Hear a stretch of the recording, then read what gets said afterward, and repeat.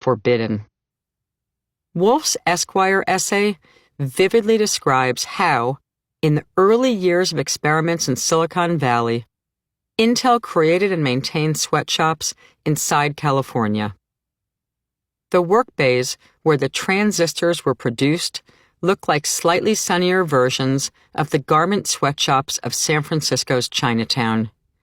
Here were rows of women hunched over work tables, squinting through microscopes, doing the most tedious and frustrating sort of manual labor, cutting layers of silicon apart with diamond cutters, picking little rectangles of them up with tweezers, trying to attach wires to them, dropping them, rummaging around on the floor to find them again, swearing, muttering, climbing back to their chairs, rubbing their eyes, squinting back through the microscopes, and driving themselves crazy some more.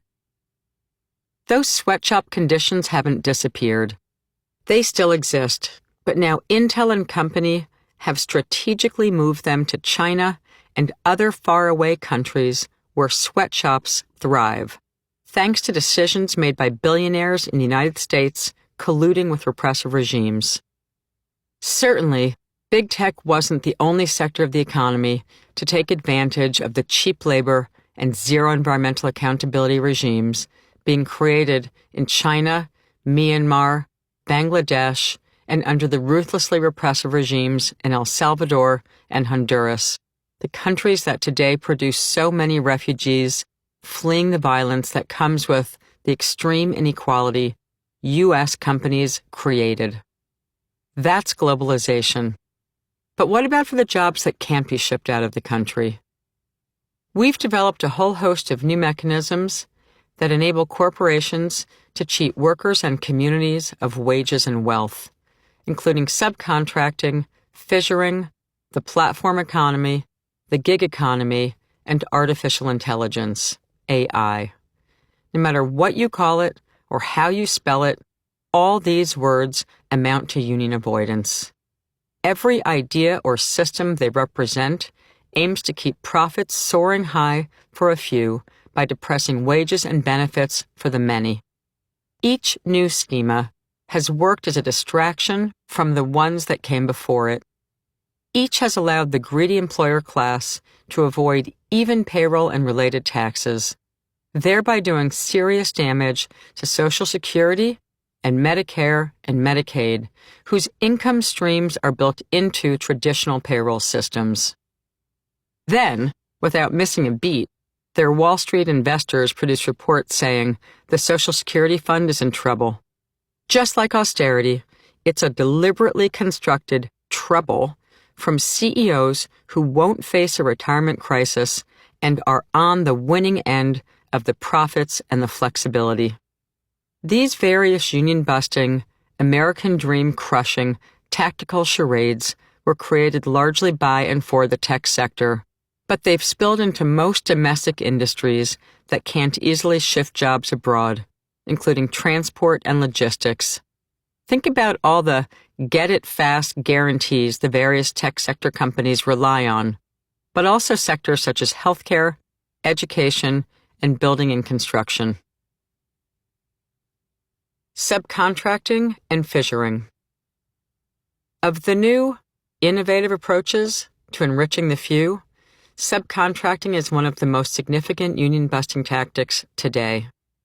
The tech industry has created a fast-growing pool of subcontractors who don't receive the same wage or traditional benefits or most of the Silicon Valley perks like enticing stock options or lavish-related benefits, such as organic salad bars, food from real chefs in high-end cafeterias, on-site gyms, and childcare, as the full-time workers, although the subcontractors often do the same work. The disruptors among the elite look at a big workforce and figure out how to chop it into smaller workforces who all have different employers, even though they often work in the same buildings. And because they have different employers, these neighboring workers doing the same tasks can't unify to make demands. In his book, The Fissured Workplace, why work became so bad for so many and what can be done to improve it, Brandeis professor David Weil calls this new union-busting technique the fissured workplace. And creating this kind of workplace is today's go-to company strategy for silencing workers, even outside of the tech economy. When I walk the floors of American hospitals, brick-and-mortar facilities that by necessity remain tethered to the soil, I see the new fissured workplace even there. Nurses in the same scrubs, inside the same hospital, tending to the same patient, on the same floor, and yet working for different employers. The workers don't always understand that they are on different payrolls until they try to form a union, and that's the whole point.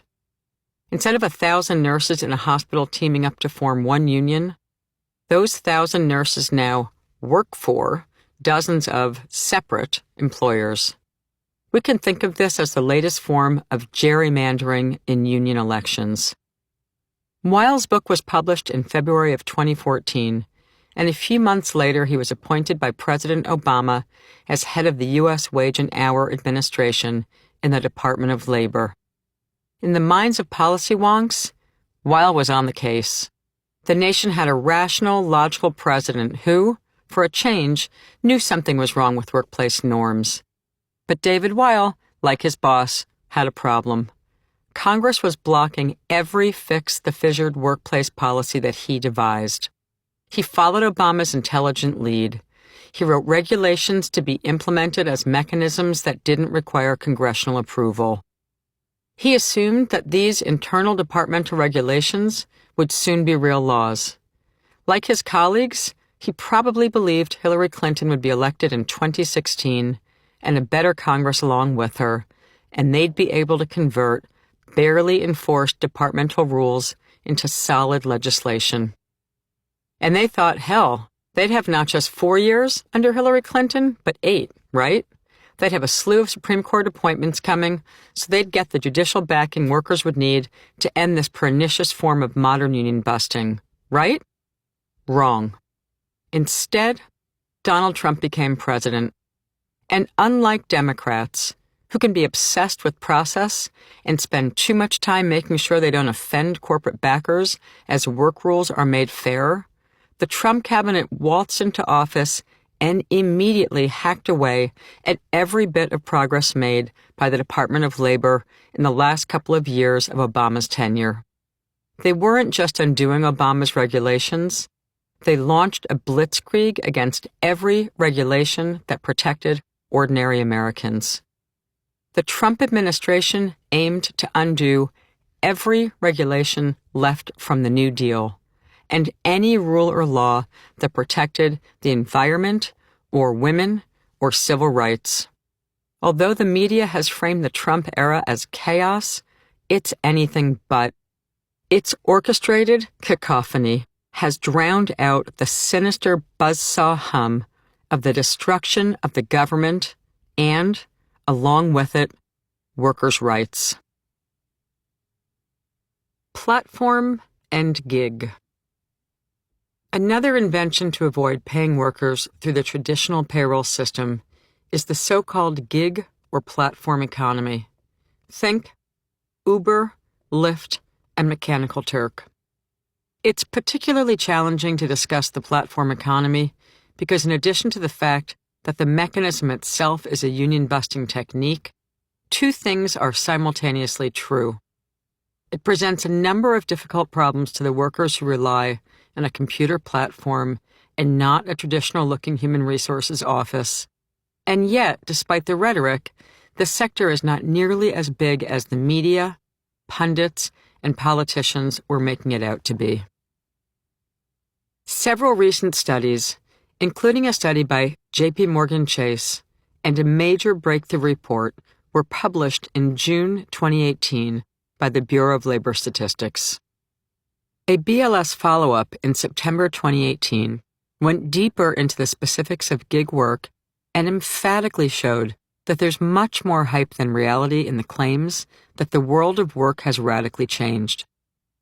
Doug Henwood, the publisher of a decades-old newsletter called the Left Business Observer, a wonderful resource for ordinary people who want a clear, layman's analysis of economic trends, dispelled the idea that the gig economy had a strong hold on workers in an October 2018 report to bondholders. But what about what the BLS calls electronically mediated employment, platforms like Uber and TaskRabbit? Data released by the BLS at the end of September challenges this story. In fact, such platforms account for just 1% of total employment. And over a fifth, or 22%, of such workers are in the transportation sector, more than 4 times that sector's share of total employment. Take those away, and the electronically mediated account for just 0.8% of employment. Dean Baker, of the Center for Economic and Policy Research, shares Henwood's skepticism about the dominant narrative by those obsessed with the future of work. In response to a World Bank report containing overinflated claims about the gig economy and its implications, Baker recently wrote in a blog post on the CEPR website, "The U.S. experience matters because it is often viewed as the model of a modern deregulated labor market. There are far fewer obstacles to gig employment in the United States than in other wealthy countries. This means that if gig employment is not as big a factor in the U.S. economy as is widely believed, there must be greater advantages to the traditional employee-employer relationship than is generally recognized.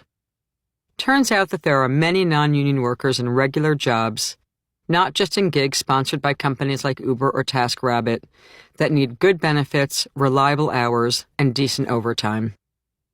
This panic about a changing labor market isn't new.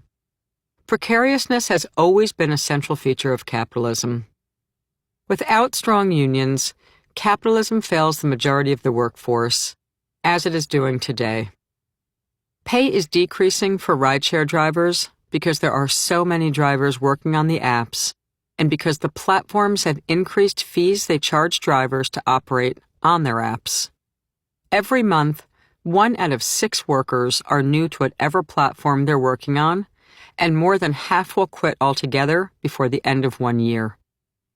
Most platform workers use employment options like Uber and Lyft only several months a year to supplement other income.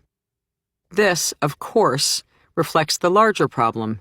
People need to supplement their income, and so spend less time with their families, because regular, non-union, full-time work simply doesn't pay enough to live on anymore. Traditional union busting in tech. Despite this, traditional union busting is still high atop the list of corporate priorities. Take Amazon, incidentally a company rolling in public taxpayer subsidies, as an example. Although the company attempts to hide it, evidence of its hostility to unions is starting to pile up. Journalist Brian Menegas was given access to Amazon's top-secret union-busting training video used by the conglomerate's brick-and-mortar division, Whole Foods.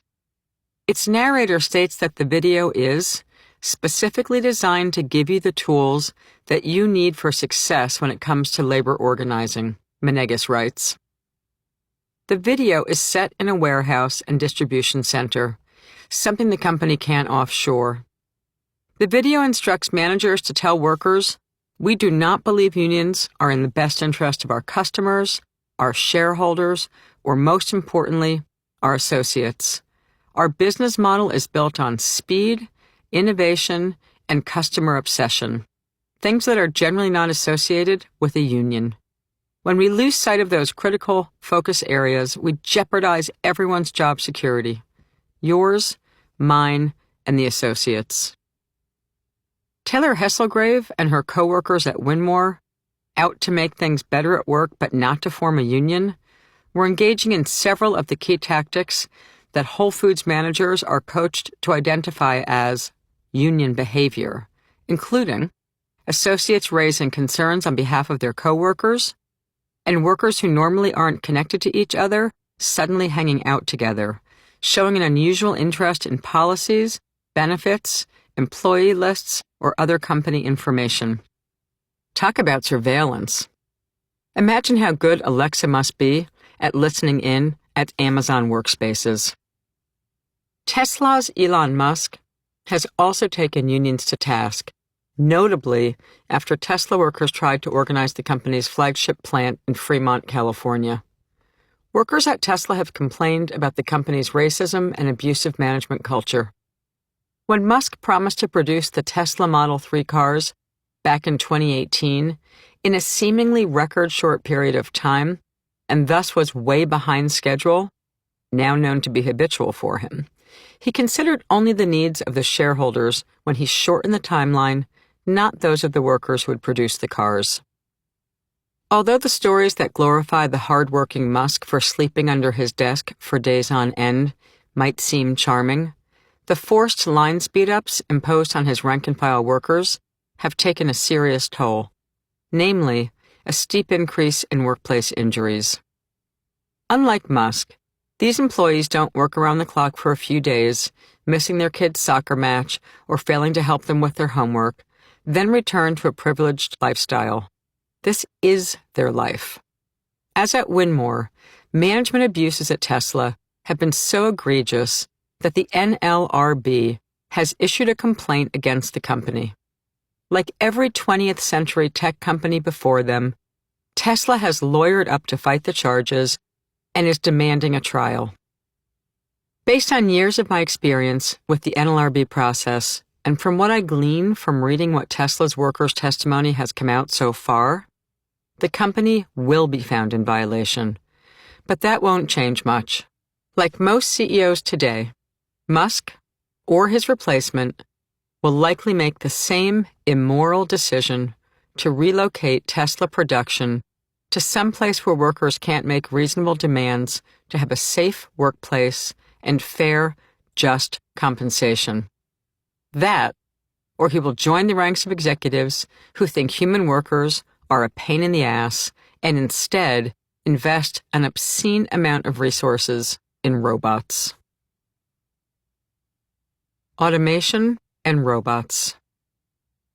CEOs and shareholders' obsession with automation is another key indicator of their disdain for workers and institutionalized profit sharing, aka collective bargaining. In January 2019, the New York Times published a story by Kevin Roose about the global elite and automation. The hidden automation agenda of the Davos elite. In the story, we learn that Apple subcontractor Foxconn, the iPhone factory in China responsible for the suicides of multiple workers, has figured out that it can dispense with its suicide nets by replacing workers with robots that won't jump to their deaths after going crazy, as Wolf put it in his story about the women-powered sweatshops in early Silicon Valley chip plants. A key takeaway from the 2019 Davos meeting was that U.S. corporate elites know they can't say exactly what they want to, lest they enter into a public relations disaster. Not only do they not care about workers, they'd like to do away with them completely and replace them with robots. As Roose notes, for an unvarnished view of how some American leaders talk about automation in private, you have to listen to their counterparts in Asia, who often make no attempt to hide their aims. Do you wonder why CEOs of Asian companies can say what they like about their workers? Because the workers in some Asian countries are so explicitly repressed, they aren't allowed to use an independent internet search engine to read stories of workers forming unions in places where the government doesn't attack them. So, yes, if you're an executive in a non-U.S. country where most U.S. consumer products are made, there's no need to hold back predatory comments about humans when no one in your factories will ever see them. You don't need to worry that your employees will be angry if they hear that you find their human existence, needing to eat, rest, use the bathroom, to be a business problem. On the most basic level, robots solve the fundamental problem that workers pose for CEOs by removing power from the equation. Workers who don't like their conditions have the ability to create a crisis for their boss when they organize and withhold their labor. Robots don't.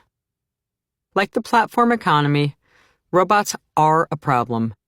But despite the blather that the robots are coming to replace us all, they still haven't. Since the days of Sputnik 1, executives have promised that robots will replace human workers. Of course, as Roos mentions in his article, when talk of robots does slip out, executives still try to peddle the idea that they will liberate people from the drudgery of work and allow us more free time. They made that same promise when they invented washing machines and dishwashers, but there's not a mother today who feels less stressed than before those two machines hit the scene. Claims of positive automation today generally perpetuate similar myths about the impact of the washing machine. Leisure time will increase, fewer hours per worker will be needed, consumer prices will fall, people will consume more goods, and profits will rise. Pro-automation rhetoric posits that while automation has eliminated some jobs, don't worry, it will create others. The problem is that the jobs that have been eliminated, in fact often prioritized for automation, are the very ones that have tended to be unionized, paying people a union wage, and the new jobs that get created are non-union, low-wage, no-to-low benefit jobs. The only other positive argument people make about robots and automation has to do with removing workers from dangerous environments. But it's the actual environment itself, not just the workers, that can't tolerate the industries that create those jobs, from cleaning out and melting down nuke plants, to deep mining, to chemical manufacturing. We don't need to automate those jobs. We need to replace those industries with highly unionized clean energy. One use case for robots is getting a lot of traction, and that is the effort to replace elder care workers with robots. With the aging baby boomer population and the radical shift from one breadwinner to two breadwinners with no substantial change in household income, the crisis of who will care for the aging population, once addressed by the institution formerly known as the housewife, is urgent. According to AARP, by 2025, there will be a shortage of 450,000 caregivers in the United States alone because each day, 10,000 people turn 65 years old. As such, personal care and home care health aides are among the fastest growing occupations projected well into the future at a growth rate that's as rapid as the creation of factory jobs was at the turn of the 20th century. There are two straightforward ways to solve this crisis within the cultural and legal tradition of the United States. Either or both would hugely benefit society, vastly improving the job of caregiving, which now pays on average just $13,000 annually with few to no benefits, and or vastly improving all other jobs, which would make the United States once more a country where many unionized workers could raise a family and live decently with only one full-time breadwinner. There is a third option, the kind of income supports that come with the social democratic policies found throughout much of Western Europe. This would allow greater labor force participation by both parents, but it would require radical changes to the fabric of our economy. In Sweden, people have generous paid parental leave, 2 back-to-back years, one for each parent, so that each baby born has a parent as its primary full-time caregiver for the first 2 years of life. When this parental leave is exhausted, Swedish toddlers enter a nationalized childcare system that is essentially free, paid for with a fairer taxation system that levels the playing field for children's opportunity and success from birth forward. Letting a parent of any gender or gender identification stay home for 1 or 2 years to raise a baby, and or having a robust system of high-quality, affordable childcare would offer gender-equitable high participation in the workforce. Many countries in Europe have similar policies, though few are that generous. Rather than being alleviated by any of the above 3 pro-family, pro-society options, the crisis of care work is being hijacked by profit-oriented corporations with the narrowest possible view of a market solution to the problem. This solution involves both overt union busting. Remember the Harris v. Quinn case, discussed in Chapter 2, in which 500,000 mostly women of color caregivers were stripped of key union protections, and the less obvious union avoidance tactic of automating that workforce. In an October 2018 feature in their online magazine, AARP reports that small, socially assistive robots are all the rage in elder care planning, and companies are investing heavily in developing and testing prototypes. During August's 2018 World Robotics Conference in Beijing, humanoids that resembled a shorter, cuter, white C-3PO sang, danced, and told stories. With crises of underemployment, unemployment, and a preponderance of below-subsistence jobs in the United States and most of those same countries, with millions of people seeking meaningful work and a family-supporting income, the drive to create robots to replace care workers is absurd. It's even more absurd from an environmental standpoint. Robots are made of plastic, rare metals that should be left in the ground, and batteries and other toxic components. They're manufactured in toxic factories and produce the worst kind of detritus, e-waste. E-waste is short for electronic waste, and it's creating profound water and soil contamination all over the world, though the chances that a rich executive lives anywhere near a waste repository of the junk they produce is slim to none. Take just one example of e-waste that's a lot smaller than socially assistive robots. Cell phones. In 2012 alone, 1.6 billion cell phones containing polybrominated flame retardants, lead, and arsenic were manufactured. The average lifespan of these phones in the United States is 18 months. Most parts can't be recycled due to the toxic nature of them. Thus, 60% goes to landfills, where most of the poisons leach into the ground.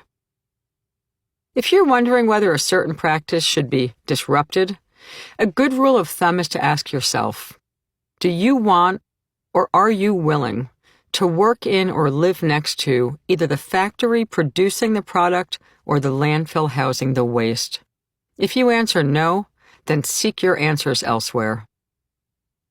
A great example of technology as union busting is a story published in the New York Times in 2018 about Zorobots, a socially assistive robot manufacturer. In it, Tommy Deblick, co-chief executive of Zorobots, was quoted talking about why he founded his company. "We need to help with loneliness," he explained. The article then describes how the nurses made to use his robots are instructed to stay out of view of their elderly patients as they punch the keys of the computers that run the robots, so that the robots appear to be real. It seems like a far easier way to help with the loneliness would be simply letting the nurses do what they know best, touching and caring for their patients. Natalie Racine, a nurse quoted in the story, is right. Nothing will ever replace the human touch, the human warmth that our patients need. The union avoidance of this effort becomes clearer in that the setting for this particular robot story is France, where unions were strong until it elected its first union-busting president, Emmanuel Macron. In 2017, the choice in the French election was vote for him or the ultra-nationalist fascist Marine Le Pen.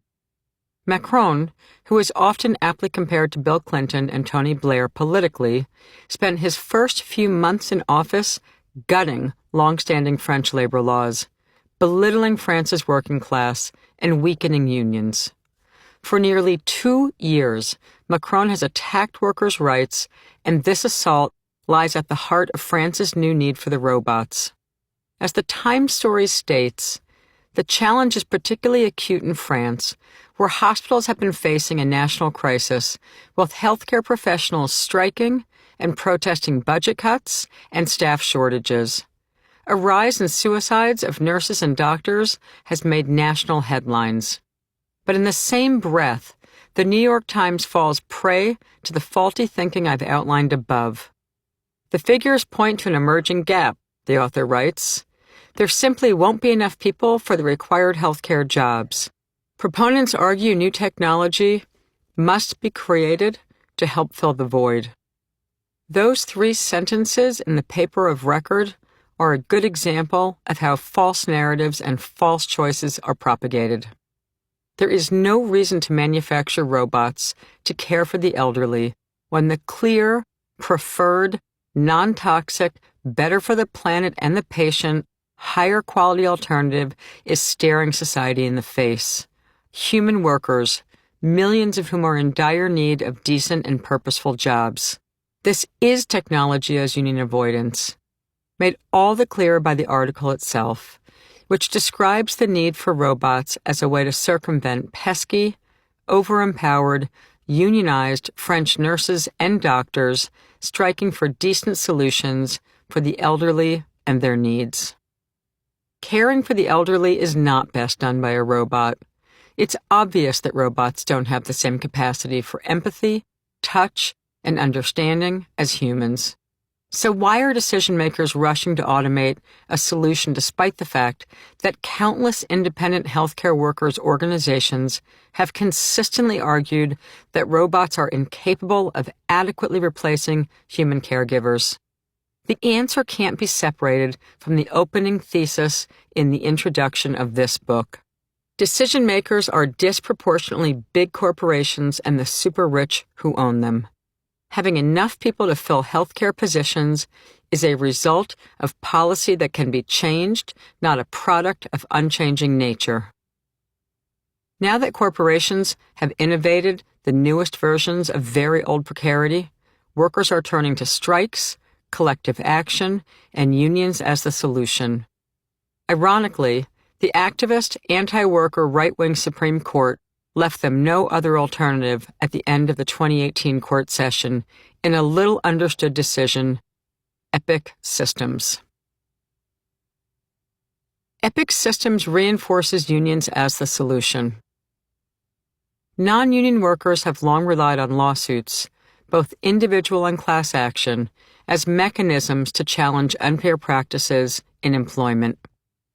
Women workers at Walmart won a landmark sex discrimination class action lawsuit in 2011 in Dukes versus Walmart, ending unequal pay, mandatory work meetings at Hooters, male-only company social gatherings, prohibitions the company had against giving women certain types of jobs, and more. African Americans have relied on class action suits to challenge racist employment practices and won dozens of important cases. The 1993 Haynes versus Shoney's, Inc. is a standout. The Shoney's decision ruled that Shoney's restaurant chain had an overt policy of blatant racial discrimination and retaliation that was developed and directed by top Shoney management. Not surprisingly, both Shoney's and Walmart are headquartered in southern right-to-work states, which both developed along the same slavery to Jim Crow to anti-union legal framework.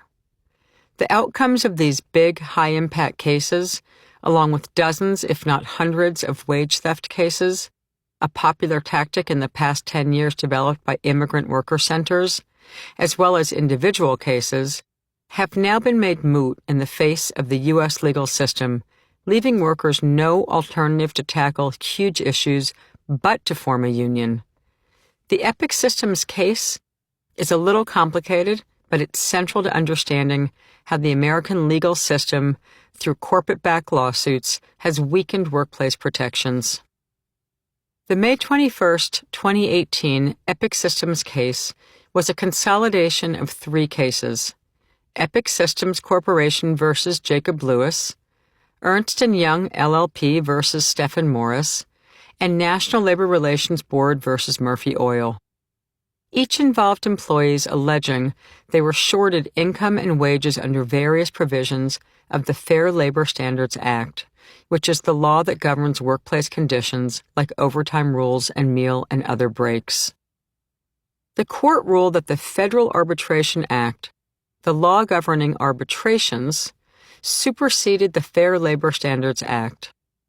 Arbitrations are essentially a private court system in which corporations hire an arbitrator that serves as a judge.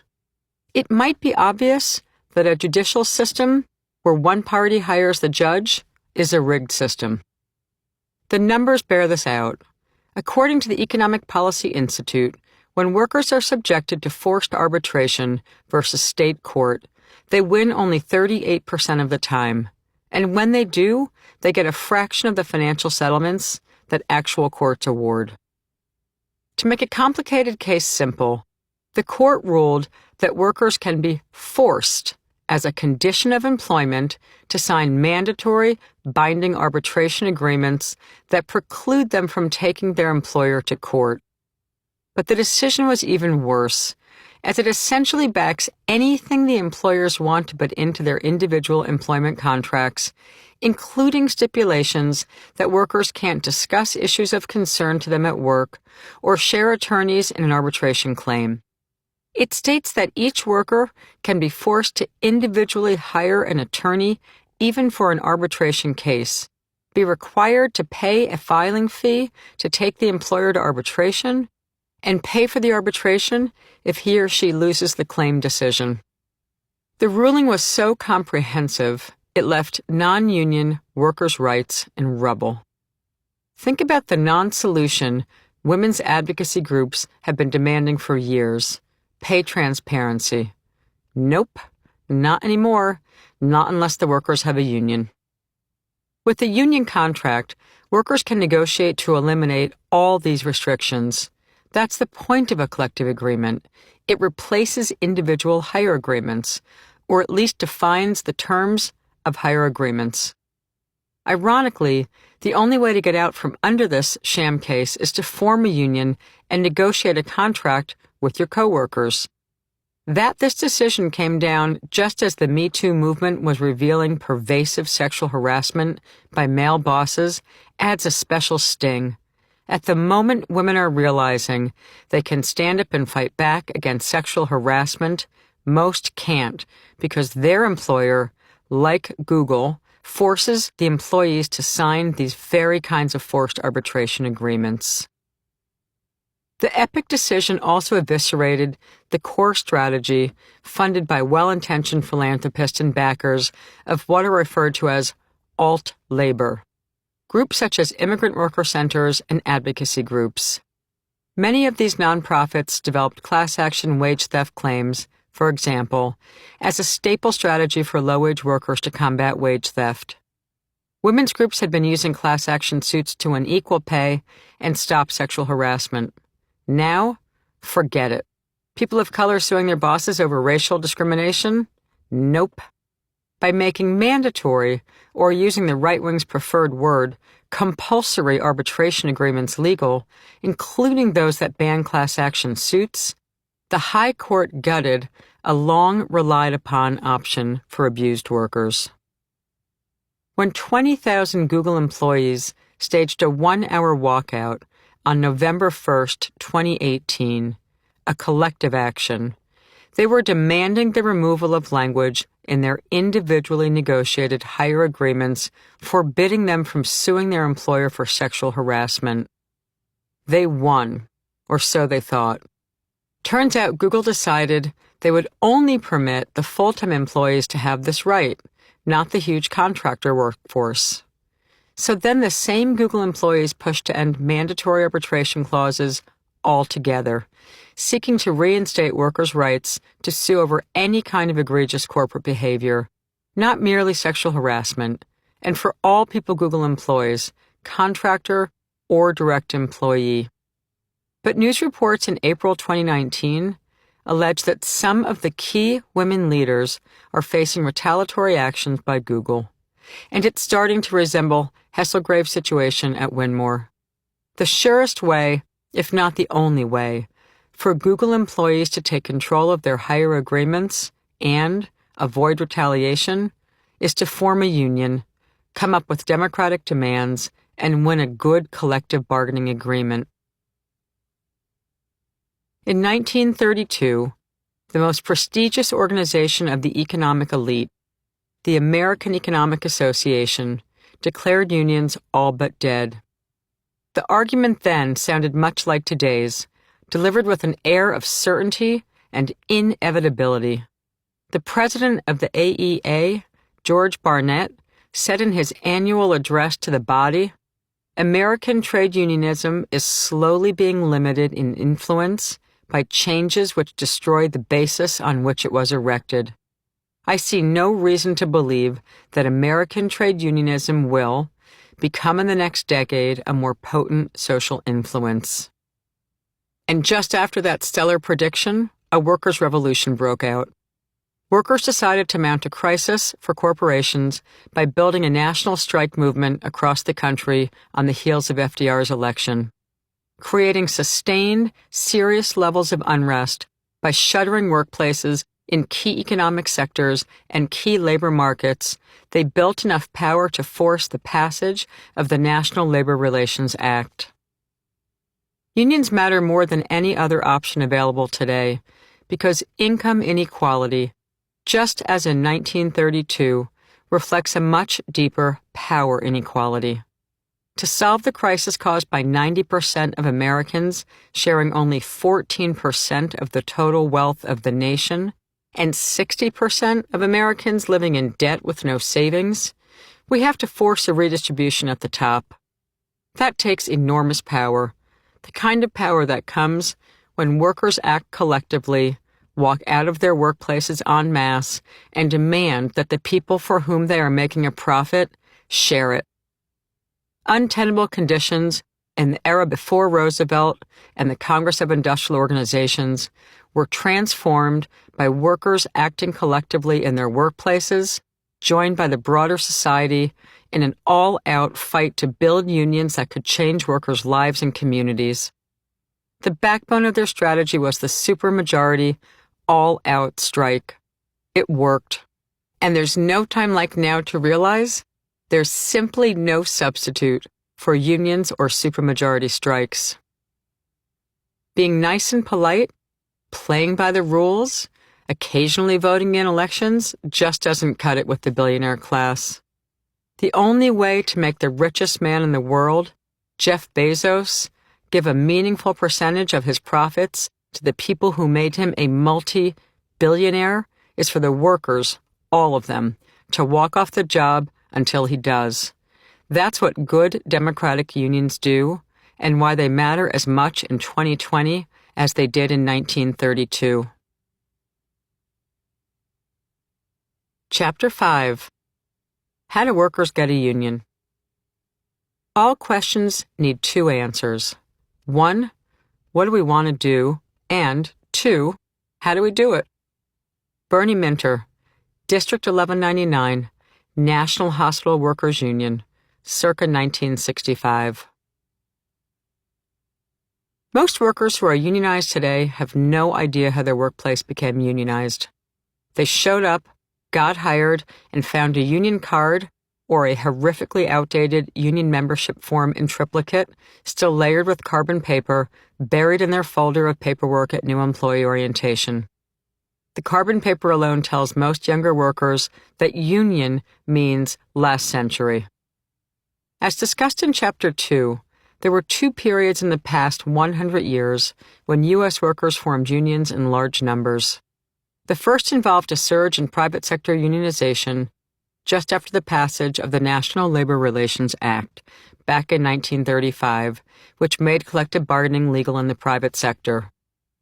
The second period came on the heels of the Civil Rights Movement and affected public sector workers. In both of these eras, labor scholars and historians have noted, broad social movements raised the expectation of large numbers of ordinary Americans that life could be better. Today, the odds of a successful organization drive are stacked against workers in this country, in spite of the fact that a majority of Americans have favored unions for as long as pollsters have existed. In August 2018, Gallup reported that 62% of Americans approve of unions, and yet only 10.6% of Americans belong to one. If 62% of American workers were unionized, this country would be more like Sweden, where 67% of all workers are unionized, and they've created a societal standard that all workers have a right to high-quality free health care, a year each of maternity and paternity leave for a child's first 2 years of life, free child care after that, a national mandatory 6 paid weeks of annual vacation, and the right to retire and enjoy the grandkids. It is vital to understand what kind of campaigning on the part of unions is needed to close the gap between most Americans favorably viewing unions and most Americans having unions. Union organizing, and for that matter, most organizing, is a craft, and the knowledge that wins a campaign is founded on experience. Workers who have never been through that experience, and most haven't, need an experienced, skilled union organizer. This wouldn't be true if the rules for unionization were fair, but the rules are heavily stacked in favor of employers. How do union organizers help workers beat those odds? There are 2 key methods that animate 2 key principles behind any successful union drive and any union development. The methods are leader identification and structure tests, and the principles are democracy and participation. Leadership identification is grounded in the belief that natural leaders already exist among workers long before organizers or activists get involved. These natural or organic leaders have no title, but they are people whom other workers trust, whom they turn to for help when they aren't sure how to get something done. Structure tests are mini campaigns designed to help assess the level of worker participation by work area, be it a unit in a hospital or a shift at a fast food restaurant. A good organizer must be able to recognize organic leaders. Fortunately, there is a tried and true method for identifying these leaders. And though it's not complicated, it does require good listening skills and a lot of patience and discipline. To identify leaders effectively, an organizer has to ask most of the workers by work area variations of the same question, which is, who is the worker you turn to when you need help understanding something? There are more questions, but they are all a variation of this single question. Once an organizer hears the same name over and over, they will then use a structure test to assess whether this worker really is the worker that most everyone else relies upon and trusts. If the identified informal leader can get everyone in their own work area to do something, like sign a petition to management, then it's likely they are the natural leader among their peers. Structure tests are always done by hand and face-to-face, not using online tools, because, in addition to assessing the capacity of workers to get their coworkers to do something, they also help build solidarity because they force workers to engage in face-to-face conversations. This was already important before the advent of social media, but it's even more important today because chatting late at night on social media is very different than when a worker looks another worker in the eyes and helps them work through fear, ambivalence, and all the normal things that happen when a union buster shows up.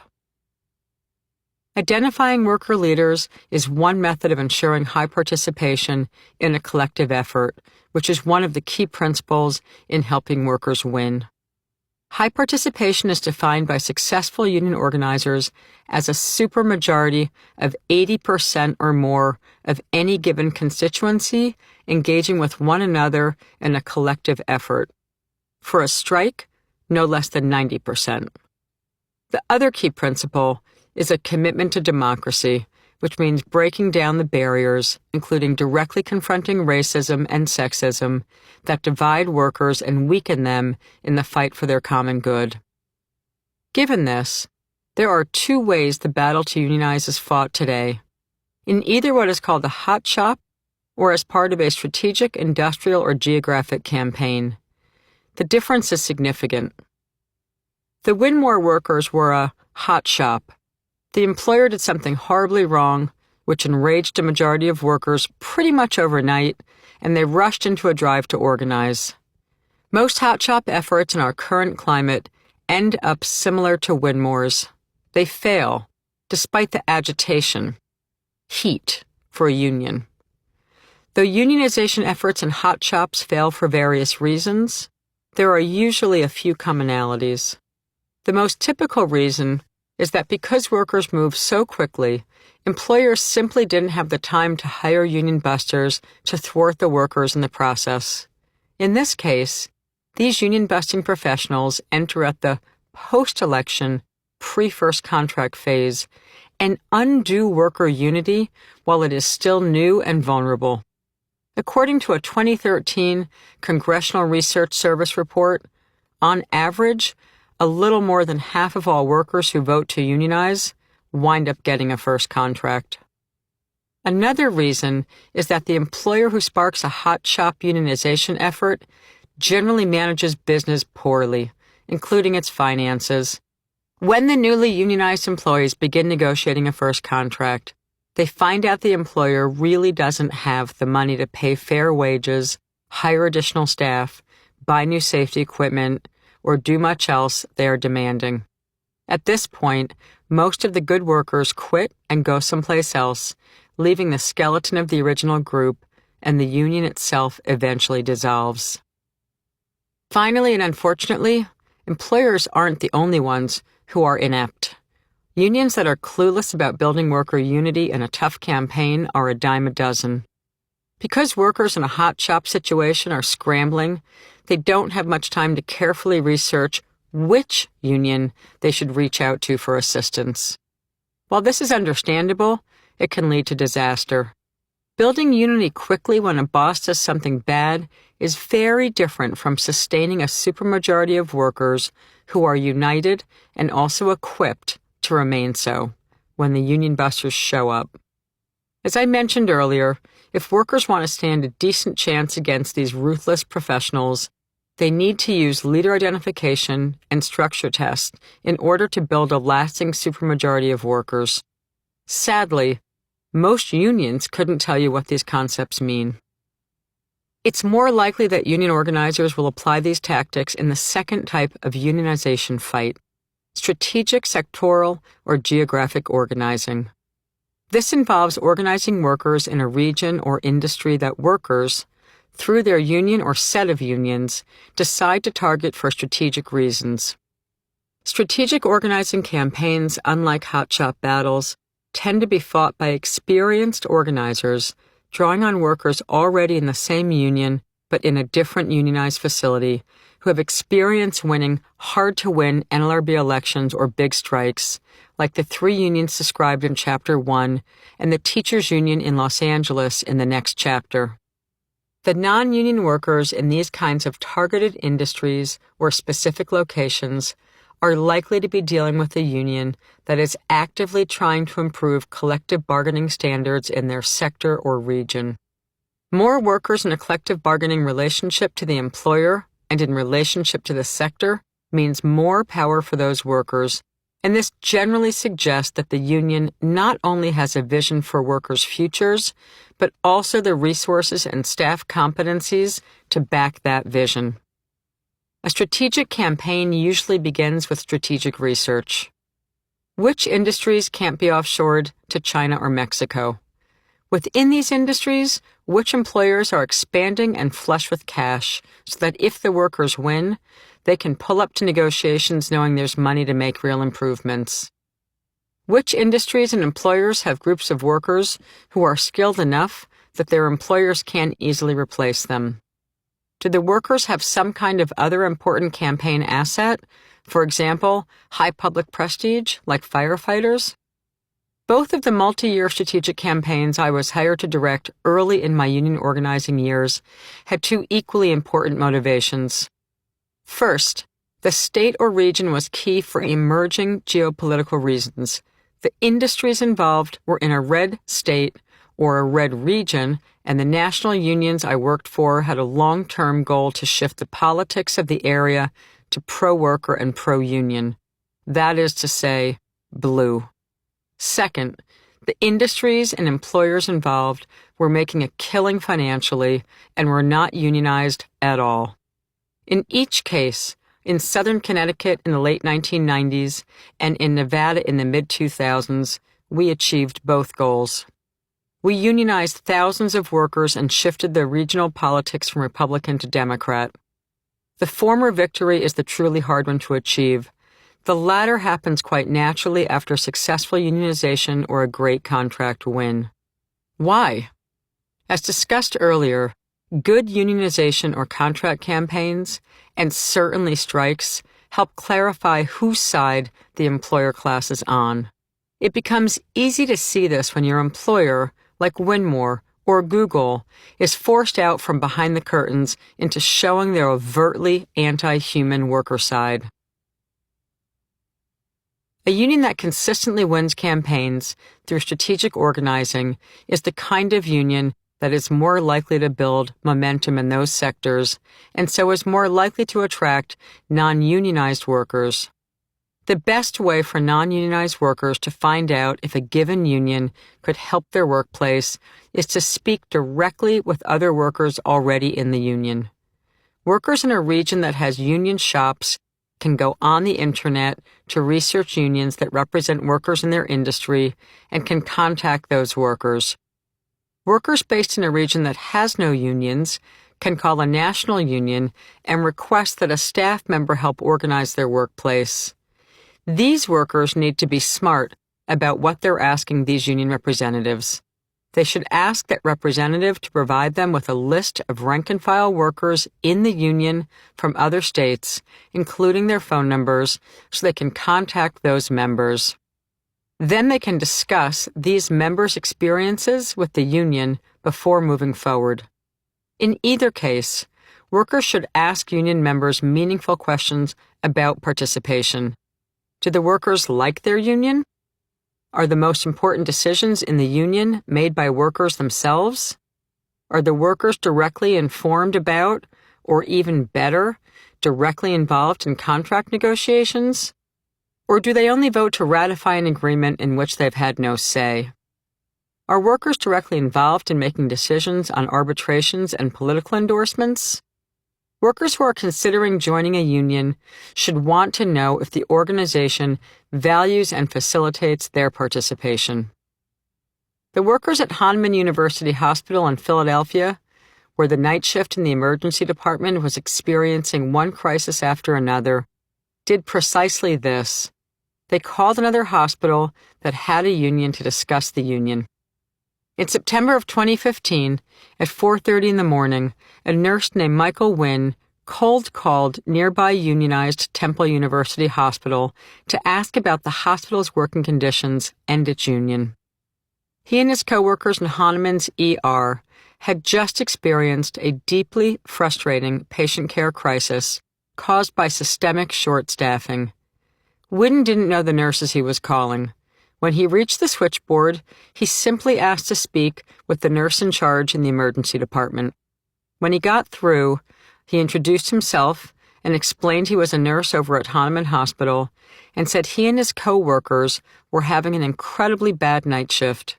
He told the nurse on the other end of the phone line that he had a few short questions for her. Do you like your union? Does your hospital get away with substandard care and nurse abuse the way our hospital management does? When Michael heard the response from the unionized Temple Hospital nurse, which was that she loved her union and would never tolerate the conditions Wynn described to her, he knew he and his coworkers needed to form a union as fast as they could. The next day, nurses from Temple University Hospital, who are members of the Pennsylvania Association of Staff Nurses and Allied Professionals, PASNAP, union, met with Wynn and their non-union counterparts at Hahnemann Hospital. Wynn knew that the nurses at Temple had a union because they were frequently in the news, often on strike to demand what they, their patients, and their community needed, and generally won excellent contracts that empowered healthcare workers to do what they love most: fix and heal. In 2010, nearly 2,000 nurses and technical workers at Temple walked off the job in an open-ended strike. Open-ended means the workers intend to stay out until they win. Such strikes require far more support from the rank and file than pre-declared 1, 2, or 3-day strikes, which have become more common in the past 20 years or so. Nurses like Wynne, and any nurse in Philadelphia in 2010, knew about the Temple strike. The central issue that led the Temple workers to go on strike was not wages. It hardly ever is when nurses are involved. It was a gag order on nurses proposed by hospital management during negotiations for the Temple workers' fourth contract with PASNAP as their union. The gag order was intended to silence mounting complaints about dangerous short staffing levels, lodged by empowered union nurses through a special state of Pennsylvania reporting hotline, Project Disclose. The management proposed gag order read, "The association, PASNAP, its officers, agents, representatives, and members shall not publicly criticize, ridicule, or make any statement which disparages Temple or any of its affiliates or any of their respective management officers or medical staff members." Adding to the fury of the nurses and technical staff, Robert Bernbrower, a Temple Human Resources Department director, was quoted by the media during negotiations as saying to the nurses and techs, "If you want your constitutional rights, you need to go somewhere else." Taking Bernbrower at his word, the nurses and techs decided that somewhere else would be the streets of Philadelphia. They were there for 28 days, until they defeated management in a public relations romp. The strike received so much press that it would be difficult even today, 9 years later, to find a nurse in Philadelphia who wasn't aware of the month-long Temple strike. Area nurses, like Wynne, also knew that as a result of the strike, Temple had the best-paid nurses and best staffing safeguards in Philadelphia, won through their union strike and struggle. When Wynne cold-called the nurse at Temple, he heard rave reviews. Had he reached a nurse who didn't know or care about the hospital's union, it's fair to say he wouldn't have considered forming a union as the solution to Hahnemann's problems. PASNAP was founded in May 2000 by nurses from Temple, who were dissatisfied by 2 different unions they joined in the 1990s and who decided to break away and form a new independent union. While the Temple strike garnered the most attention, it hasn't been PASNAP's only action. Nurses and technical workers in PASNAP have walked off the job 8 times. 7 of those strikes took place after 2010. Despite right-wing blather to the contrary, no one can force a worker to engage in a high-risk action. That decision is made by the worker alone. Being prepared to strike to win is the mark of a good union whose members are serious about achieving real control and a decent quality of life. Being strike-ready requires building massive participation and a resilient workplace structure. That's why another hallmark of a good union like PASNAP is that on the heels of a union election, no matter what percentage of workers voted for or against the union, organizers continue the same aggressive approach that they used during the initial organizing drive. This goes to the heart of the issues that Bernie Minter addressed in his 1199 manual in the early 1960s, previously mentioned in Chapter 1, when he discussed the 2 directions in which a union can go, from the top down or bottom up. If the primary purpose of the union is to teach workers to win, PASNAP's core mission, strike preparation is a way of life, central to every aspect of the organization's work, including its approach to the ongoing life of the union in its governance phase. Wynne's timing couldn't have been better. PASNAP's organizing team was then being seriously strengthened by a new 3-union partnership called the Northeast Nurses Association, NENA, which included the Massachusetts Nurses Association, MNA, and a smaller nurses union in New York. Like PASNAP, MNA is independent of any national union or national federation, but is a member of its local Central Labor Council, CLC, or body of the AFL-CIO, and collaborates with other unions on local politics and other key labor solidarity efforts. PASNAP and MNA created this new strategic cross-state organizing alliance by forming a contractual partnership to pool union dues money and union organizing staff to assist workers in the hardest organizing and contract fights. Days after Wynne first sat down with savvy nurse leaders from Temple, who easily persuaded him and his coworkers to unionize, they then brought in the professional organizers from NENA to assist them with their effort. The NENA organizers knew exactly what it would take for Wynne and his coworkers to actually win an NLRB union election. The first person hired by the rank-and-file nurse leaders on the NENA board of directors was the head of the organizing operation, the regional director, Nella Hadzik. Hadzik, a highly skilled union organizer, got her start in California with the healthcare workers union called United Healthcare Workers West, a division of the Service Employees International Union. Experienced in 1199 organizing principles, Hadzik understood workers could only win what they themselves were willing to fight for, and only if they were willing to build their workplace organizations to strike readiness. She also understood the risk that strikes involve, given the sorry state of labor law in the United States today. And Hadzik had as much training in facing risk as she did in organizing. Hadzik had been a Bosnian War refugee, and the dangers she and her family experienced moving from safe house to safe house then shaped her lifelong belief in the rights of workers and her determination to fight for them. When she met with Wynne and the nurses from Hahnemann, after the initial meeting Wynne had with the Temple nurses, she knew from the get-go that he was likely to emerge as a natural leader, though she would have to test that assumption before being sure. You could just tell right from that first day that Michael was the kind of person who people trusted, including his former high school coach, who opened the doors to the cafeteria so we could all meet and keep it really convenient to the hospital, she recalled. Michael also talked about his father at the first meeting. His father had been in a union, and that was important to the family. And of course, most importantly, he brought key nurses from other departments in the hospital with him, showing yet another side of his leadership. Once Hadzik began listening to the nurses talking at the table, it was clear there were many issues angering them. The hospital had promised there would be one charge nurse per unit and shift who would not have patients, so that if any of the nurses needed backup, there would be someone available. But that hadn't happened.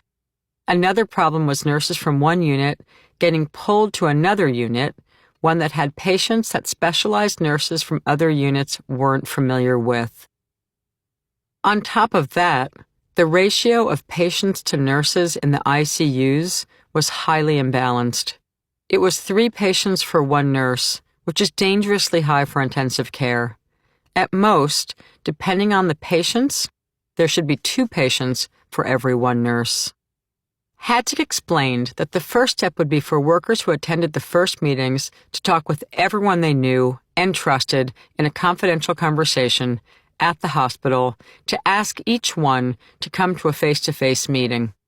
The organizing work was slow-going at first, but once Wynne understood from Hadzik and her team that he needed to literally walk the floors of the hospital in order to identify other workers from units like maternity and critical care units and get them to meetings, the pace of the campaign picked up quickly. Hadzik knew that keeping the nurses at Hahnemann in touch with the unionized nurses at Temple was key in maintaining the momentum of the campaign.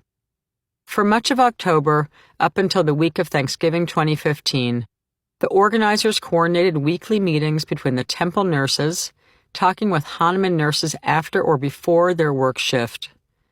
By then, another hospital's worth of nurses had gotten wind of the Hahnemann campaign through the tight-knit Philadelphia Nurses Network. Hadzik was hiring and deploying more NENA staff along with PASNAP, trying to keep up with the surge in demand. After Pasnap and the Nina team had met with more than 50% of all the Hahnemann nurses face-to-face, Hadzik and the other organizers decided it was time for workers to sign union authorization cards. If organizers collect a sufficient number of cards that authorize them to do so, they can trigger an official union election. Under NLRB rules, a workplace only needs to secure 30% of the workers on union election authorization cards in order to file the legal paperwork to then hold a secret ballot election conducted by the NLRB. But no smart organizer would ever file for an election with only 30%. That's because once the employer campaign begins, work by the boss and union avoidance firms will shave the numbers down by as much as 20 to 25%. Effective organizers coach the workers to get supermajorities on union authorization cards before considering filing for the election itself, so they can win despite the boss picking away at the numbers of workers who want a union. As they were preparing to file for the NLRB election, Hadzik started to investigate a rumor that late into the second Obama term, the NLRB had ruled that workers could sign authorization cards electronically. We designed the digital online card to be gray, to look just like the regular PASNet membership card, and we designed it so the nurses could easily sign it on their cell phones, Hadzik says. Workers were texting each other and demanding the link. Something about the excitement plus the speed was leading to reports of record card authorizations per shift per day. The entire campaign happened under management's radar. Within days, a supermajority of Hahnemann nurses had signed authorization cards. When the organizers filed for the unionization election with the NLRB 1 week later, management felt ambushed. This is an ideal situation for workers. It doesn't give management much time to hire a union avoidance firm or to prevent workers from voting to form a union. The NLRB verified that the union authorization cards were valid, which took about 1 month of meetings with the government agents from the NLRB, who sit down with the union and the management team to review each name of each worker. All of these timelines are about, because the union busters will do their damnedest to stall at every step. The NLRB then set the election for a little less than 1 month later, using business days, not calendar days, one of so many Byzantine factors. And by January 20th, 2016, the 850 Hahnemann nurses overwhelmingly voted yes, 516 to 117, to form a union through an NLRB election, and the hospital became the first hospital campaign in the country where a union used electronically signed authorization cards.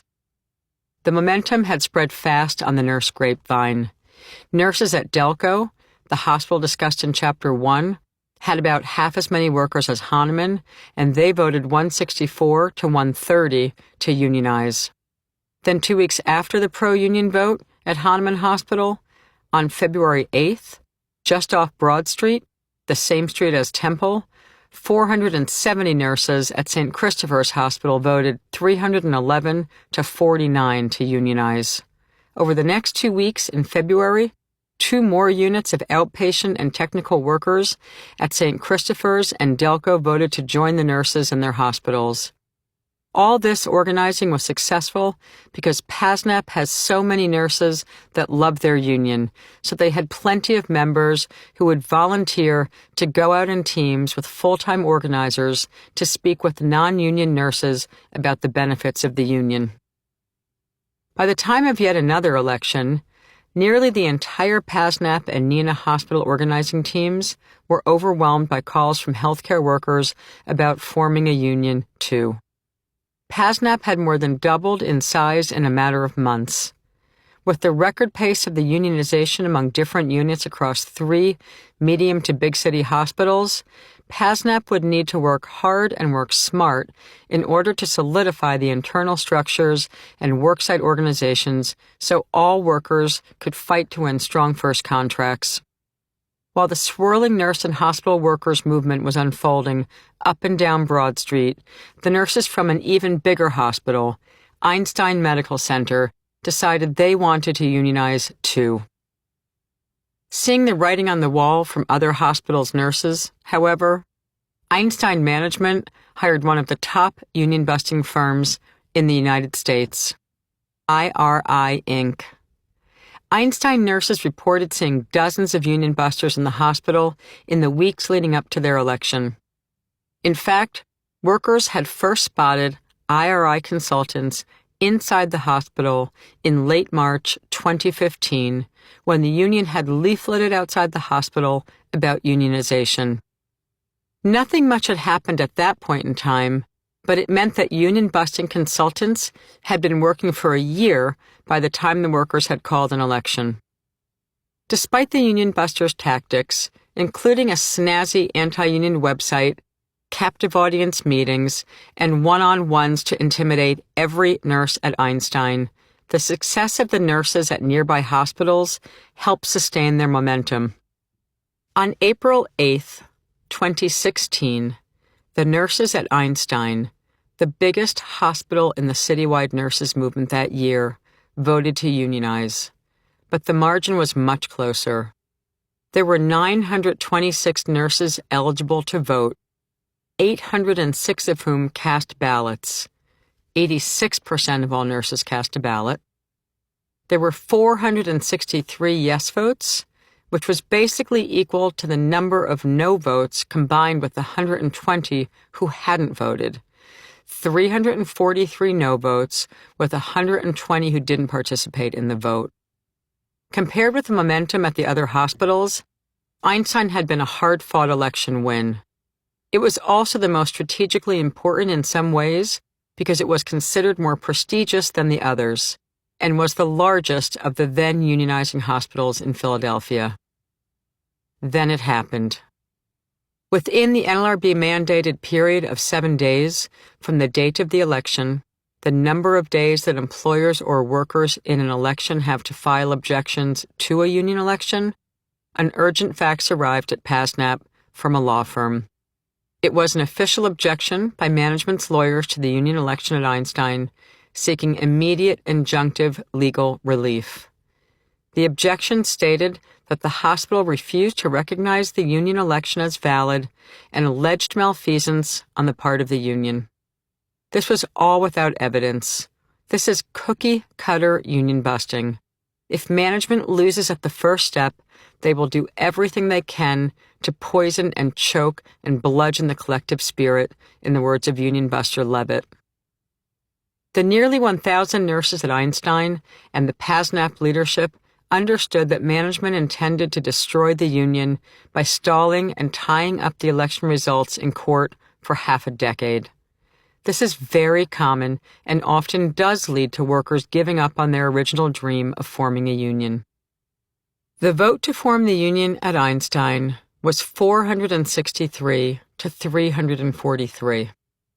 If the purpose of the union is to teach workers to win, meaning having a good contract that addresses the core issues negatively affecting the workers every day, a good union should immediately make a plan to win over the 343 no votes to its cause.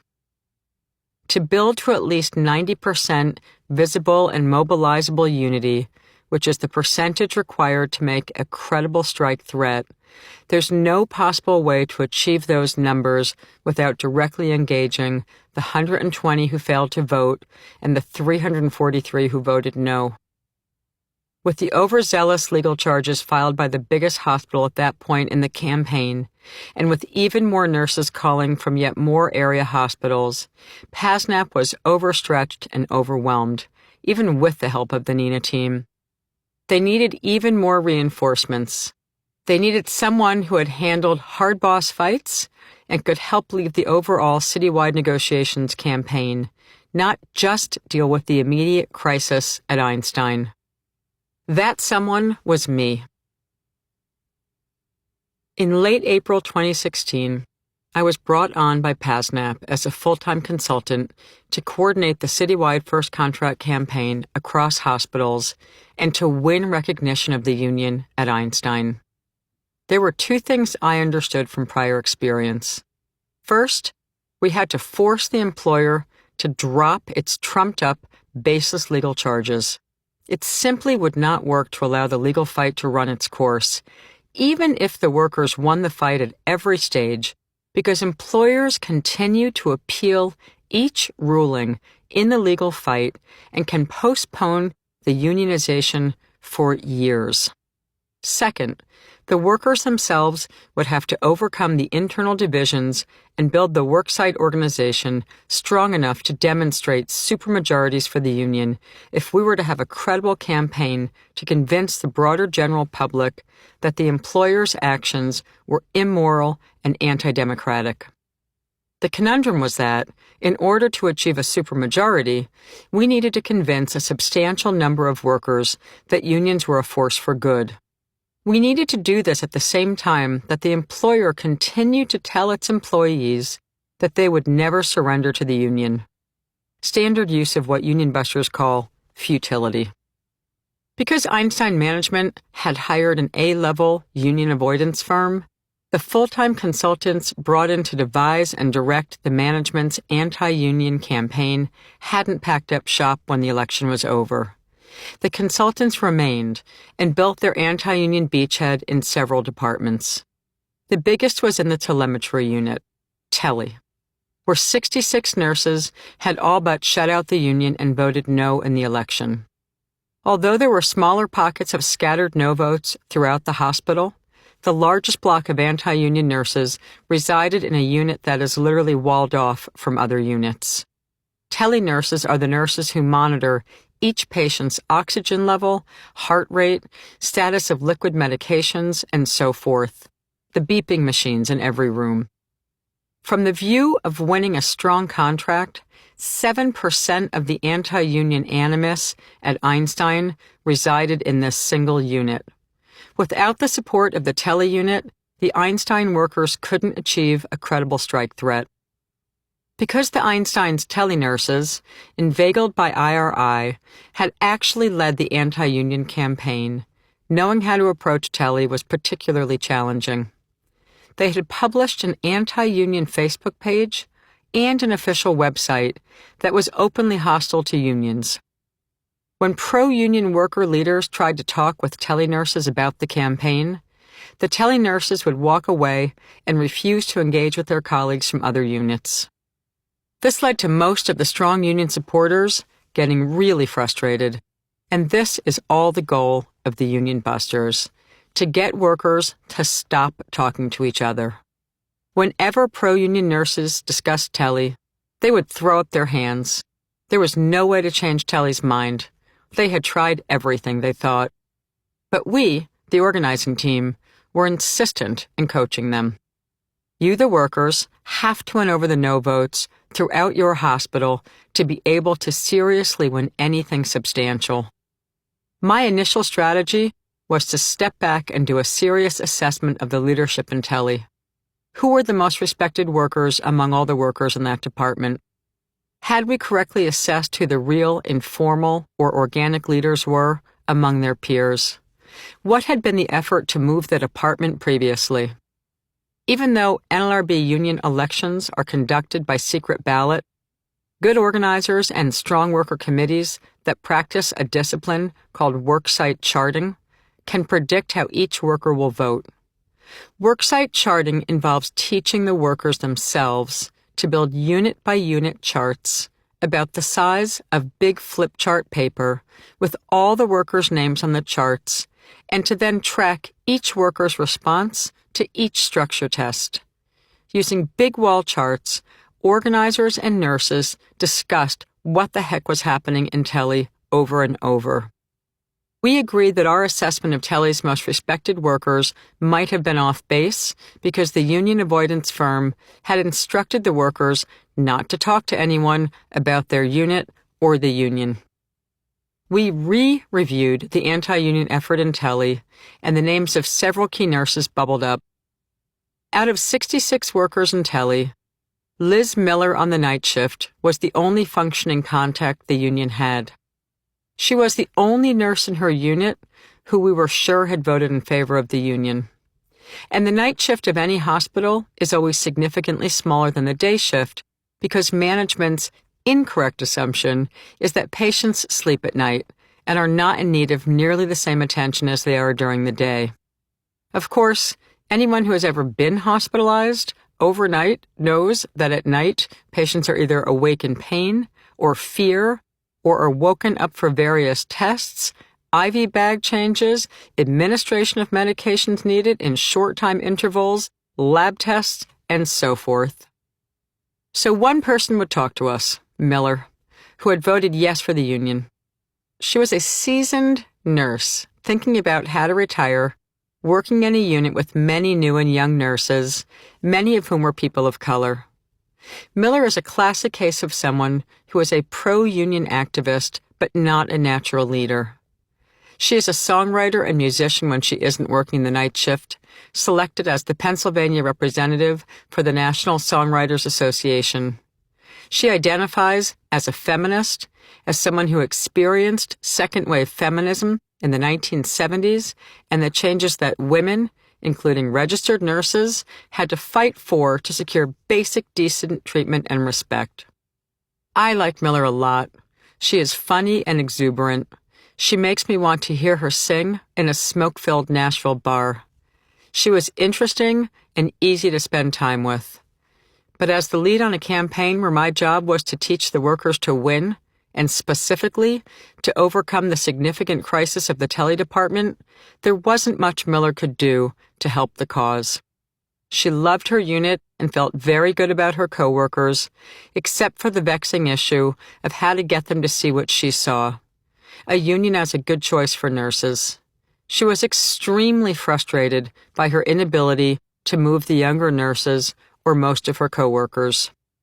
In my discussions with her, and in a formal interview conducted after the campaign, she explained at length that, to her, voting for a union was obvious. Why wouldn't the workers want a union? Miller started attending pro-union meetings since the beginning of the unionization effort in December of 2015. At that point, there was an uptick in energy for the union because management had made hospital-wide internal changes to sick leave and attendance policies. Interestingly, the policies were being changed, according to the management memo, because of the city of Philadelphia becoming one of the first cities in the United States to affirm a citywide sick leave ordinance, a campaign run by progressive activists on the heels of New York City approving a limited policy of 3 paid days of sick leave per year. Philadelphia's new ordinance was similar to New York City's, and those high up in management at one of the biggest hospitals in Philadelphia decided that if they must amend the sick leave policy for what they considered low-level employees and contractors, they'd make higher-paid workers foot the bill by taking away and seriously restricting their better sick leave policy. To be clear, we are discussing the prospect of registered nurses losing sick time and having a more stringent attendance policy as a response to progressive social policy. According to Miller, the imposition of the new policies was an affront to all the nurses. Teams of managers explained to all workers in the hospital that if they were late a few times, management could mark them down for a missed shift. If workers were sick, they had to bring in a doctor's note to prove it. The nurses who had been trying to form the union early in 2015, but who had hit the wall with unwilling nurses in Tele, as well as in other departments, were suddenly having other nurses approach them asking about unionization. Miller, who had always been the one person in her unit who wanted the union, was able to convince one day shift worker, whom she identified as someone that other nurses listened to attend her first union meeting on the heels of the sick and attendance leave policy debacle. That day shift nurse was Marnay Payne. Payne was an energetic 29-year-old nurse who, like Miller, loved working in her unit. She had been there for 9 years prior to the start of the union discussion.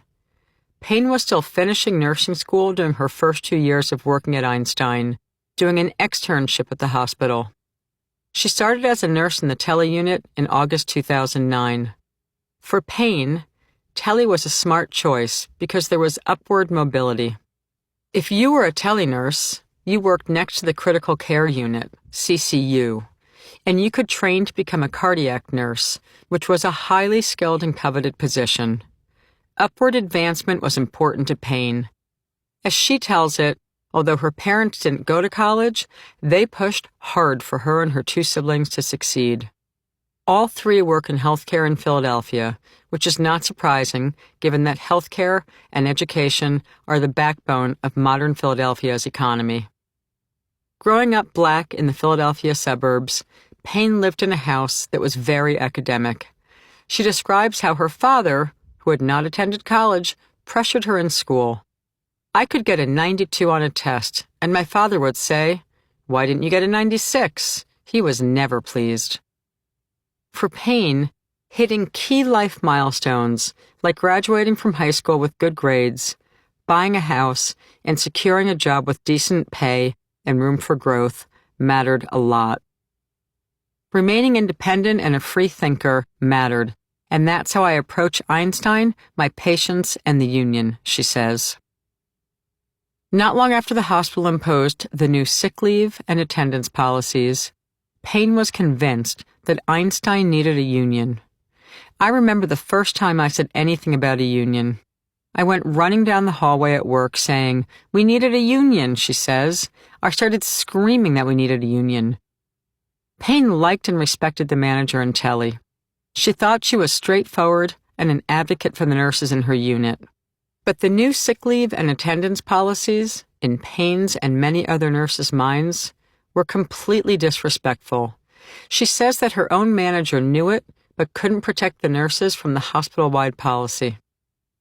This dynamic, when workers realize that even if they like their manager doesn't control key decisions, is often crucial to worker self-awareness that they themselves might have to do something to restore their dignity. Not long after Payne expressed the need for a union, she was called into the office by the CCU nurse manager and told she wasn't allowed to talk about a union in the hallway. After having been a loyal nurse for years, and one who by her own description prizes her free-thinking ways, being told that she was forbidden to talk about something probably compelled Payne to attend her first union meeting just weeks after the incident.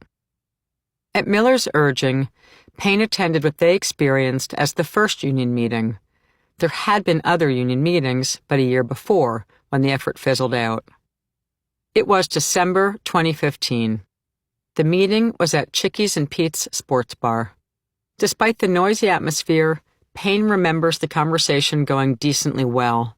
There were nurses from other unionized facilities who talked about how unionizing helped them, and everyone at that December meeting agreed it was time to try unionizing. During the next meeting, Payne listened to a union staffer describe the types of things they could win if they formed a union. After the meeting, Payne began to do research to fact-check the discussion about what a union could and couldn't do. Not long after, hospital management began holding daily anti-union meetings. By Payne's description, her manager was very good at telling nurses why they shouldn't have a union. "My boss was right out there from the starting gate, pushing hard against the union," she says. "Anyone who hadn't made up their minds yet, my manager got them. She did a really good job keeping the atmosphere on our floor very anti-union." A combination of factors informed Payne's initial turn against the union.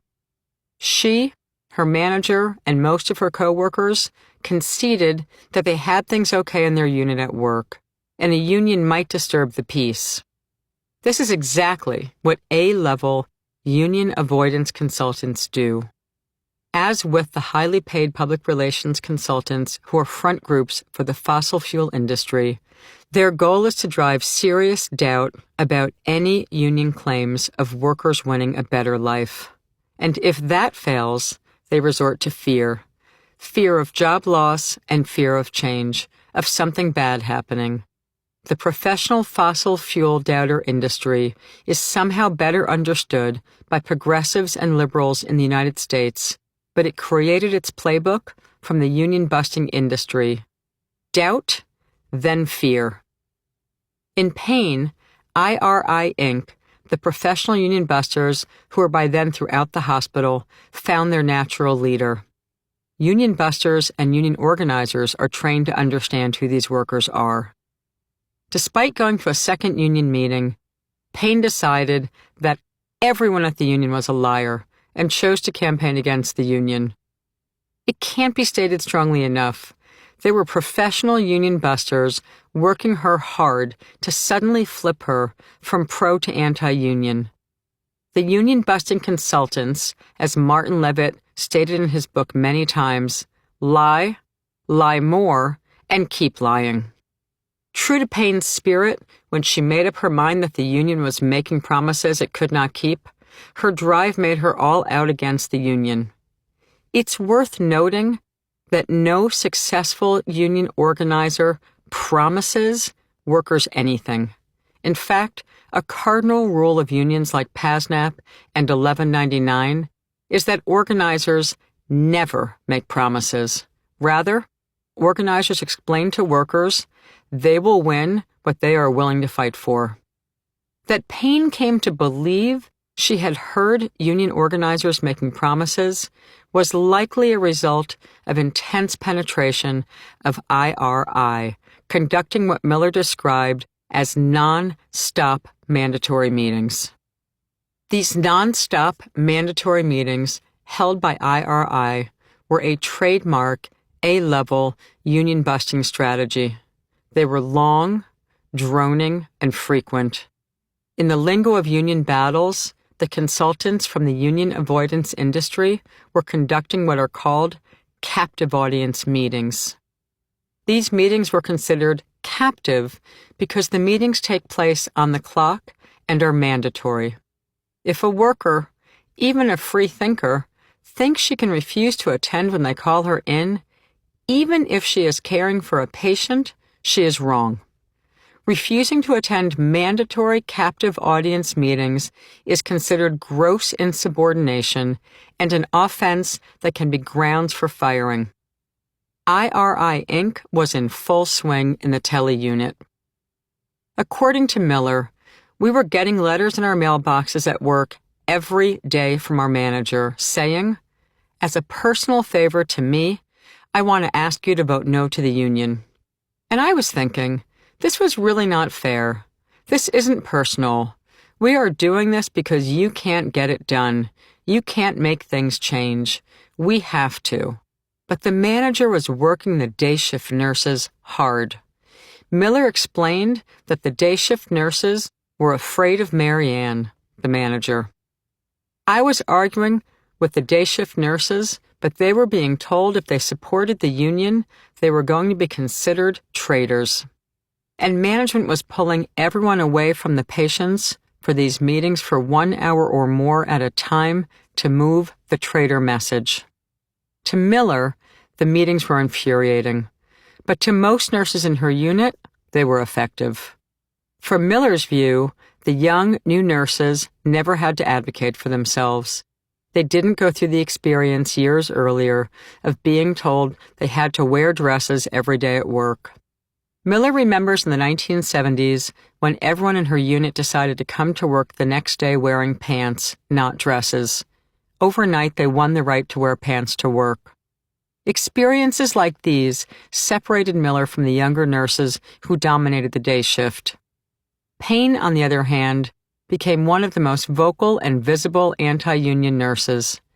She says that she would monitor the pro-union Facebook page, and if PASNAP was on social media pushing something, I went on social media and pushed for the opposite.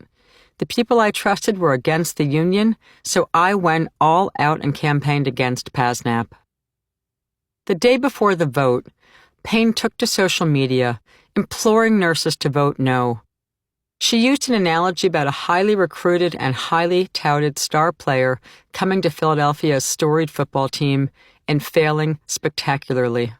The team was locked into a long contract with the player who just couldn't deliver what everyone promised he would. The nurses were the fans, and they would be humiliated forever by a union, like the fans of the football team. She wrote, "Not all unions are bad, but I believe PASNAP is the devil." She closed the piece by writing, "Service above self. Vote no. Vote hell no."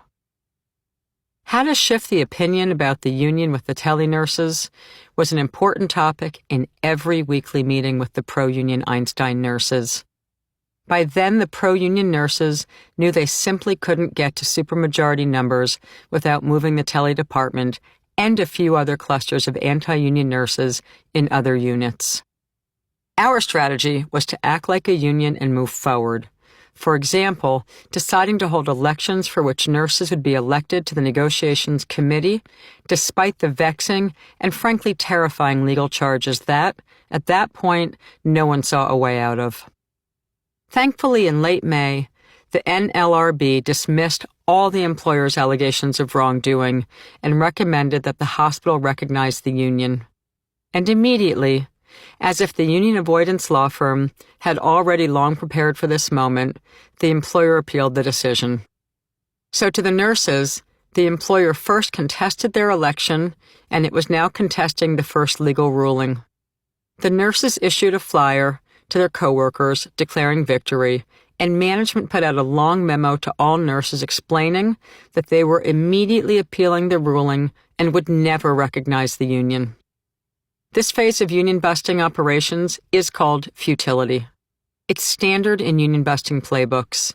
Futility engenders an insidious kind of doubt in workers. Union busters consistently tell workers that, even though they voted to form a union, they'll never actually get one. Management would challenge the union every step of the way, so why don't they just give up now and save everyone's time? And true to the moment, just after the hospital filed the appeal to the next level court in the appeals process, nurse attendance plummeted at the regular weekly 7 a.m. and 7 p.m. shift change-based Wednesday meetings. The nurses who limped into what had been robust evening meetings reported that others throughout the hospital had read the long email from management, which probably explained why they hadn't shown up. They were giving up. The goal of the union at this stage is to raise expectations and reassert that workers can win, even in the face of futility efforts by management. Figuring out how to successfully message this in the face of formidable management memos was key. The fact that we had one favorable legal ruling on our side wasn't a real comfort because it read just like a legal ruling. The only people who could understand nearly any sentence in the 30-odd pages of legalese were lawyers. The workers needed a confidence boost. We knew who could understand the legal language, however. Politicians, probably half of whom are lawyers. We knew that someone other than nurses or the nurses' union had to send the message to the nurses that the hospital was going to eventually lose. One of the PASNAP organizers had formerly been a very successful fundraiser to key politicians in the area, likely the most highly valued position to almost any politician. We tasked her with securing a letter on official letterhead from powerful Pennsylvania politicians to the hospital CEO, stating that they were aware that the hospital was stalling unionization, that the legal ruling in favor of the nurses would prevail, and that they stood with the nurses. This letter had two objectives: to lift workers' spirits and give them hope, and to have them see people perceived as more important than the hospital CEO challenging his authority. The CEO of Einstein, Barry Friedman, considered himself a liberal Democrat. He was known to attend fundraisers for Democrats running for office. We had researched him by talking not only with the nurses, but also key players in unions in New York City, where Friedman had previously been a hospital CEO. We used this research to better understand him and our strategy. The PASNAP organizer pulled through. On June 7, 2016, 10 senators, including ones who hailed from the important Senate Appropriations Committee, signed a letter siding with the nurses and against management. It stated their awareness of the nurses' election and that the NLRB had ruled in favor of the nurses. The final paragraph of the letter stated, "We support the nurses' efforts to improve the quality of care of their patients by creating an organized, collective voice in their workplace. We believe it is in the best interest of our constituents and the community for Einstein Medical Center to respect that decision. Instead of spending healthcare dollars on expensive union avoidance consultants, put those funds toward building a partnership with your nurses who interact with the patients you serve every day." Within minutes of knowing the letter had been sent to the CEO, the union made hundreds of black and white copies of the letter, as well as more expensive color copies showing the official gold leaf stamp of the Senate of Pennsylvania. We quickly gave copies to the nurses, and they went floor to floor, handing out the letter as if it were Halloween candy. It worked. More nurses attended the subsequent Wednesday meetings, and those who came once again believed they could win the fight.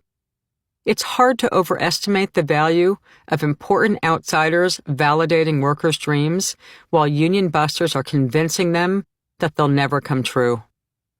The discussion at the next Wednesday meeting in mid-June 2016 centered on what needed to happen next.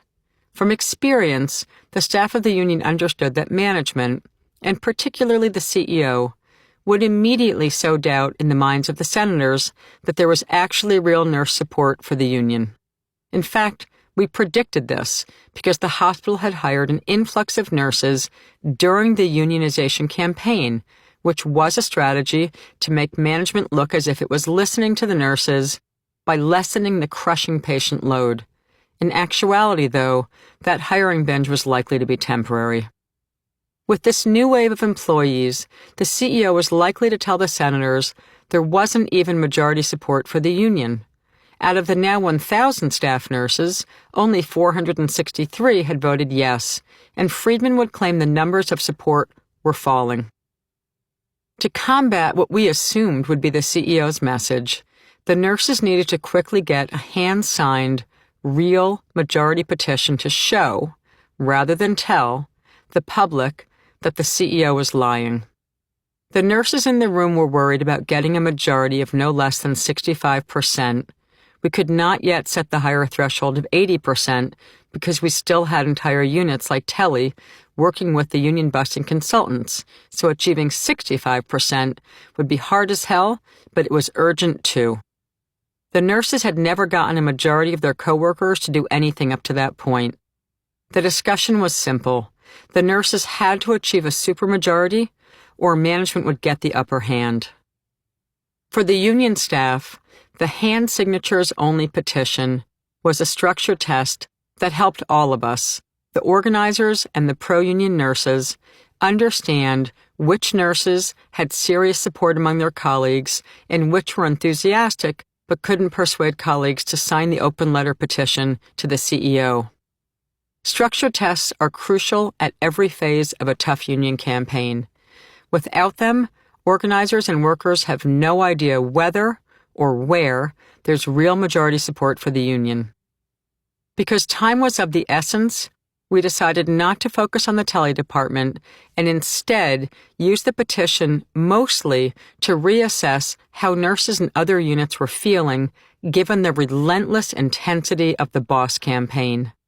Would nurses who had previously taken any kind of pro-union action quickly sign the petition demanding the employer drop its legal appeal, recognize the union, and come to the negotiations table? It was late June at that point, and there was still no legal recognition of the union. Every other hospital that had voted yes was already many sessions into their negotiations. This played into Einstein management's futility messaging. There was pushback from some nurses who thought we should take the letter from the senators and hold a press conference. But we explained that nothing other than a supermajority of nurses' signatures would counter Friedman's claim that most Einstein nurses didn't want a union anyway. These moments, where union staff who have experience in many rounds of employer warfare teach the worker leaders, all of whom are new to a union fight, are key to winning in high-risk, high-tension, high-stakes union wars. We understood this petition was a test of the nurses' support for the union, and also that it was urgent for the fight to ultimately get the employer to drop their legal charges and recognize the union. If the nurses could demonstrate a real majority, it would also help in the effort to move Tele and other anti-union departments because management's message to the senators was the same as it was to the anti-union clusters. No nurses really want the union, even if a few accidentally voted for it in April. A petition signed by a supermajority of nurses would prove that wasn't the case. Weeks later, just in time for the July 4th weekend, certainly longer than was ideal, the nurses reached a majority, then got more signatures on their petition. 60% of nurses signed. Good enough to go, and go was the order of the day. The nurse leaders marched the petition to the CEO as a way to directly challenge his authority. It doesn't matter if the CEO is in to receive these types of majority petitions or not. It is still an act of escalation by the workers themselves, and they leave the giant, blown-up, hand-signed petition with the secretary to the CEO. Enabling workers to constantly make acts of defiance is key to building up a credible strike threat, because a strike is the highest act of defiance. But marching the petition into the CEO's office was only the first act.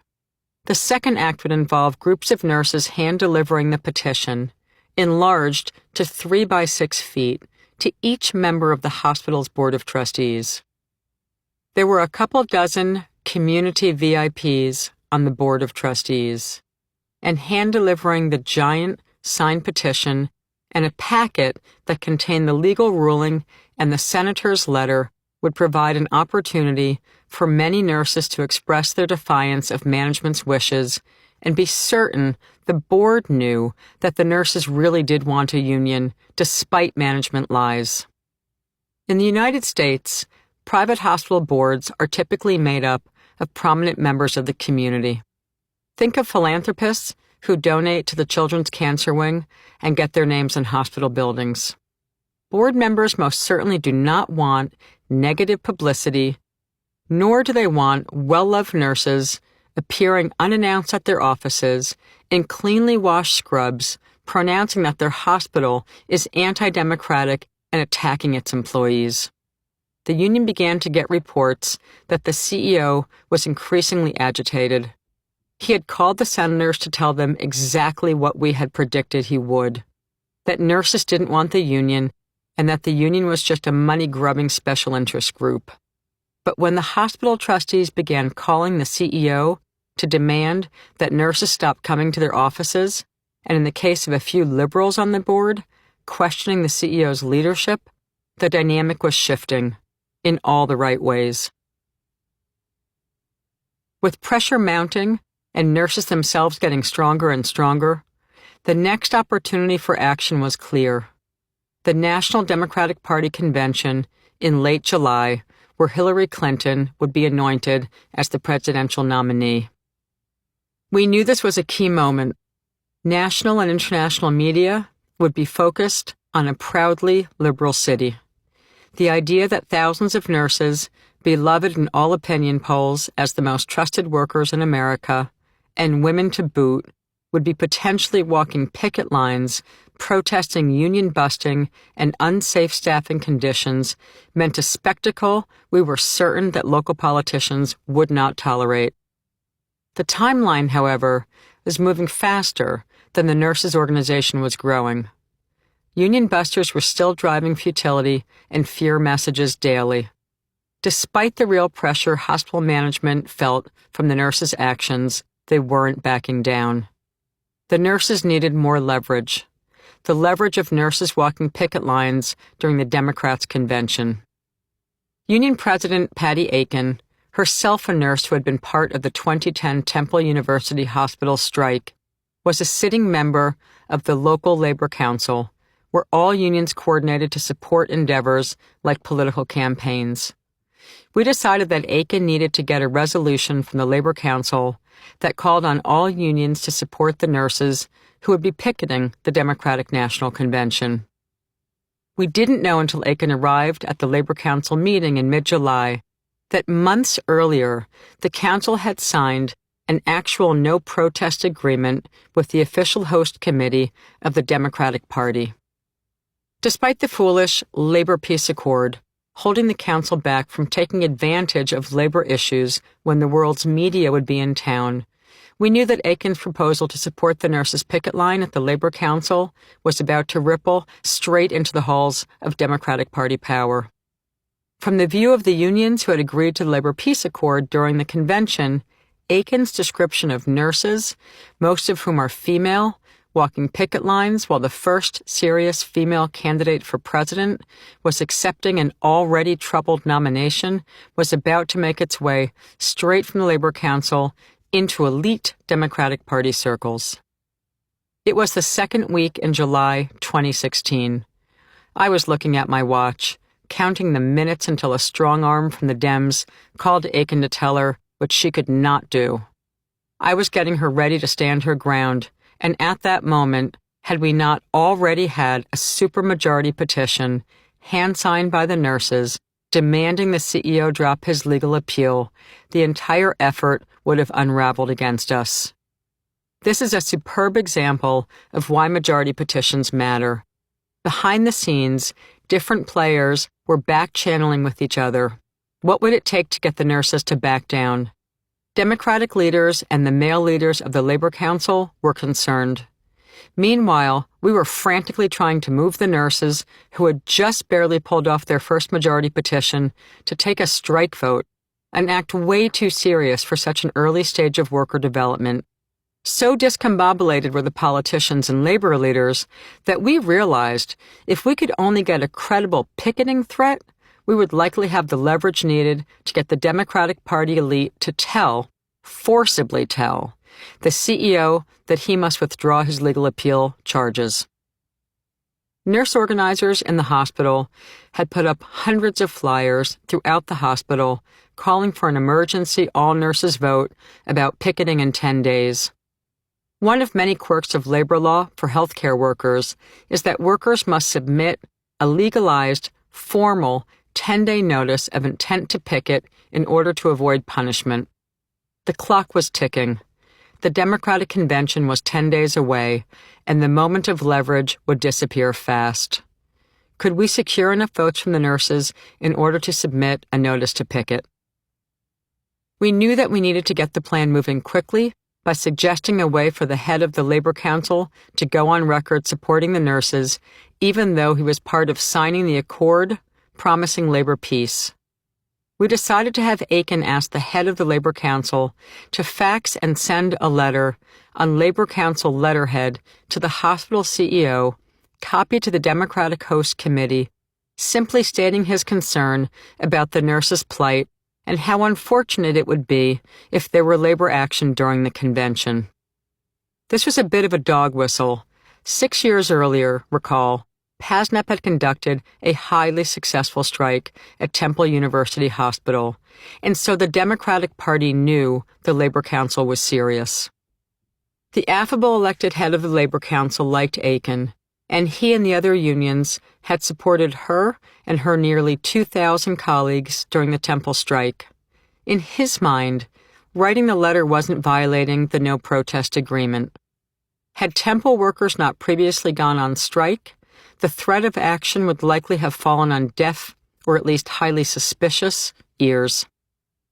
With the letter from the Labor Council in place, and even though we had a majority petition demanding that the hospital drop its legal appeal, recognize the union, and start collective bargaining negotiations, we knew that we needed a strong affirmative vote from the nurses to authorize the sending of a legal, formal 10-day picket notice. We quickly called together a meeting and had to do what real organizers do best: be honest, be straightforward, be clear, explain exactly what the strategy is, make it compelling, and in this case, lay the decision squarely on the nurses. Everyone was nervous about the 7 a.m. and 7 p.m. shift change meetings. It was unfortunate that we had to have a night shift vote first because our top nurse supporters worked the day shift in most units. Our 7 a.m. meeting, which is the night shift coming off of work, was in a church basement 2 blocks from the hospital. We were either winning this vote or missing the biggest act of leverage possible. I laid it out exactly as Bernie Minter of 1199 fame and the author of the manual that taught it was a sin to lie by omission or commission had instructed. I laid out the options: take a really strong action, an action people didn't feel ready for, and defeat their boss and win the union, or be consumed with fear of direct action and lose our moment of maximum power. After many questions and much discussion of concerns, the night shift nurses unanimously voted to picket. We took a picture of all hands raised, and we put it on slides for the 7 p.m. meeting of the day shift nurses. By then, news was spreading through the day shift that the night shift nurses had voted to authorize the 10-day picket notice. By the evening meeting, held in the basement of a restaurant near the hospital called Nick's Roast Beef, where we could get maximum turnout, an overflowing crowd of nurses voted to send the CEO a picketing notice. Every politician in town knew the nurses were voting. The Labor Council knew the nurses were voting. By 8 the next morning, Aiken, the public face of a massive and successful strike at Temple University Hospital, faxed the letter from the nurses authorizing the 10-day notice to picket to the entire power structure. Exactly 3 hours later, I received a phone call from the hospital legal counsel, the law firm Fox Rothschild, long entrenched in the Democratic and Republican power structures, offering to meet to see whether we could work out the differences between nurses and the hospital. The first thing I told the hospital's lawyer was that any actions we would take would have to be ratified by the nurses themselves. I explained that neither I nor PASNAP leadership were the kind of unionist who would make decisions for the nurses. Only they could decide their future. I explained, therefore, that if we were to meet, these meetings would not be secret, and the union would cut no deal. The lawyer hung up after telling me that there was no way in hell the CEO would agree to meet if it wasn't secret. My nerves were fraying. I called the head of the union and quickly explained that I had refused a secret meeting with the CEO. We were tense about the moment, about my decision, about everything. Before we could decide whether to give in, just enough time had passed, 1 hour, before the lawyer called back, saying, "Okay, give us dates for a meeting." Bingo! That's what happens when the nurses are in serious motion, and everyone knows it because they are showing it with majority petitions, with overwhelming votes for picketing, and with being public about everything they are doing to unionize. Days later, after 3 rounds and many hours of high-stakes meetings between CEO Barry Friedman and me, along with the hospital's law firm and the executive director of the union, and done in close consultation with key nurse leaders, we had a deal. Interestingly, despite the fact that the 3 meetings were premised on my telling the management team that any deal we hammered out would have to be ratified in a formal vote by the nurses themselves, the CEO and his lawyer were furious that PASNAP stuck to our guns and wouldn't agree to a deal until the nurses voted to withdraw the notice to picket. We were 3 days from the planned picket, which meant we were 2 days from the day Clinton would make her speech accepting the nomination. We called an emergency meeting, which was packed with even more nurses than the recent meetings. I explained the deal. If they voted to rescind their picketing action, the employer would withdraw its legal appeal, recognize the union, and start contract negotiations immediately. There was very little discussion, and the nurses voted immediately to accept the deal. Why not? They had a massive victory surrendering basically nothing, and learning the most important lesson of all. By standing strong and taking high-risk action, they had won big. Although negotiations hadn't started, the nurses had won their union after management emphatically said they would never have one. After teaching the Einstein workers how to build the worksite organization, from the narrow vote to unionize back in April, to producing a crucial majority petition demanding that their employer drop its legal appeal, it was finally time to focus entirely on the intransigent tele-nurses.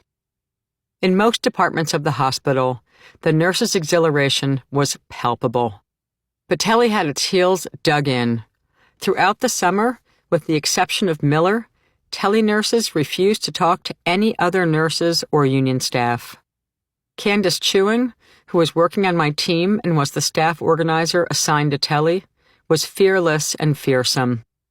She hatched a new idea: to have PASNAP President Aiken phone every tele-nurse with a personal message that the union was heading to negotiations and everyone else would be making decisions for Telly if they didn't participate. We took pain off her call list, deciding that based on a bad interaction between them months earlier, Aiken wouldn't herself be able to persuade her. Based on our collective years of experience, we devised a multi-step plan to win over Telly.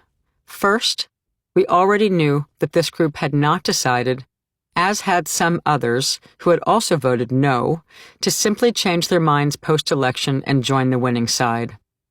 Second, we were using the authority of the union president to call them all and either get them live or leave a voicemail message. We assumed this would pique some nurses' curiosity. Third, we appealed to the same individuality they thought was threatened by the union. If the tele unit didn't participate in the union vote, others would vote on their behalf. We role-played and practiced the message with Aiken. Every unit has elected negotiation committee members but yours.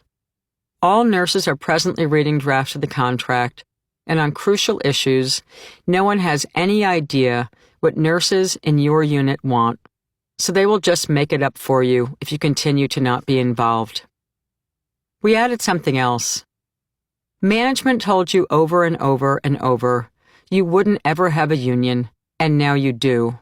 Do you still believe them when they tell you nurses can't win raises and improvements through the upcoming negotiations? We were sowing doubt about management, which was already putting out a message that just because it recognized the union, it would not give in to any demands in negotiations. We also had Aiken make the calls from her cell phone, not the office, so the nurses in Telly would not know PASNAP was calling. And we knew all the calls had to happen in quick succession so that the union busters wouldn't hear about it and tell nurses not to talk to the union president. Unsurprisingly, Aiken did not get through to most nurses since they were working. One day shift tele nurse, Ian, did pick up the phone. Aiken is charming and sincere, like most nurses. She was reading from her written rap because she wanted to say it all just right. When Ian asked, "Okay, what should I do next?" Aiken answered, "Agree to take a follow-up call from your union organizer Candace Chewing and talk the steps through with her." Ian agreed. Chewing asked Ian to gather some tele nurses and meet her in the cafeteria the next day. The staff organizers had decided to start sneaking into the hospital cafeteria, blending in with patients' families, and hold meetings there. He agreed. While Chewing and I were planning how to handle the meeting, we debated whether I should go as the chief negotiator or whether a key worker leader should attend with her. We decided she needed to take one of our most effective nurse leaders with her, one who was strong and had a great way of talking about the union all on his own. The nurse we decided to send was Pat Kelly, who had spearheaded the entire drive back in 2015 and stuck with it all along. Kelly was a single father of 3 kids who had to work the night shift. He could be home to take his kids to school and be there when they got off the bus to feed them. start their homework, and head off to the hospital. Kelly was definitely the leader of the leaders at this point, and he'd proven persuasive in several earlier tough meetings with nurses who once believed the union to be a bad idea. I was waiting anxiously by the phone the next day when Chewing and Ian were scheduled to meet. Who would show? Would they show? What would happen? When my cell phone lit up with the message on the screen saying Candace calling, I stared for a minute, hoping for good news. First, Chewing explained she wanted to give me the good news. Payne and Ian showed up, along with another nurse we had a hunch was also a leader among nurses in the unit, Patricia Graves. 3 of them. The bad news was that Payne still hated the union, and she was angry that Kelly was at the meeting. She yelled at him, really yelled at him. "Okay, keep going," I said to Chewing. "Tell me everything you said, everything Pat said, and everything they said." That level of detail is exactly what lead organizers use when we debrief with the more junior organizer. But Chewing wanted to cut to the chase. She told me that the next step, the only next step she could think of in a very tough meeting, was to ask them to return the next day and meet with me, the chief contract negotiator, to hear exactly how negotiations would work. Fair enough. I called Kelly next because I wanted to hear what he thought about the meeting and to reassure him that no matter what happened, he did a great job. When he answered, he told me, "I'm not sure how that meeting went.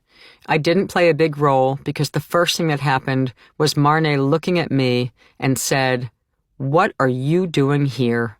He was still shaken. He wasn't used to being yelled at by anyone, let alone the leader of the anti-union effort. Later, when I interviewed Kelly about the meeting and his entire history with the Telly unit, he said that from the very beginning, Telly had been a problem for him. He said that back in January, before the vote, before management's legal appeals and everything else, Telly was the first place I came across 2 nurses who said, "Absolutely not. No, we aren't interested. The union won't do anything for us. We don't want to pay dues." It was the first negative response when we were trying to form the union. In other units, they were disengaged, but in Telly, they said a very loud no to me and to all our attempts. I asked Kelly what he thought I should do the next day when I met with Payne and Graves. We agreed the entire focus would be discussing the contract, walking through the draft line by line with them. Chewing and Kelly, at my instruction, had left a draft of the contract marked confidential with the Telly nurses, which was risky because we didn't want the contract falling into the hands of management before negotiations. But it was a risk worth taking if we would earn their trust. The draft was in good shape already. If anything would get them to move, it was the realization that negotiations really were about to start, and they actually had had no say up to that point. Chewing and I waited at the table, fidgety.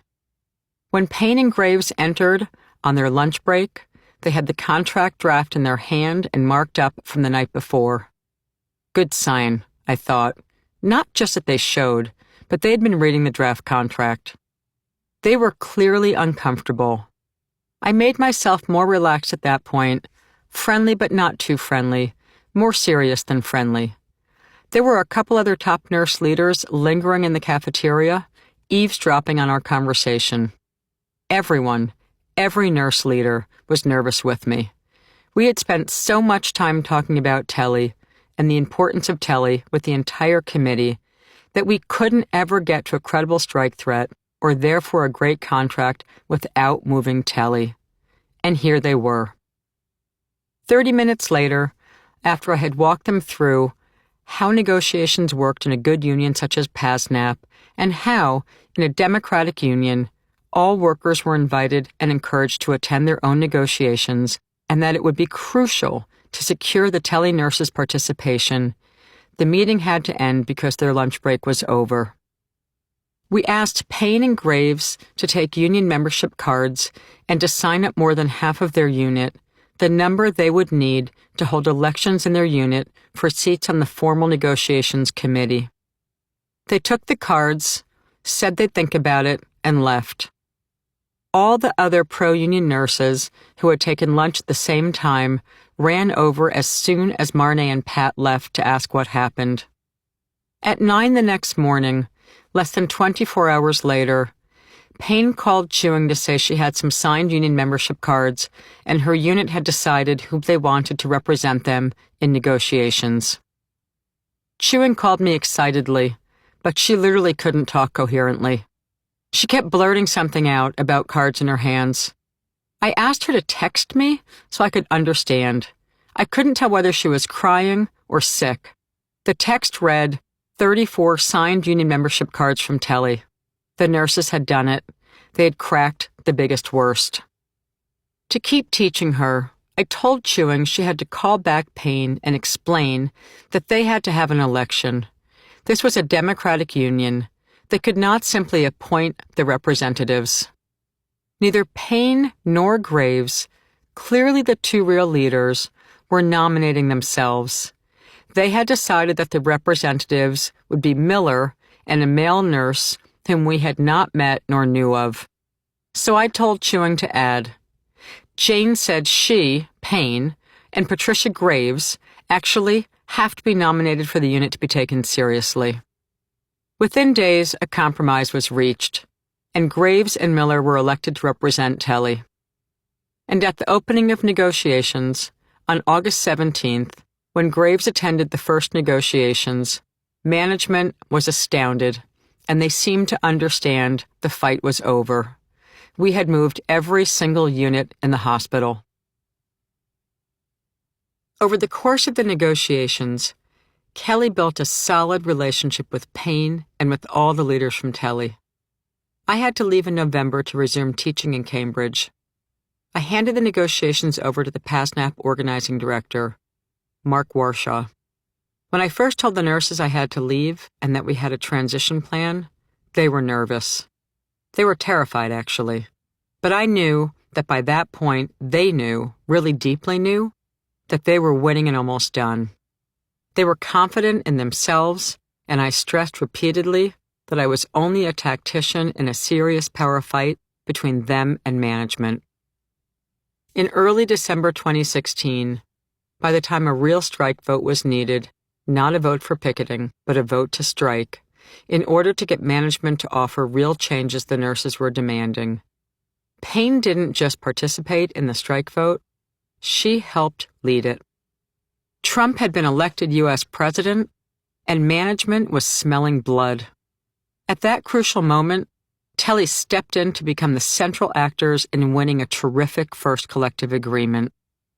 The workers had forged an unbreakable solidarity bond through their unpaid, all-volunteer, high-participation, open democratic negotiations. Payne told me that in the final days, actually the final 18 hours, they were round-the-clock last-day negotiations. I wouldn't leave. I couldn't leave.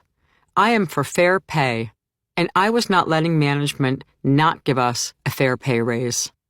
Miller, who was inseparable at that point from Payne, told me, I kept saying to people, the process is fascinating.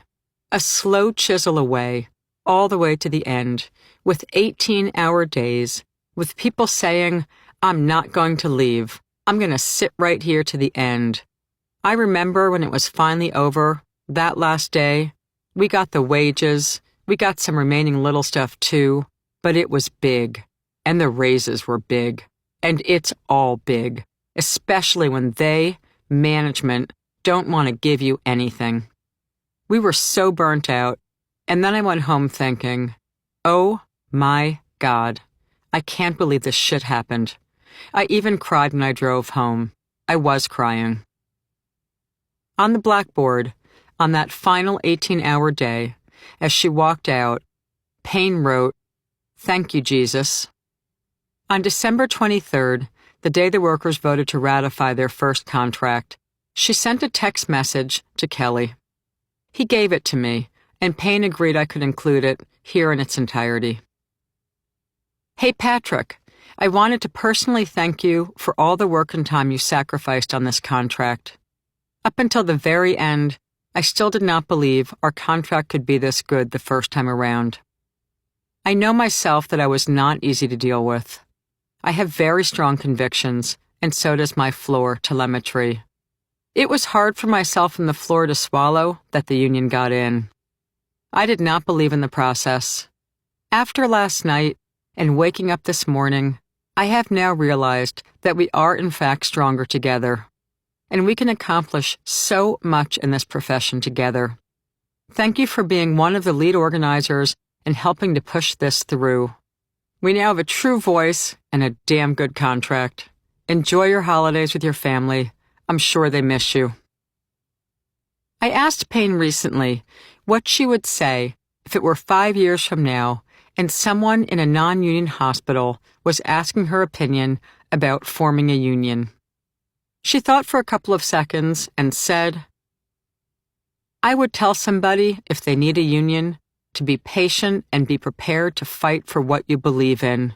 And you have to fight for every nurse in the hospital. You can't have a union and be selfish. You can't be I. It's not about you. It's about the people, the entire population."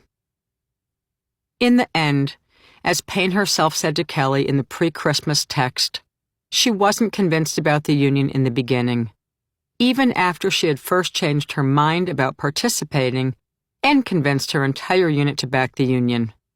Had Telly not completely flipped its position about building a strong union, they would not have won a life-altering contract. That Payne became the strike vote leader in a department with 100% strike vote, and after running the anti-union campaign, is a powerful lesson in how best to build worker agency through leader identification and structured tests that bolster democratic participation. This real-life struggle, set against the backdrop of a horrible 2017 for the working class in the United States, reaffirms that workers can still win and win big and overcome all sorts of obstacles.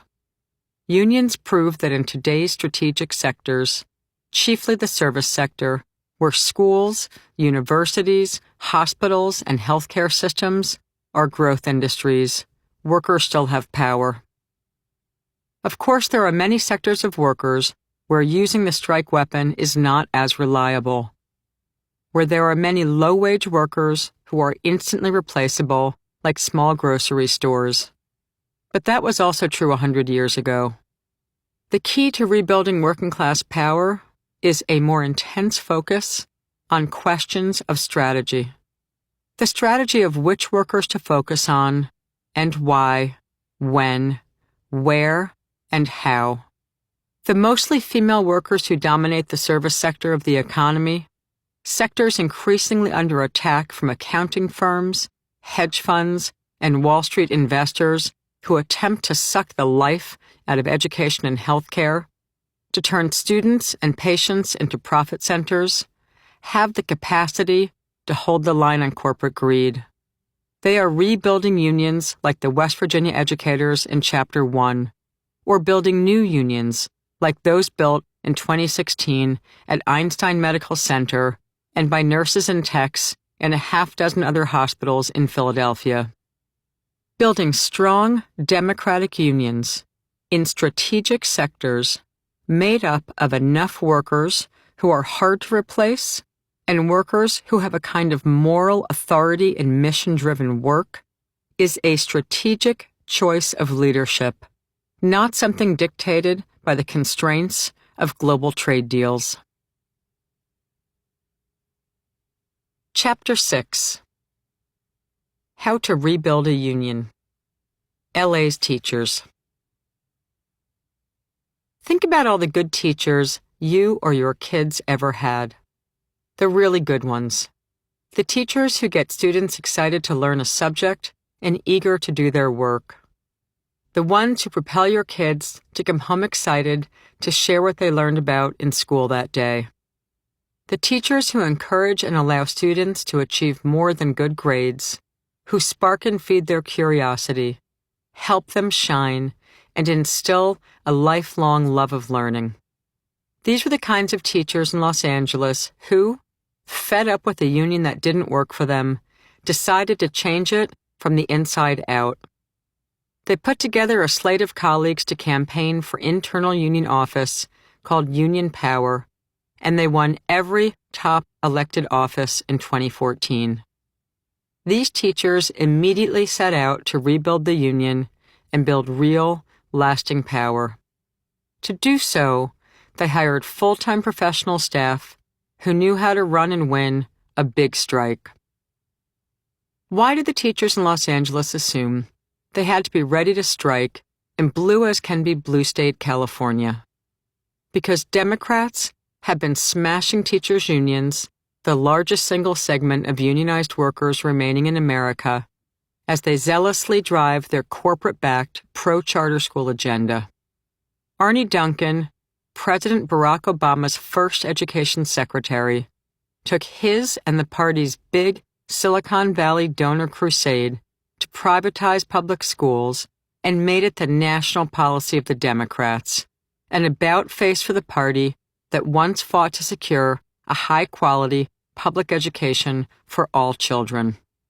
In doing so, the Democratic Party has directly contributed to the destruction of a significant part of their own electoral base, America's unions. When it comes to public education and teachers' unions, Democrats don't look much different from red state Republicans.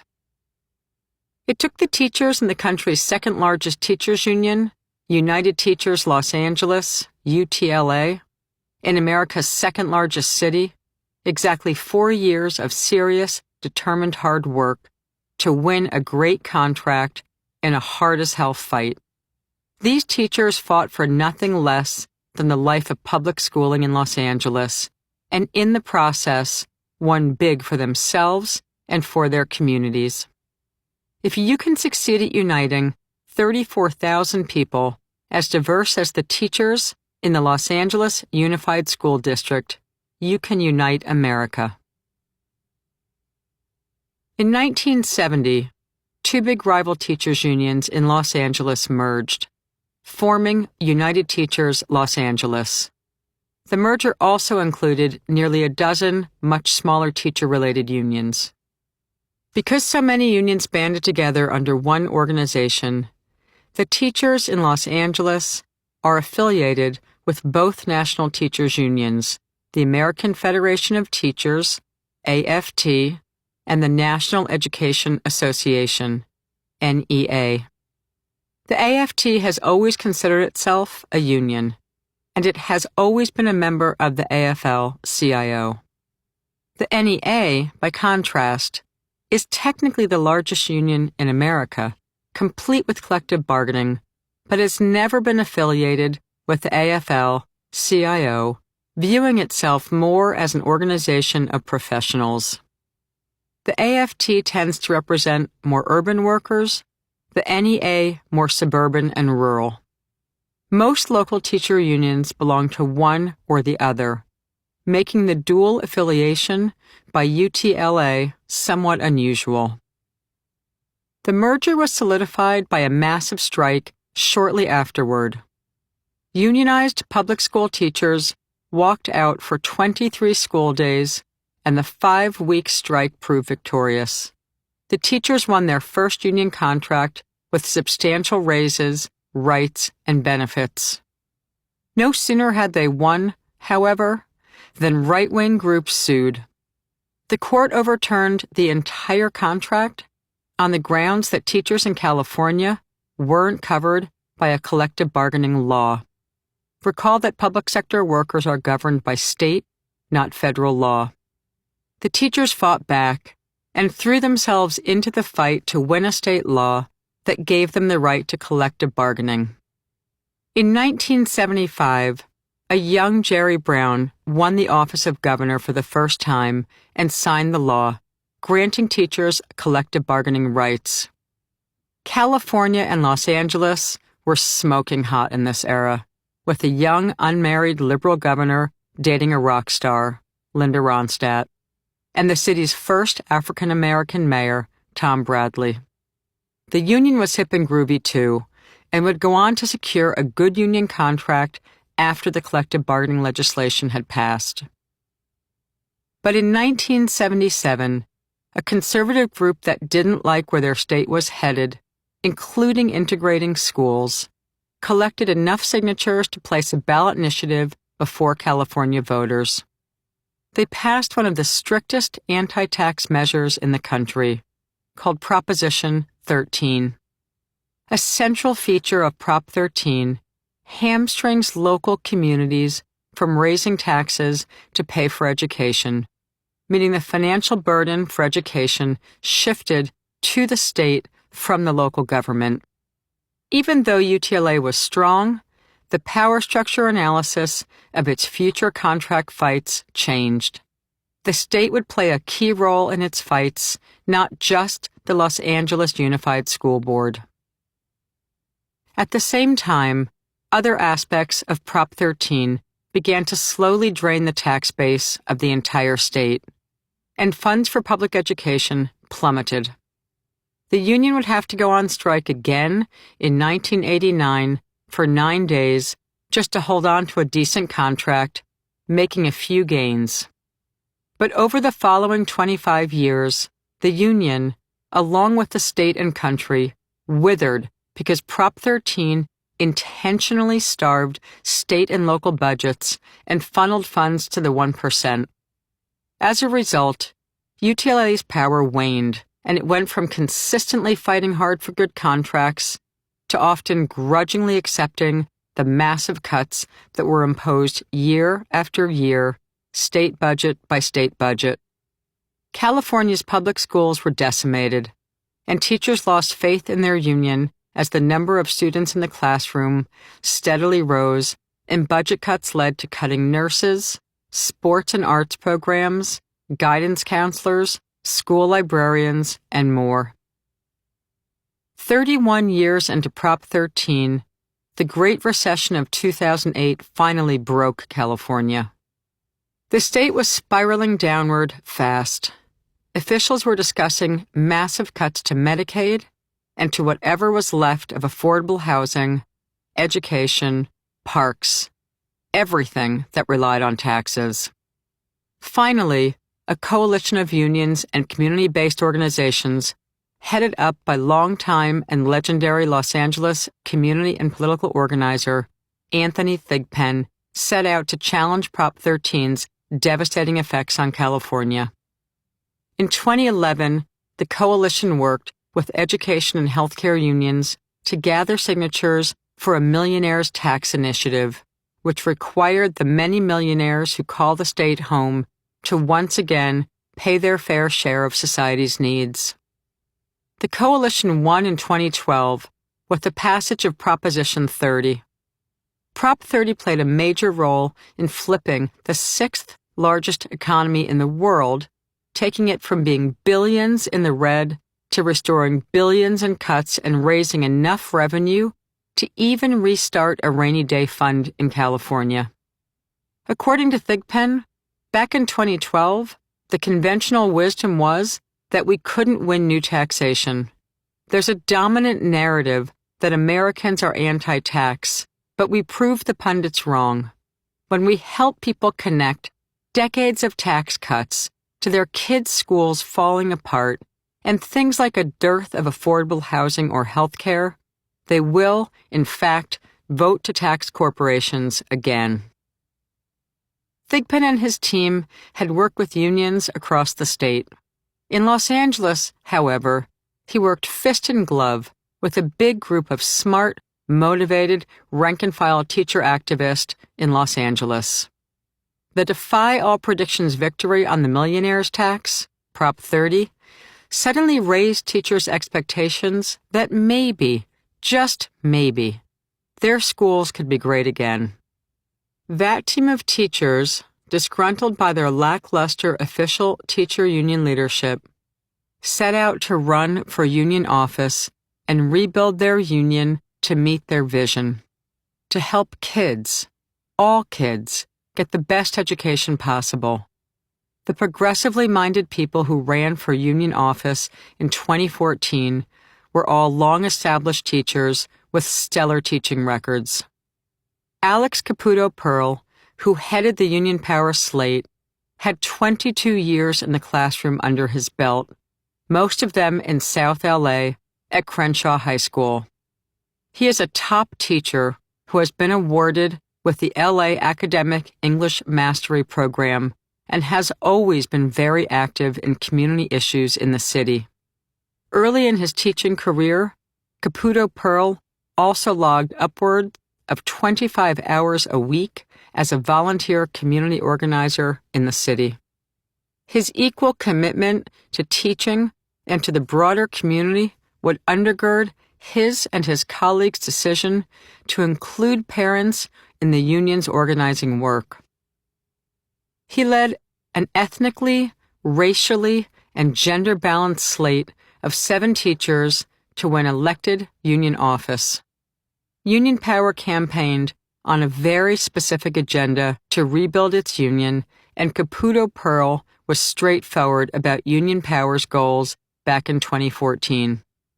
It's worth quoting him in detail about Union Power's plan after winning their union election. We very clearly campaigned on, very explicitly, needing an organizing union.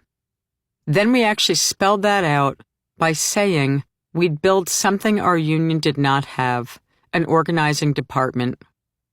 We said that if we got elected, we'd get an organizing director, someone who is responsible for making sure that every single school site is engaged with a high-functioning, high-participation structure.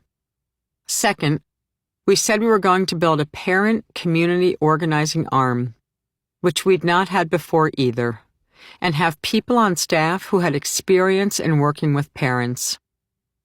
Third, we'd build a research department, which UTLA had not had before because we need to know the ins and outs of the district budget, and we need to know all of the dirt on the privatizers. Fourth, even though UTLA has always had a communications department, we'd build a badass communications department that is proactively shaping the narrative, not just waiting for somebody to call from the press. According to the Constitution and bylaws of their union, Caputo Pearl and the 6 other rank-and-file teachers who swept every seat in the election take official temporary leaves of absence from the classroom and become full-time officers of the union for the duration of their 3-year terms. They won election in April 2014, and by the summer of 2014, when they were sworn into office, they had a plan in place to do everything they had campaigned on. By fall 2014, the newly elected classroom teachers hired staff skilled in the science of effective struggle. They quickly moved 2 women of color into key positions as union-wide co-regional organizers.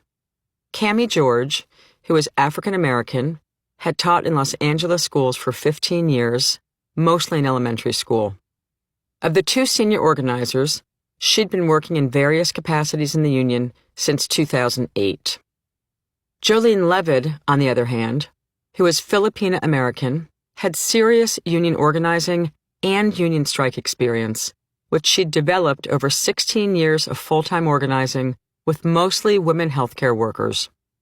Levitt had actually been a social worker in the LA schools, too, and jumped back into organizing with the new leadership because, in her words, the teachers here are 70% women, and understanding labor and the value placed on women's work has always guided my decisions about where I put my energy. Filling out a triumvirate in the brand new organizing department was an organizer with even more strike experience, Brian McNamara.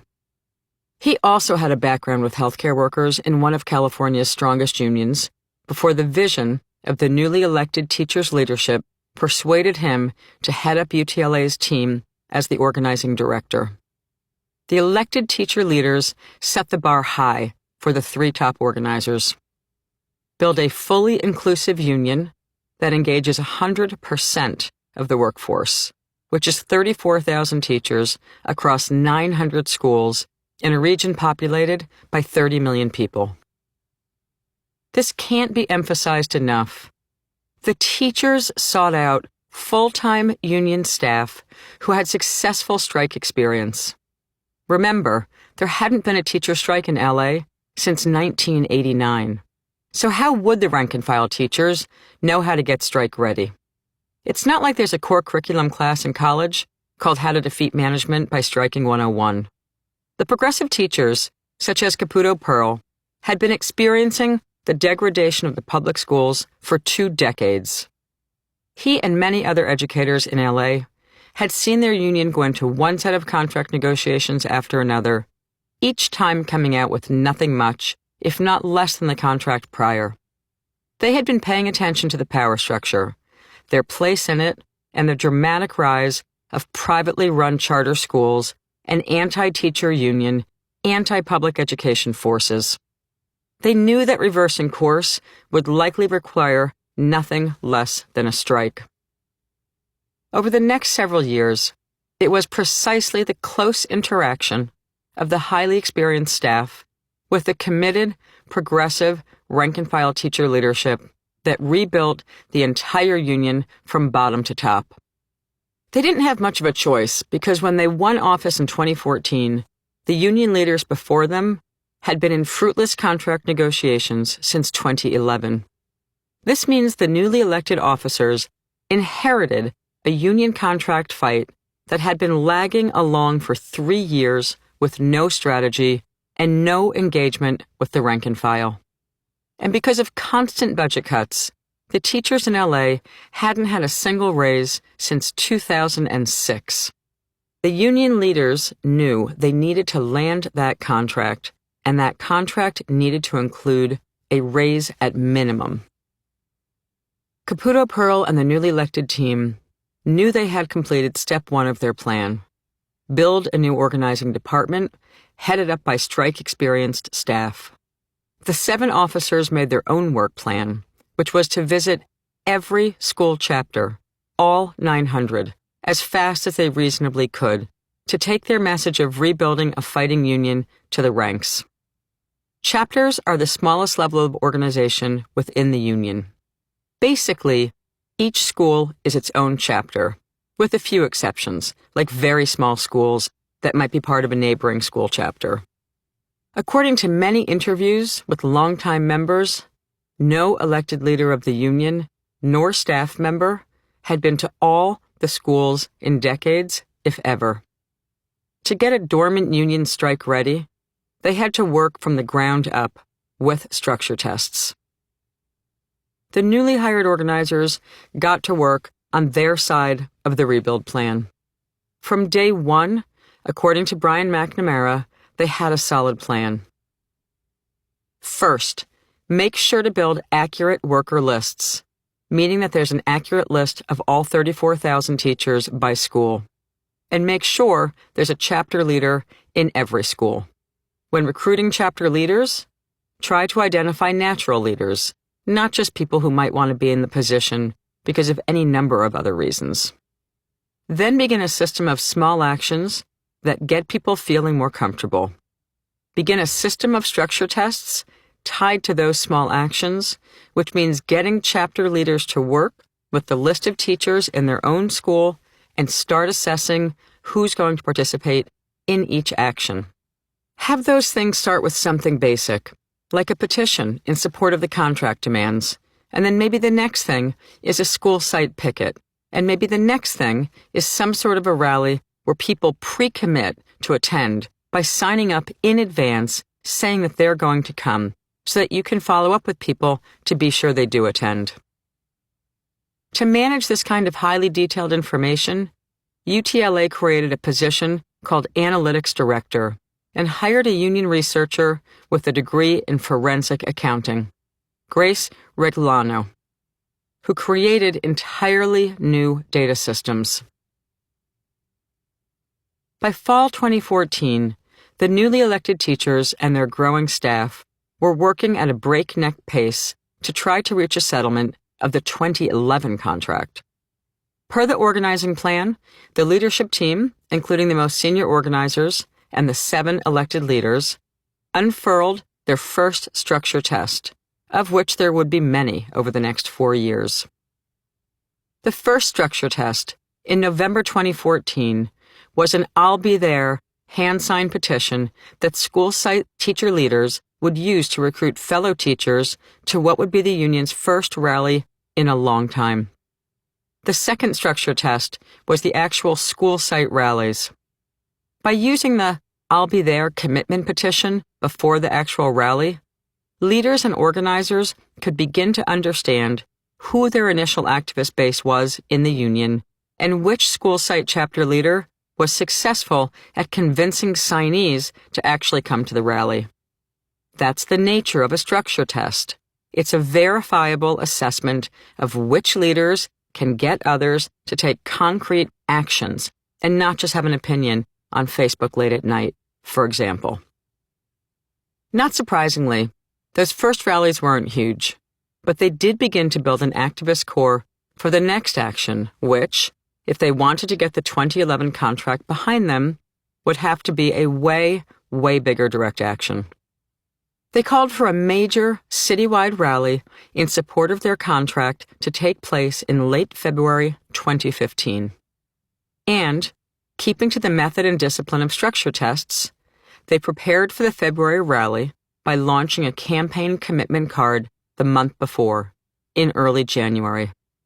The campaign commitment card was a hand-sized card that asked the 34,000 teachers what they were willing to do, starting with whether they'd be willing to attend a citywide rally in February, if they'd take part in more school site picketing, if they'd be willing to do parent outreach about the unresolved 4-year-old expired contract, if they'd be willing to boycott faculty meetings, letting the administrators know things were changing in the union, if they'd protest upcoming mandatory testing, and most important, if they'd be willing to strike. Handing out the commitment card in January and the February rally marked 2 more structure tests and an escalation, since the last question, willingness to strike, hadn't been presented to union members in a long time. Each action helped the central leadership team understand where they were missing chapter leaders altogether, in which case they needed to identify new ones, and assess how effective existing rank-and-file leaders were so they could offer targeted organizing training and better develop them where needed. By February 26th, the day of the citywide rally, and just 4 months into launching the new organizing program, 15,000 teachers showed up at Grant Park, outside LA's City Hall. There hadn't been a rally that big since the 1989 strike. And it worked. Suddenly, negotiations for the long-stalled contract were back on. Weeks later, the new leadership settled the contract, winning a whopping 10% raise. Finally, the newly elected union power slate and the new organizing team could take a nap, but not for long. The 10% raise was enormously important. It proved to the membership that the new program of moving the union from merely handling grievances to actively engaging teachers in a fight was working. This substantial victory on the heels of the big rally gave union power leadership the time and space to regroup and implement their other plans, like hiring researchers and communicators and launching a meaningful parent and community program. By summer 2015, the leadership knew that it would take far more resources to not only redress, but reverse the downward spiral of public education in Los Angeles. Winning the long overdue raise was spectacular, but they needed much more power to restore decades of cuts to just about every aspect of the schools. In July, the broader leadership of the union, the elected executive board, and the chapter leaders launched a strategic plan called the Build the Future, Fund the Fight campaign. A key component of this program was asking the 34,000 teachers to vote to raise their dues. By the start of the school year in fall 2015, and 1 year into the new organizing department, the leadership launched its fourth structure test, a public petition, a collection of signatures that would be used internally and for public relations work. The signers were declaring they'd vote yes to the Build the Future, Fund the Fight, BFFF plan, which included a big dues increase. The message union leadership communicated to teachers during the vote was clear. Management is trying to privatize the entire education system in Los Angeles. You can choose to enter into contract talks with almost no financial resources available, or you can come in strong, vote to increase your dues, and tell management that the teachers are united. That's called framing the hard choice in union organizer lingo. In February 2016, more than half of all teachers participated in the vote, with 83% voting to raise their dues and build a stronger union. This came not a moment too soon, because they'd quickly be back in a new round of contract negotiations, but the next collective bargaining battle had one topic only: health insurance. This is because the Los Angeles Unified School District, LAUSD, employed more staff than teachers, including janitors, cafeteria workers, bus drivers, and administrators. So in order to effectively negotiate the health care plan, all the unions needed to come together in a citywide coalition on this one single issue. The healthcare negotiations, and more structure tests around them, would occupy most of 2016 and into 2017. Alongside the healthcare negotiations, the teachers were also thinking about 2017, when the entire teacher's contract would expire and all new negotiations would begin. To prepare for those contract talks, the teachers launched a radical plan to systematically engage the parents and students. They planned to kick off 2017 by holding a series of big, open meetings all across Los Angeles where the teachers would listen to what the parents and even the students wanted in their schools. Even though teachers were rebuilding their union, negotiating health care, and achieving some big wins along the way, and in part because they were tied up in negotiations over health care, the teachers were about to be tested in a showdown that they hadn't seen coming. In spring 2017, the Los Angeles School Board held its elections, and the results sent shockwaves through the union.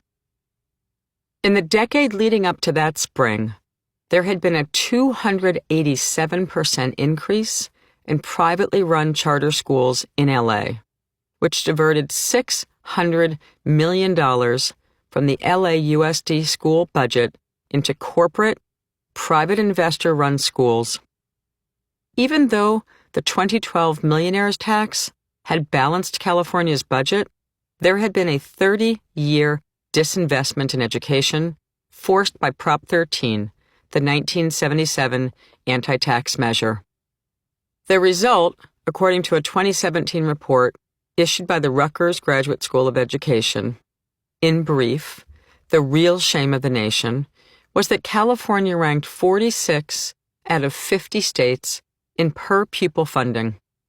The report stated, in several states, notably Arizona, Mississippi, Alabama, and California, the highest poverty school districts fall as much as $14,000 to $16,000 per pupil below the necessary spending levels.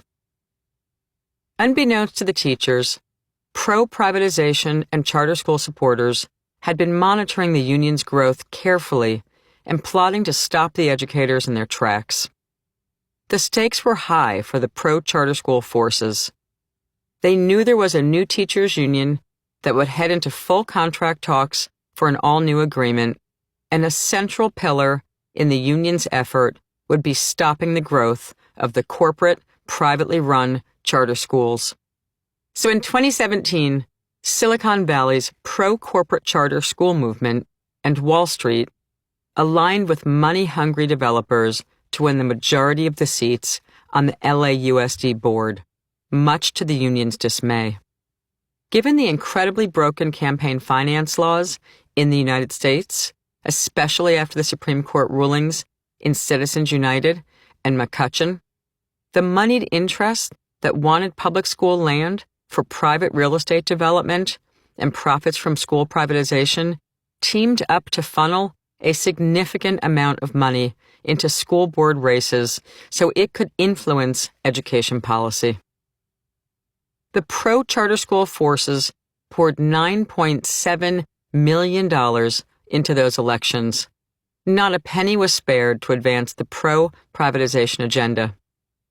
A headline in the Los Angeles Times the day after the 2017 school board election read, "How LA's school board election became the most expensive in U.S. history."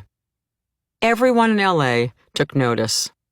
As the Times article pointed out, one donor, mega-wealthy Netflix founder, Facebook board member, and registered Democrat Reed Hastings, donated $7 million to the California Charter School Association advocates between September 2016 and the school board election. To make it appear that there were more groups invested in destroying the schools, the California Charter Schools Association then redistributed Hastings' millions to other groups, such as the Parent-Teacher Alliance, an electoral campaign group that seems intentionally meant to confuse people with the actual Parent-Teacher Association. The Alliance logo even looked suspiciously similar to the PTA's. So Hastings' fortune, earned from every click of a Netflix movie, along with his lucrative board seat at Facebook, was central to the school board election, but you won't see his name in the city's election spending records because current election laws in the United States allow rich donors to be shielded by super PACs and other mechanisms that make tracking the source of donations difficult.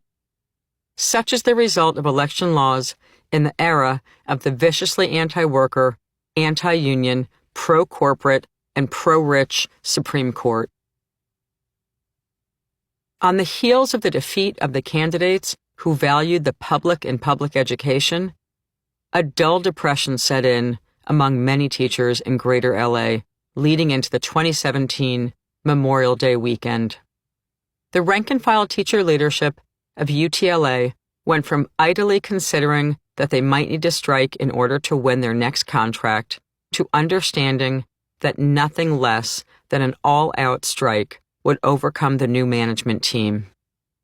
In the summer of 2017, without the pressure of school hours, the union leadership met to strategize how to win in negotiations with a school board that had just been taken over by staunchly anti-teachers union candidates. Since their contract talks for a full new agreement had begun, slowly, concurrent to the healthcare negotiations as they were heating up, they set up a contract action team, CAT, that brought in an additional layer of rank-and-file school site leaders to work with chapter leaders to get all 900 schools ready for the fight of their lives. In the fall, they held rallies that helped win the healthcare negotiations in January 2018. The healthcare negotiations were a major victory, too. The unions held every standard they had in a healthcare plan every American deserves, despite a 2-year effort by the school board to cut their benefits and raise their costs. But because the healthcare negotiations wrapped up as the biggest holidays of every year were hitting, when attention shifts from schools and unions to baking cookies, decorating trees, lighting candles, and family gatherings, and because there's always lots of small details that take time when typing up a final proposed negotiated agreement, UTLA put off the extensive and time-consuming, school-by-school, secret ballot ratification vote by the membership on the healthcare contract until everyone would get back from the big holiday vacation. By early 2018, as the teachers dotted the I's and crossed the T's on the proposed healthcare settlement for 34,000 teachers to be able to read, understand, digest, and vote to approve or reject, national media was painting a grim picture for public sector unions, like UTLA, as coverage began of the U.S. Supreme Court Janus versus AFSCME case. Janus, a case aimed squarely at government workers' unions, was one of the several biggest cases of the entire Supreme Court docket. Cases traditionally heard early and decided on the final days of the cycle.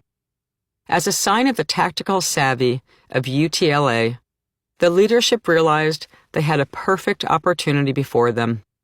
They launched a campaign called All In, concurrent with the health care ratification vote, in the same month that the highest court was deliberating Janus. Among many threats posed by Janus was that every public sector union member in the nation would have to re-sign and reaffirm their membership to every union, which would be an incredible drain on time and resources for those unions.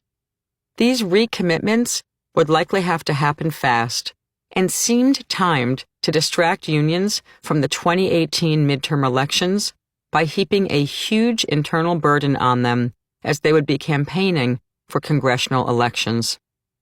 All In was UTLA's effort to proactively ask every teacher to sign brand new union membership cards that its attorneys had anticipated would meet the threshold of what was very likely to be a new law about the language governing dues and membership, assuming the radical right prevailed in the High Court. Over just several days, more than 20,000 of the union's members would sign the new Janus-ready and Janus-specific membership authorization cards.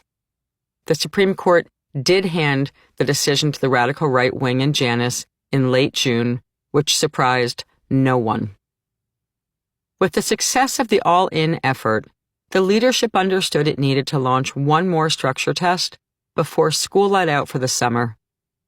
In late March, the union asked the 34,000 teachers to check boxes on a piece of paper, then print and sign their name to indicate which of the following actions they were ready to take.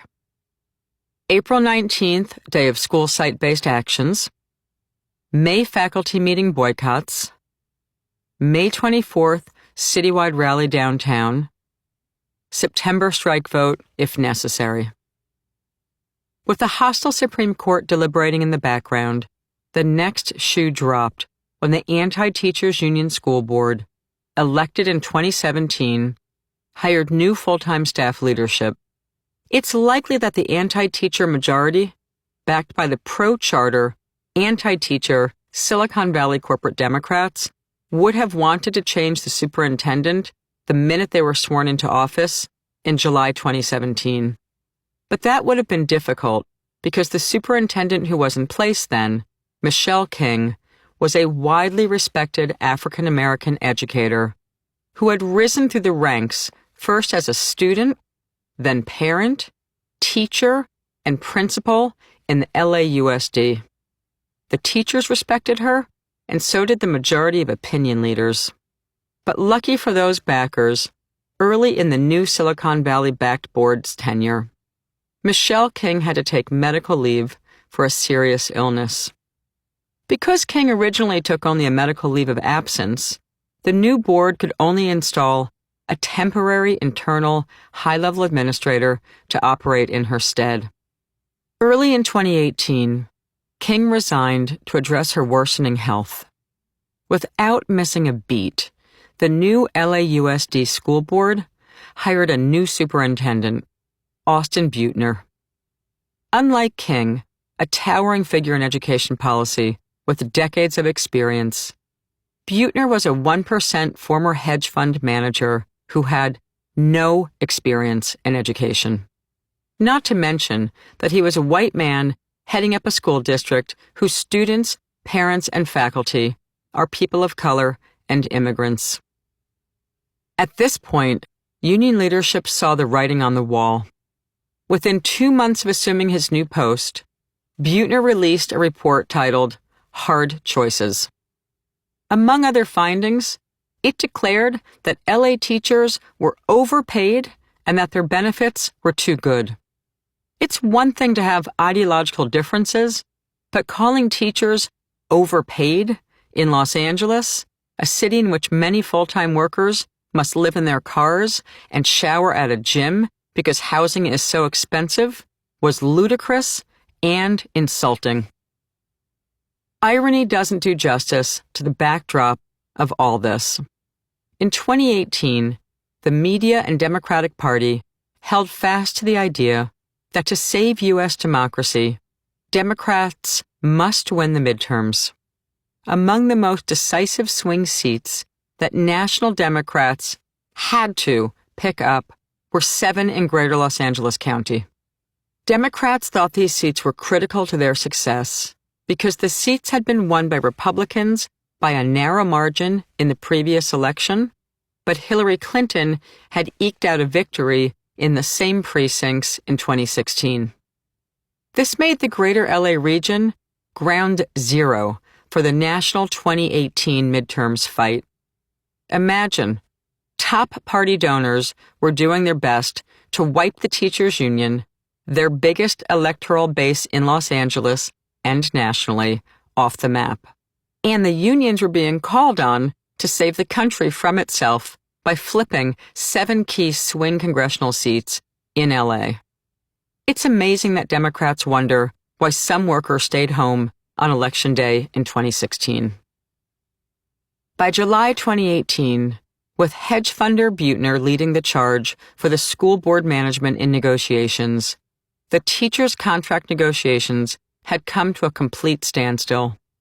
Worse, school board management was threatening to file unfair labor practice charges over important topics in their bargaining discussions.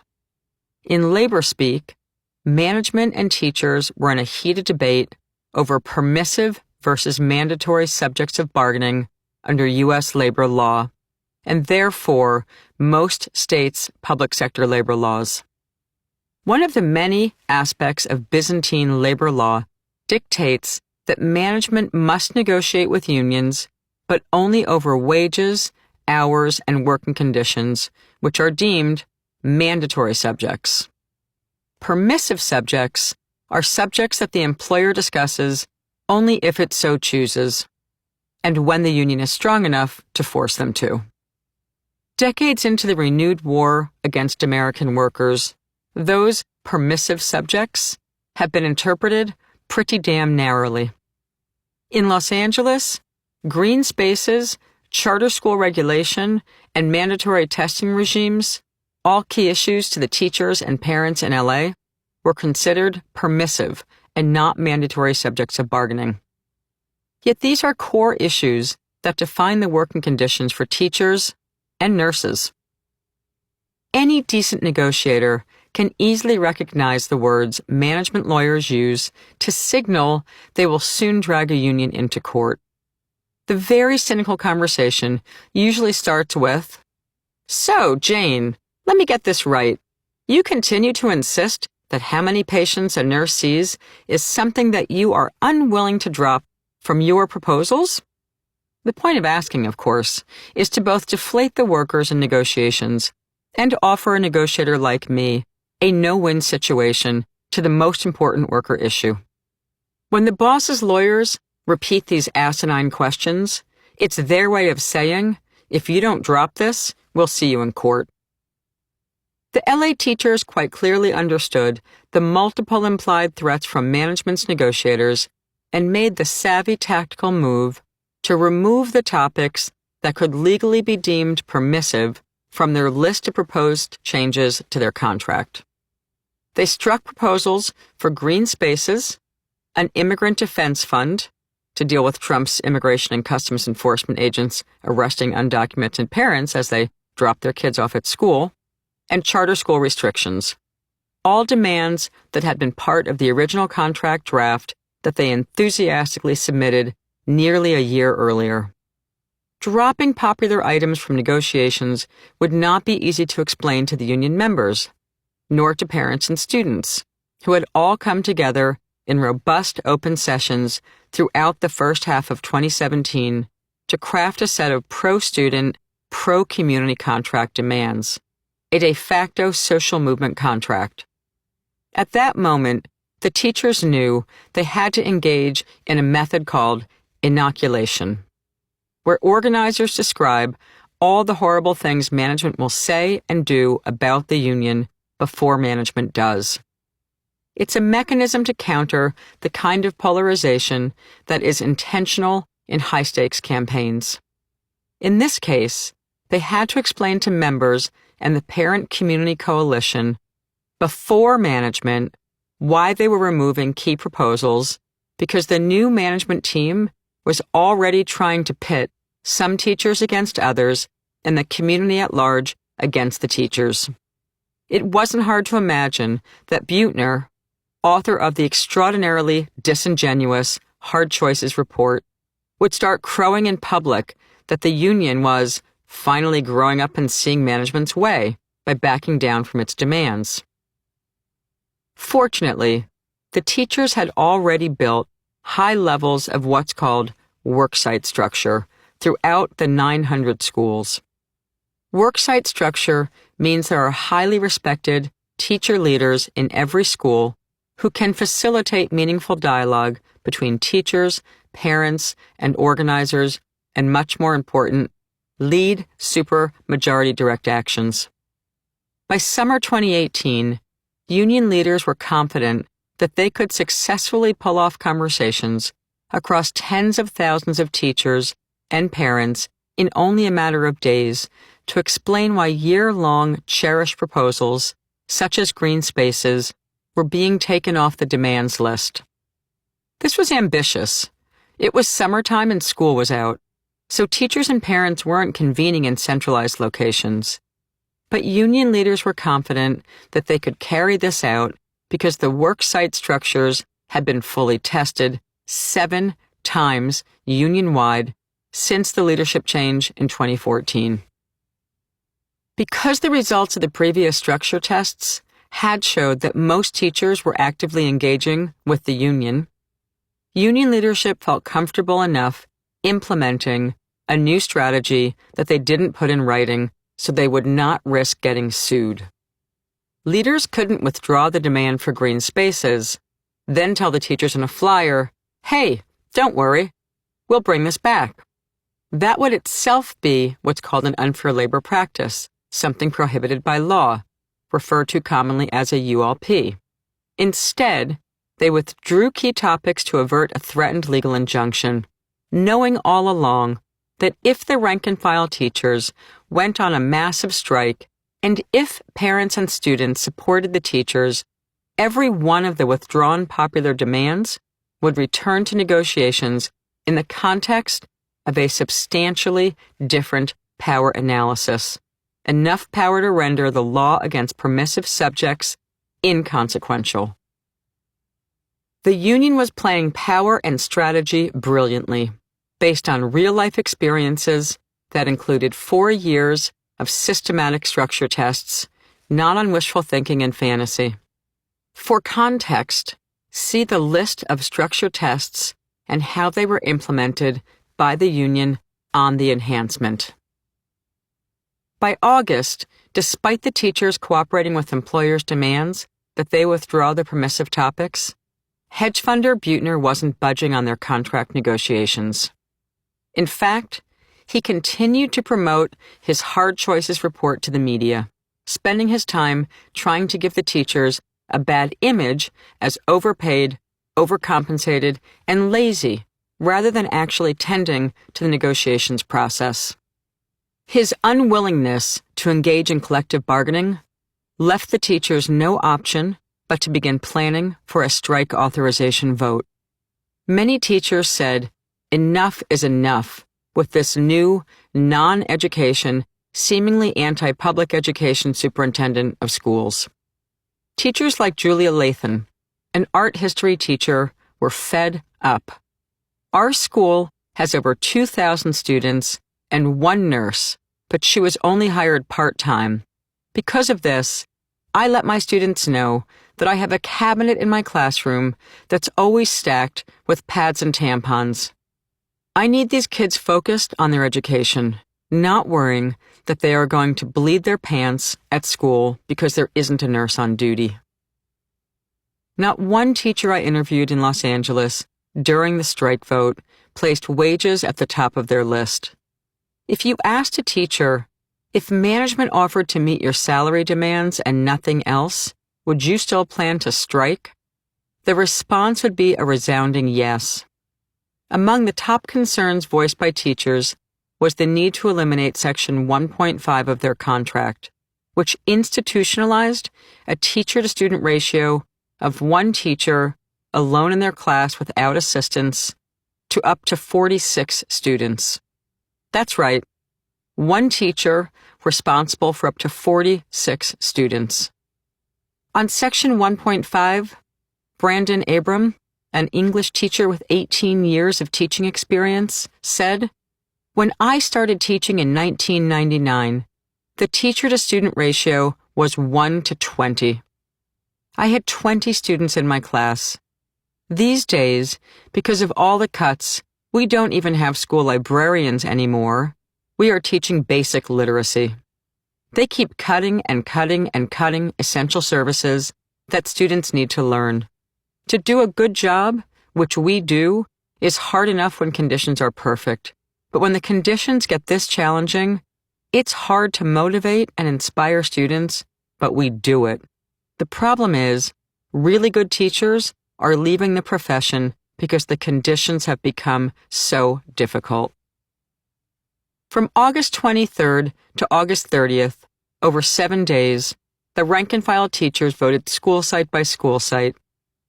They developed daily tracking systems, calculating how many teachers had and had not voted in the secret ballot strike vote election. This approach mimics the best of get out the vote, GOTV techniques used in the science of civil electoral processes. It proved to be a perfectly orchestrated strike vote. 84% of 34,000 teachers participated in the strike vote, and 98% authorized a strike if necessary. The strike vote was a hint of things to come in the 2018 midterms. The turnout for the 7 key swing seats in Greater LA directly benefited from the teachers organizing their strike authorization vote. The same type of GOTV techniques create highly effective election work. Despite the overwhelming unity and high participation in the strike vote at the start of the 2018-19 school year in Los Angeles, which signaled to management that settling the contract would be wise, Austin Butner and his Wall Street backers still refused to come to the table with any meaningful proposals. Although teachers' unions across the country were walking precincts, knocking on doors, and deploying their strike-ready worksite machine to save the country from total Republican control, LA's local Democrats were virtually silent on the teacher-student-parent crisis in the negotiations. In late September, management accelerated its slick public relations campaign against the teachers. The Charter Schools Association has front groups, organizations that explicitly try to hide by whom they are funded and whose agenda they are advancing, with misleading names like Parent Revolution. These groups held press conferences in which they demanded that teachers teach and stop demanding more money. But UTLA had already launched trainings for their chapter chairs on how to build genuine, bottom-up parent and community support. In the workshops the union did with teacher leaders, they were teaching a method to systematize the community organizing work and ground it in real grassroots organizing. One of the tools they launched was a chart for each teacher to fill in and for each parent the teachers knew to also fill in, capturing all the relationships everyone already had in the broader community. The very top of the September 2018 charting tool can be found on the enhancement. In October, the school board filed charges against the teachers' union with the Public Employment Relations Board, the internal judicial body that governs public service workers in California. When the school district management lost at the PERB, They moved to outside courts and filed a series of charges calling for injunctions against the teachers. One such attempted injunction claimed that the special education teachers should not be allowed to strike because it would harm the students. This legal maneuver was a transparent power grab. Everyone knew that the district had been steadily eroding support for special education students and classrooms for years. Management still underestimated the solidarity within the union.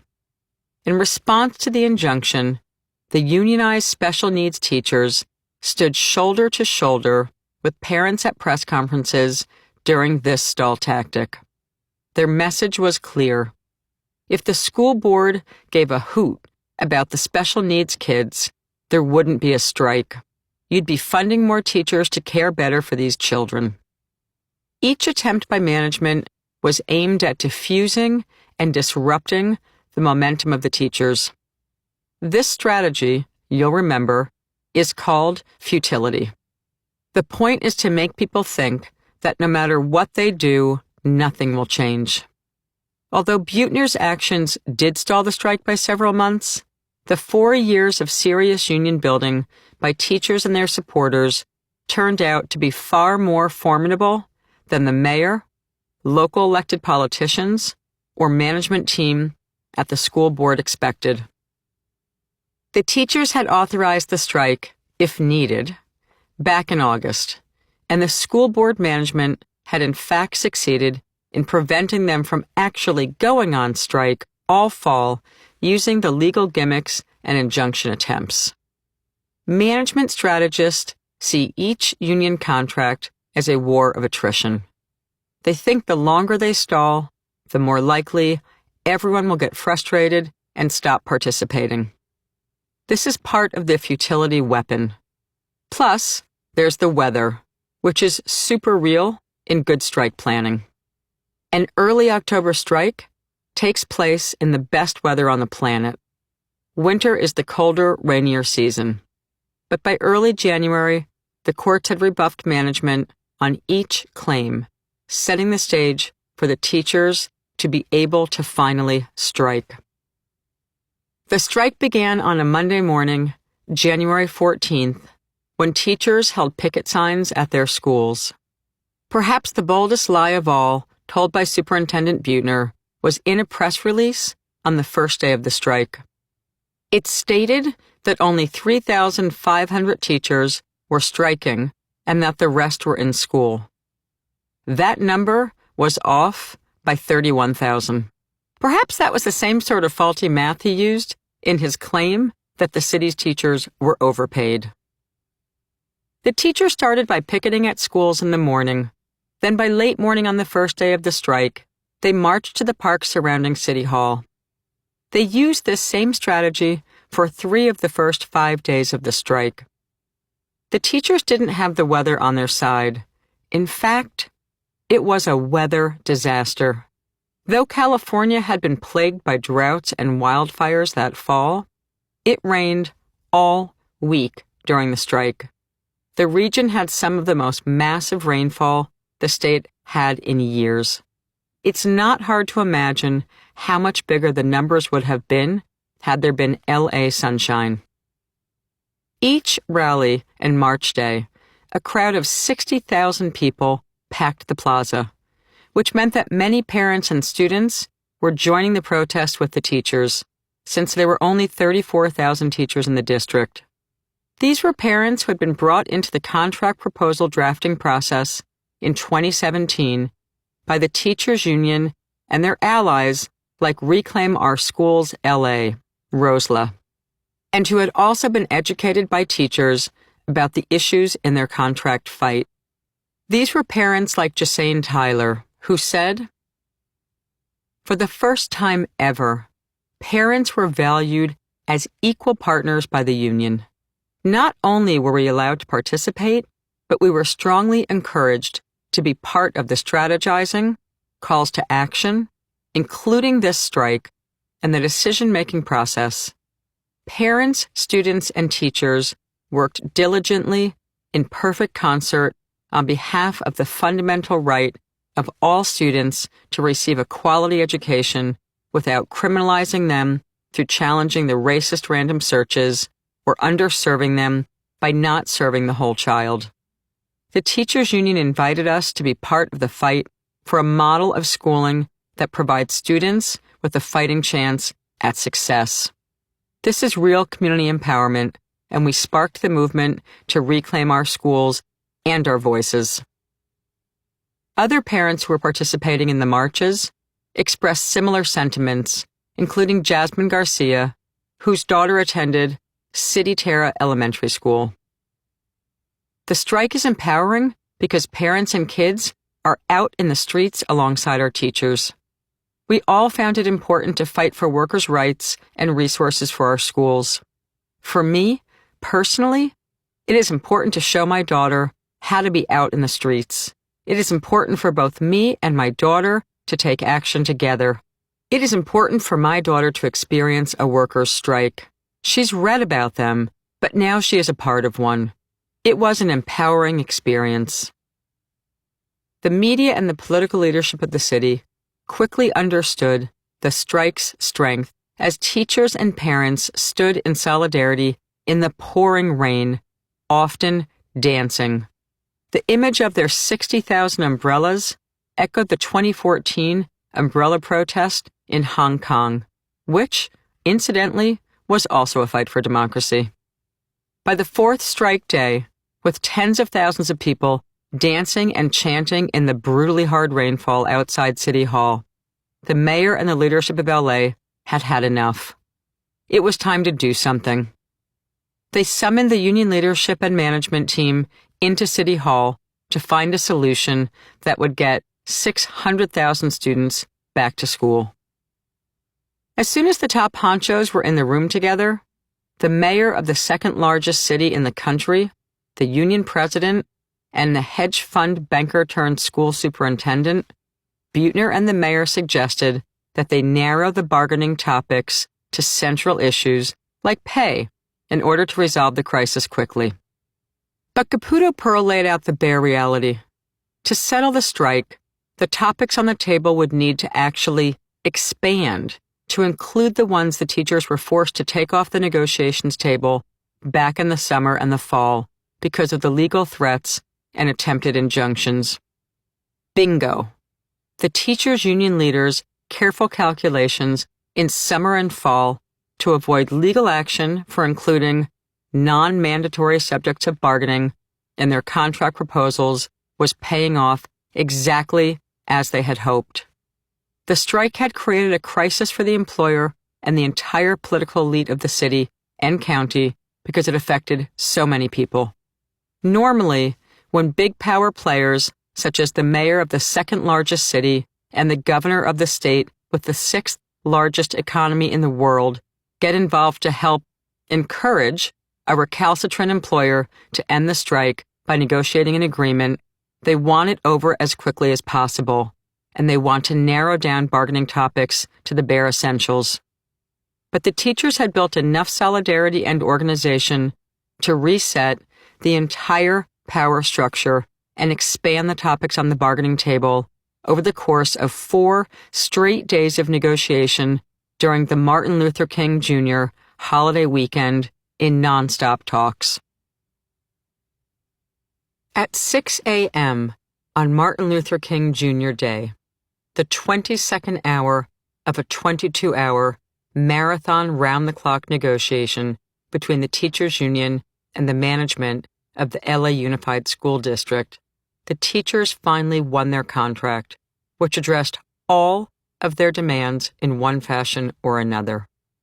For example, they won provisions for an exciting breakthrough program called the Green Spaces Pilot Program, which had been taken off the table back in the summer by management's legal threats.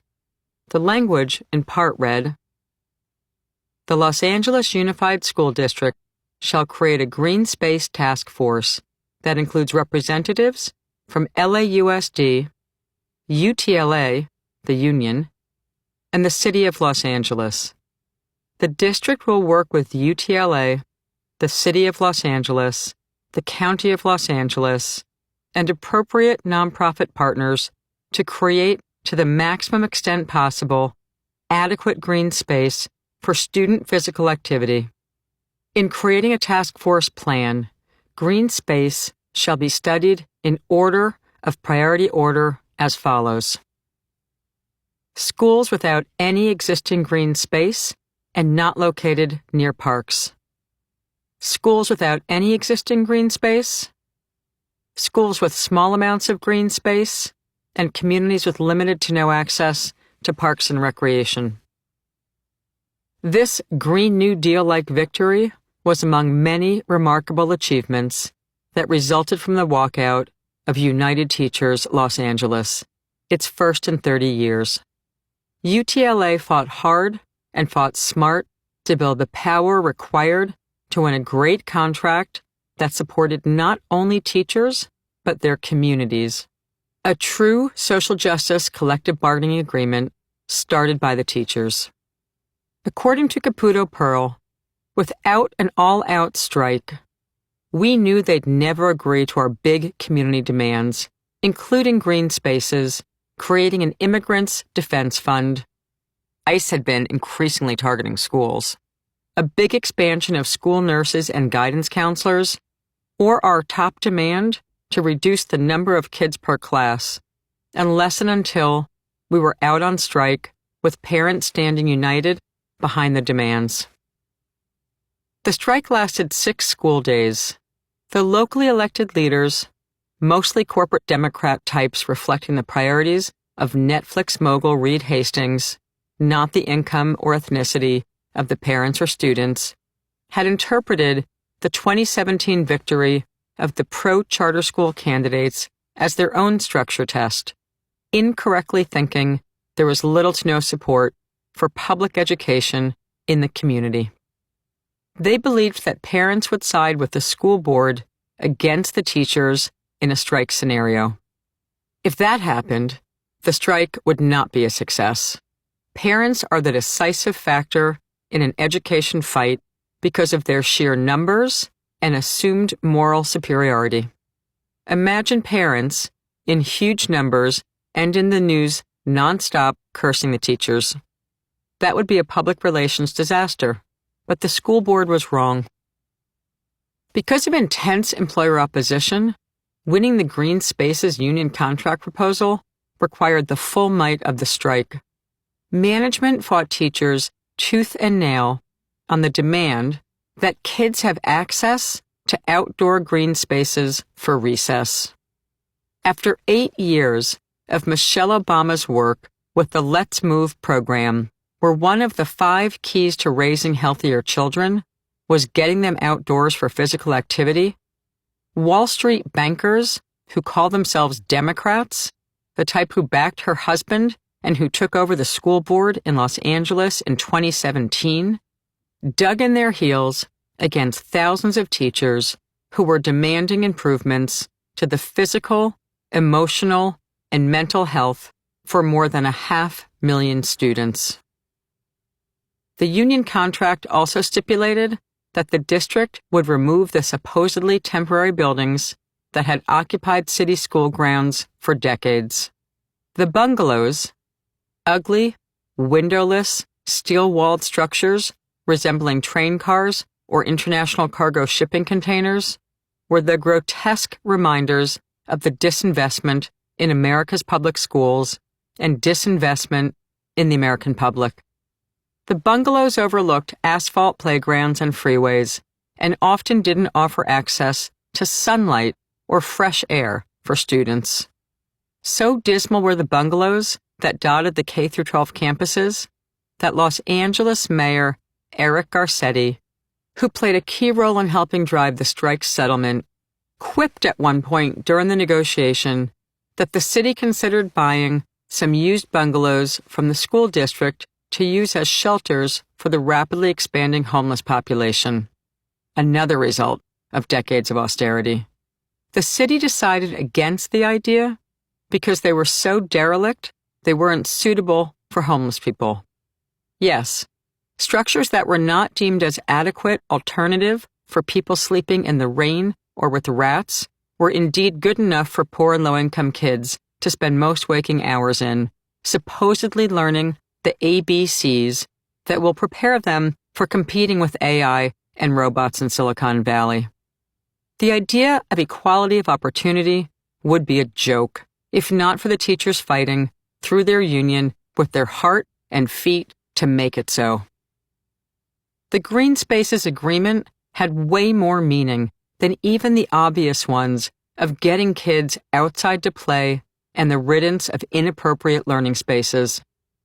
Beyond offering children the resources to recreate in fresh air, the Green Spaces Agreement also defends against further privatization of the 900 remaining public schools. By removing the bungalows, greening spaces, and putting kids back inside buildings with heaters that work and windows to let in air and blinds to keep out the sun, the Green Spaces Agreement presents a direct challenge to the privately run, taxpayer-funded charter schools because once again, the publicly run public schools will be attractive. Few people in the power structure in California understood what was happening inside the second largest teachers' union in America.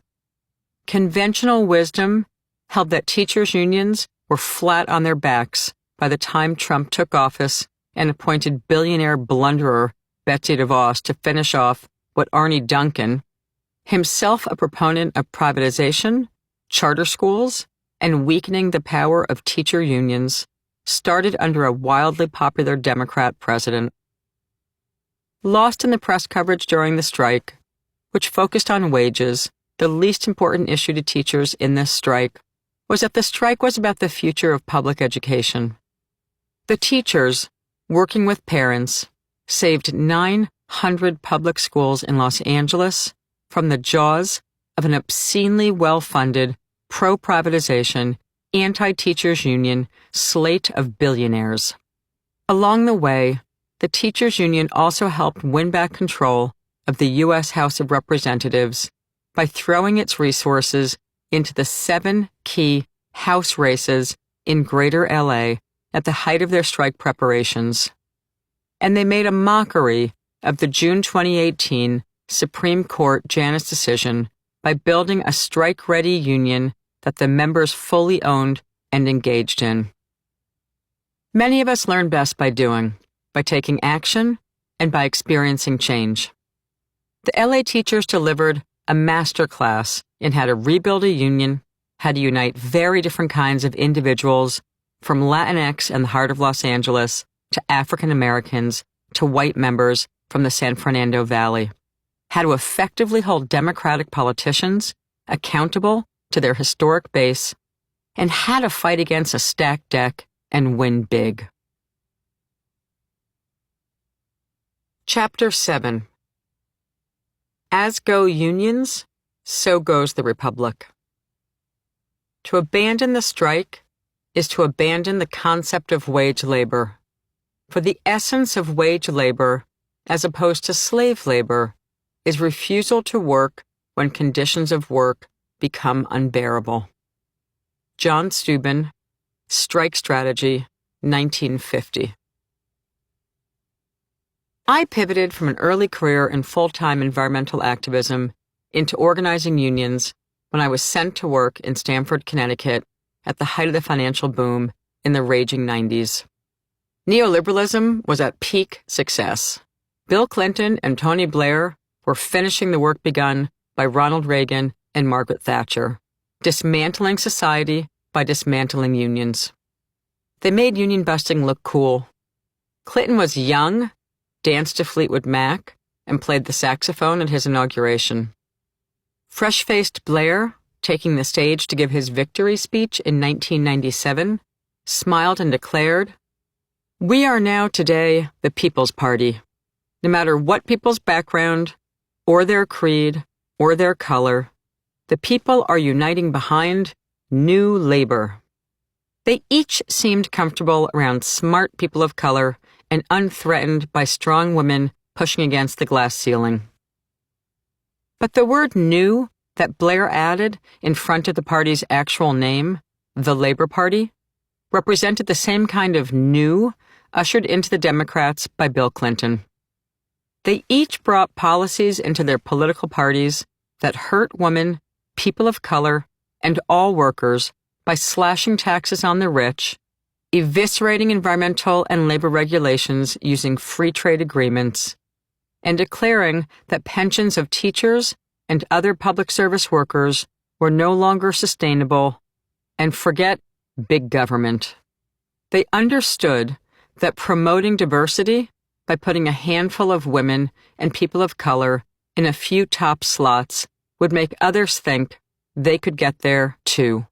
Since many unions remain lily-white and male on top, it seemed that new capitalism was better than old unions. Diversity and empowerment schemes without class and unions fall flat. The story of Taylor Hesselgrave and the Hackbright Academy makes this painfully clear. Hackbright promised to change the ratio by removing any barriers that might stop a woman from wanting to become a software engineer. But merely changing the ratio or pumping diversity into a rotten system won't fix it. There's nothing new except the delivery vehicle, a bunch of Democrats in an Uber.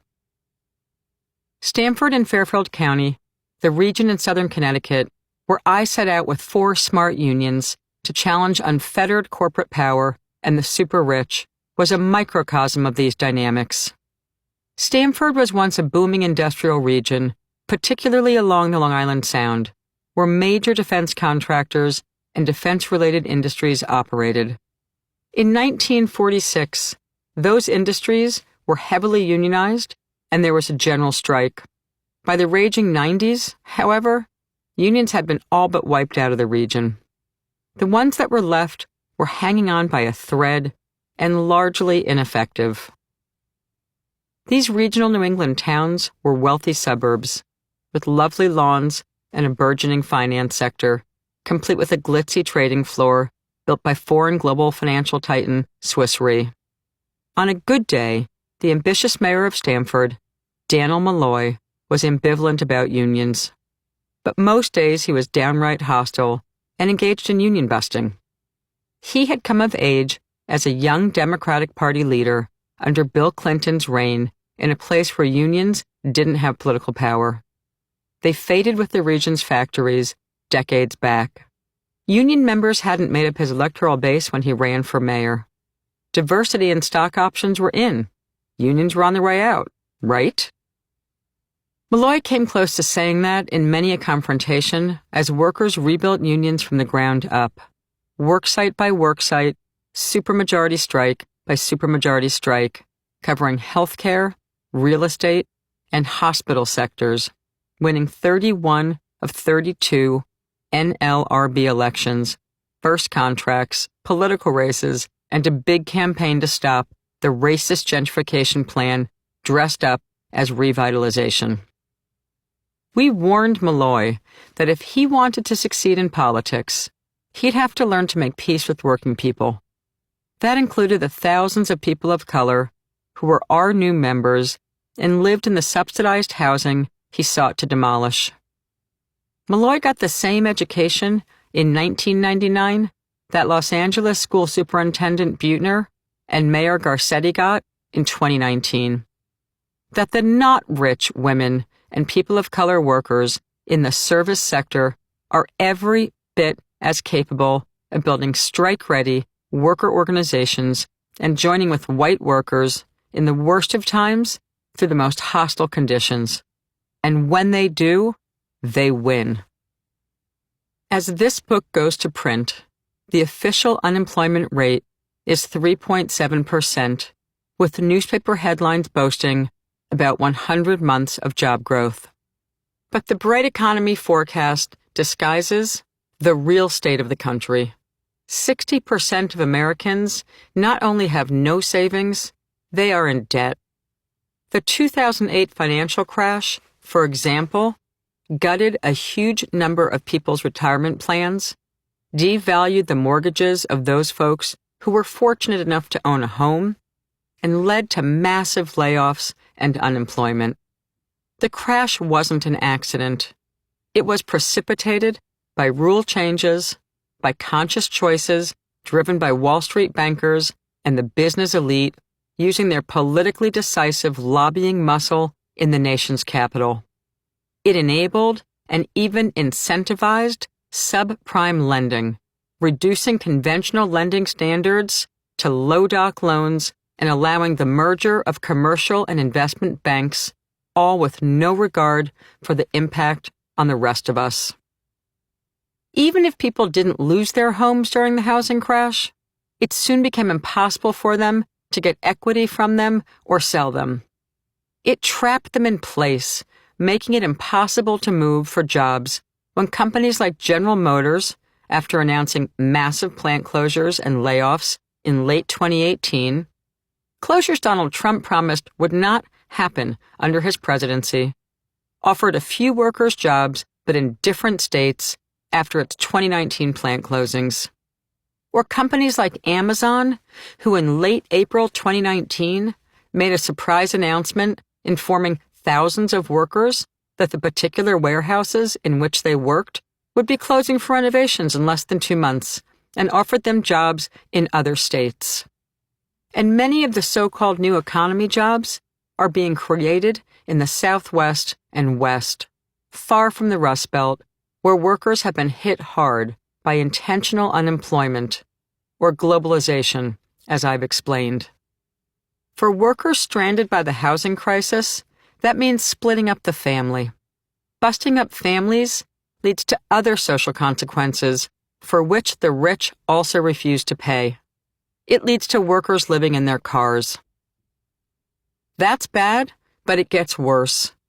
The same deregulation of banks and financial institutions that led to workers having their homes foreclosed upon or their families split is now fueling the prospect of more people losing their cars, too. An early 2019 report from the Federal Reserve Bank of New York revealed a new record. The number of Americans 90 days behind or more on their car loan payments was a whopping 7 million in January 2019. Washington Post reporter Heather Long wrote, "A car loan is typically the first payment people make because a vehicle is critical to getting to work, and someone can live in a car if all else fails. When car loan delinquencies rise, it is usually a sign of significant duress among low-income and working-class Americans." The most jaw-dropping aspect of reading the report and media coverage of it was the lack of concern that it's become normal for workers in America to live in their cars. So much for the American dream. Despite conditions getting worse every year, in most cases, the national unions, different from their many upstart locals, have actually held workers back from strikes. Instead, they dutifully cling to the promises from one Democrat after another that they will fix national labor law. But mainstream Democrats have been making this promise since Jimmy Carter won the White House, plus 60. Plus 60 refers to the number of Democrat versus Republican-held seats in the Senate, and it's shorthand for filibuster-proof. Until recently, if 41 senators wanted to block a bill's passage, they could talk forever, aka filibuster, to stop legislation. So despite having the actual numbers lined up for the Democrats to pass labor law reform, they never have. Carter didn't fix labor law, neither did Clinton or Obama, despite Herculean efforts by workers through their unions to elect them and get to plus 60 in the Senate. Why does the inequality continue?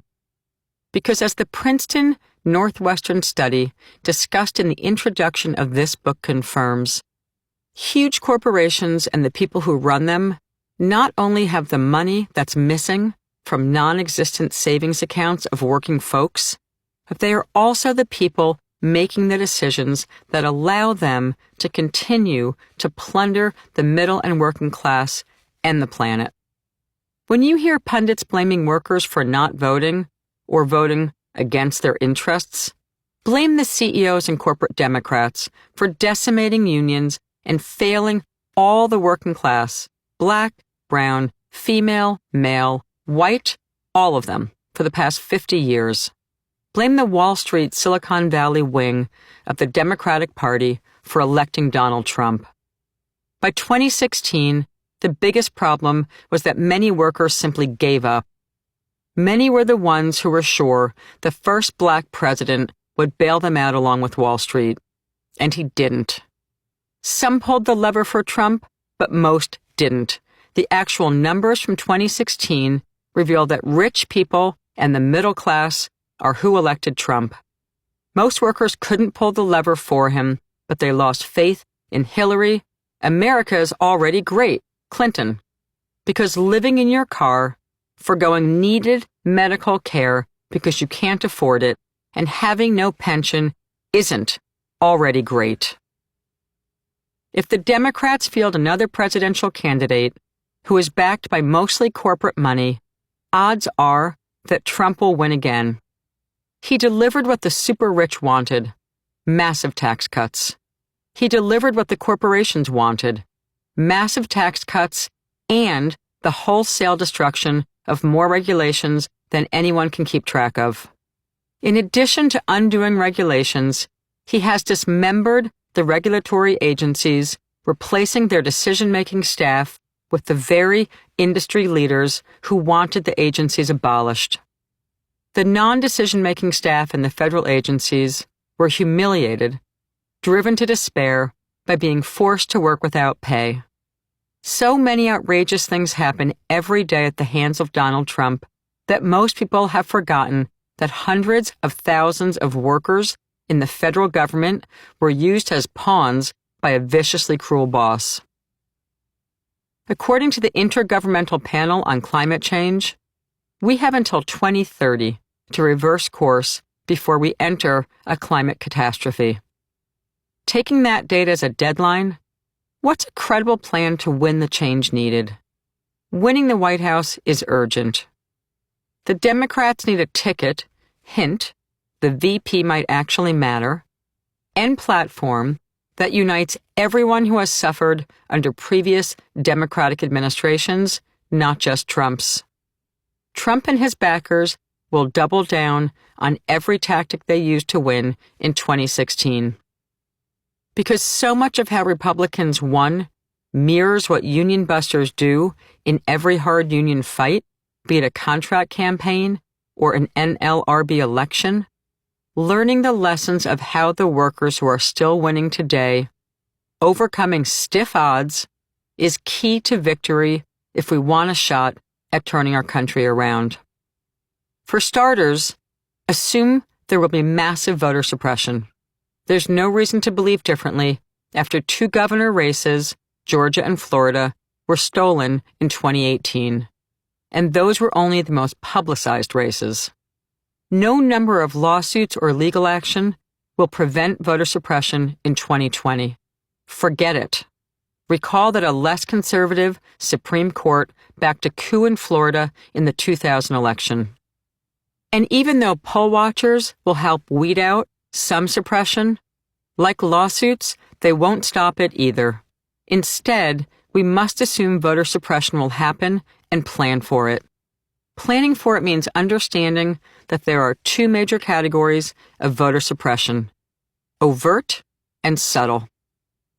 Overt suppression includes expunging names from voting rosters or at the voting station in the NLRB election booth on Election Day, or disappearing ballots between the close of polls and the count. This is made easier by electronic voting systems with no paper backup. Or that big bunches of ballots somehow get damaged, or making it difficult for people to vote. Since voting day is not a national holiday, most people work, and election departments are underfunded, leading to lines so long at the voting location that people actually can't stay to vote. The second kind of voter suppression is subtler, but no less effective. Convincing people not to bother voting because they can't make up their mind, or both parties stink, or nothing will change anyway. The solution to overcoming both types of suppression is building supermajority participation before the election, which is exactly what union organizers do to win a hard NLRB election.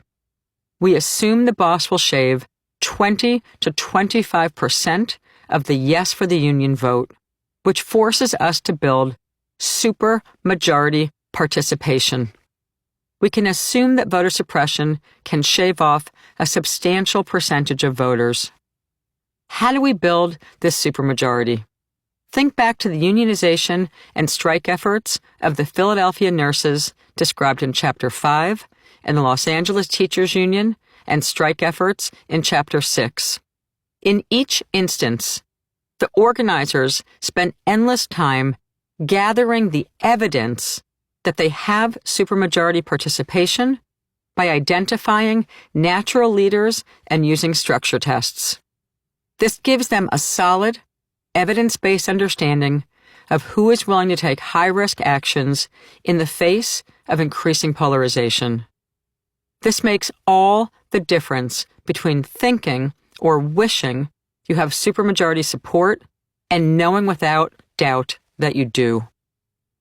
Polling, tweeting, fake booking, or other ways of engaging with politics done from the comfort of your home are much less effective than participatory public structure tests. Why? Polling is anonymous, and plenty of social and political science literature verifies that making an anonymous commitment to something or someone is very different from making a public one. Social media keeps people locked inside their own insular silos where it can seem like most everyone already agrees with you, but that's far from the case. Effective organizers conduct public structure tests like the various public petitions signed by the LA teachers repeatedly. Each time people engage in them, it deepens their commitment to the action that needs to be taken. It makes people more likely to stand in an 8-hour line at the polling station, go on strike in the snow or pouring rain, or walk through a mass of angry protesters as they head to a polling station. Each structure test reveals where your unity and organization are strong and weak, allowing you to prioritize your effort on the weakest links. In a union campaign, focusing on weak areas is often called focusing on the biggest worst. Given limited resources, it's the areas in the biggest trouble that need the most attention. This generally means spending long days finding people who aren't participating in the structure tests at all, who aren't attending any of your meetings, and who don't want to talk to you. These are what we call having the hard conversations, because having hard conversations is urgent in a hard campaign. Besides winning an election, learning to build supermajorities has another crucial benefit. It builds governing power. If someone decent wins the election, unless the troops in the field stay mobilized to force needed change, it's very easy for the big corporate lobby to take over and prevent anything significant from happening. The country may feel nicer with a good leader at the top, but we need to address inequality and the climate crisis from the bottom up. So building supermajorities wins hard elections and then serves as the basis to win policy changes too. In unions, building supermajority participation is crucial because for workers, voting to form a union is only the first step. Even if workers win the vote, nothing changes until they negotiate and win their contract. If we use winning a great union contract with fully employer-paid health care, child care, workers' control of their schedules, fair pay systems, paid parental leave, real pension, and more, things that take a lot of power to win in a contract, as analogous to winning society-wide policies, voters have to keep up their unity and activism after Election Day. There's no way to win life-changing legislation like the Green New Deal otherwise. In the 2020 election cycle and afterward, Democrats cannot play the data-driven, small margins game. Given the current conservative bent of the Supreme Court, voter suppression will trump small margins. The entire practice of the mainstream, corporate-backed Democratic Party has to change because it relies on data geeks zeroing in on minute numbers of voters getting activated or pushed to the polls for one election day and then putting them back to sleep for 4 years. That, too, led to Trump's election in 2016. He had the winning electoral base that the pundits basically all missed, but instead they kept reporting that he had no staff in key states and predicted that Clinton's superior staff in those same states, her ground game, would win. Pundits and Democrats alike underestimated the power of the Evangelical Church and the National Rifle Association, to name just two core institutions the Republicans have steadily built while the Democrats steadily wiped out their union base. To build a supermajority base that's rock solid for 2020 and that builds governing power, liberals and progressives must use other elements that are the norm among successful union organizers too. Defeating futility and deploying inoculation. Futility, the tactic union busters use to subtly convince people nothing will change and they should just stay home and not bother voting, is best combated by having lots of examples at the ready to describe the many real achievements ordinary people have made despite stiff odds. For example, workers helped create Social Security by first electing FDR, then went on strike until policymakers realized it was important to insure people in old age. Workers then fought for Medicare and Medicaid and won them during Lyndon Johnson's presidency. Inoculation, a tactic wherein organizers preempt all the horrible things management will say and do about the union, is a way to counter the polarization that billionaires want to create. If you don't get ahead of polarization, you run the risk of people getting election fatigue. No one wants to talk to anyone about the election because just talking about it feels so bad. Think about the half year leading up to the 2016 election. Neighbors, friends, family, and coworkers all over the country were arguing and having fights like they've never had. Most people don't see the process of how that kind of polarization is built, but union organizers have been dealing with bosses fomenting division and hatred for a long time. To beat them, smart unions, like PASNAP in Chapter 5, have literature pieces ready to give to workers once the union-busting rhetoric has started to kick in. These pamphlets have sections with headings like, "What are the 9 things that management will always say when employees talk about organizing a union?"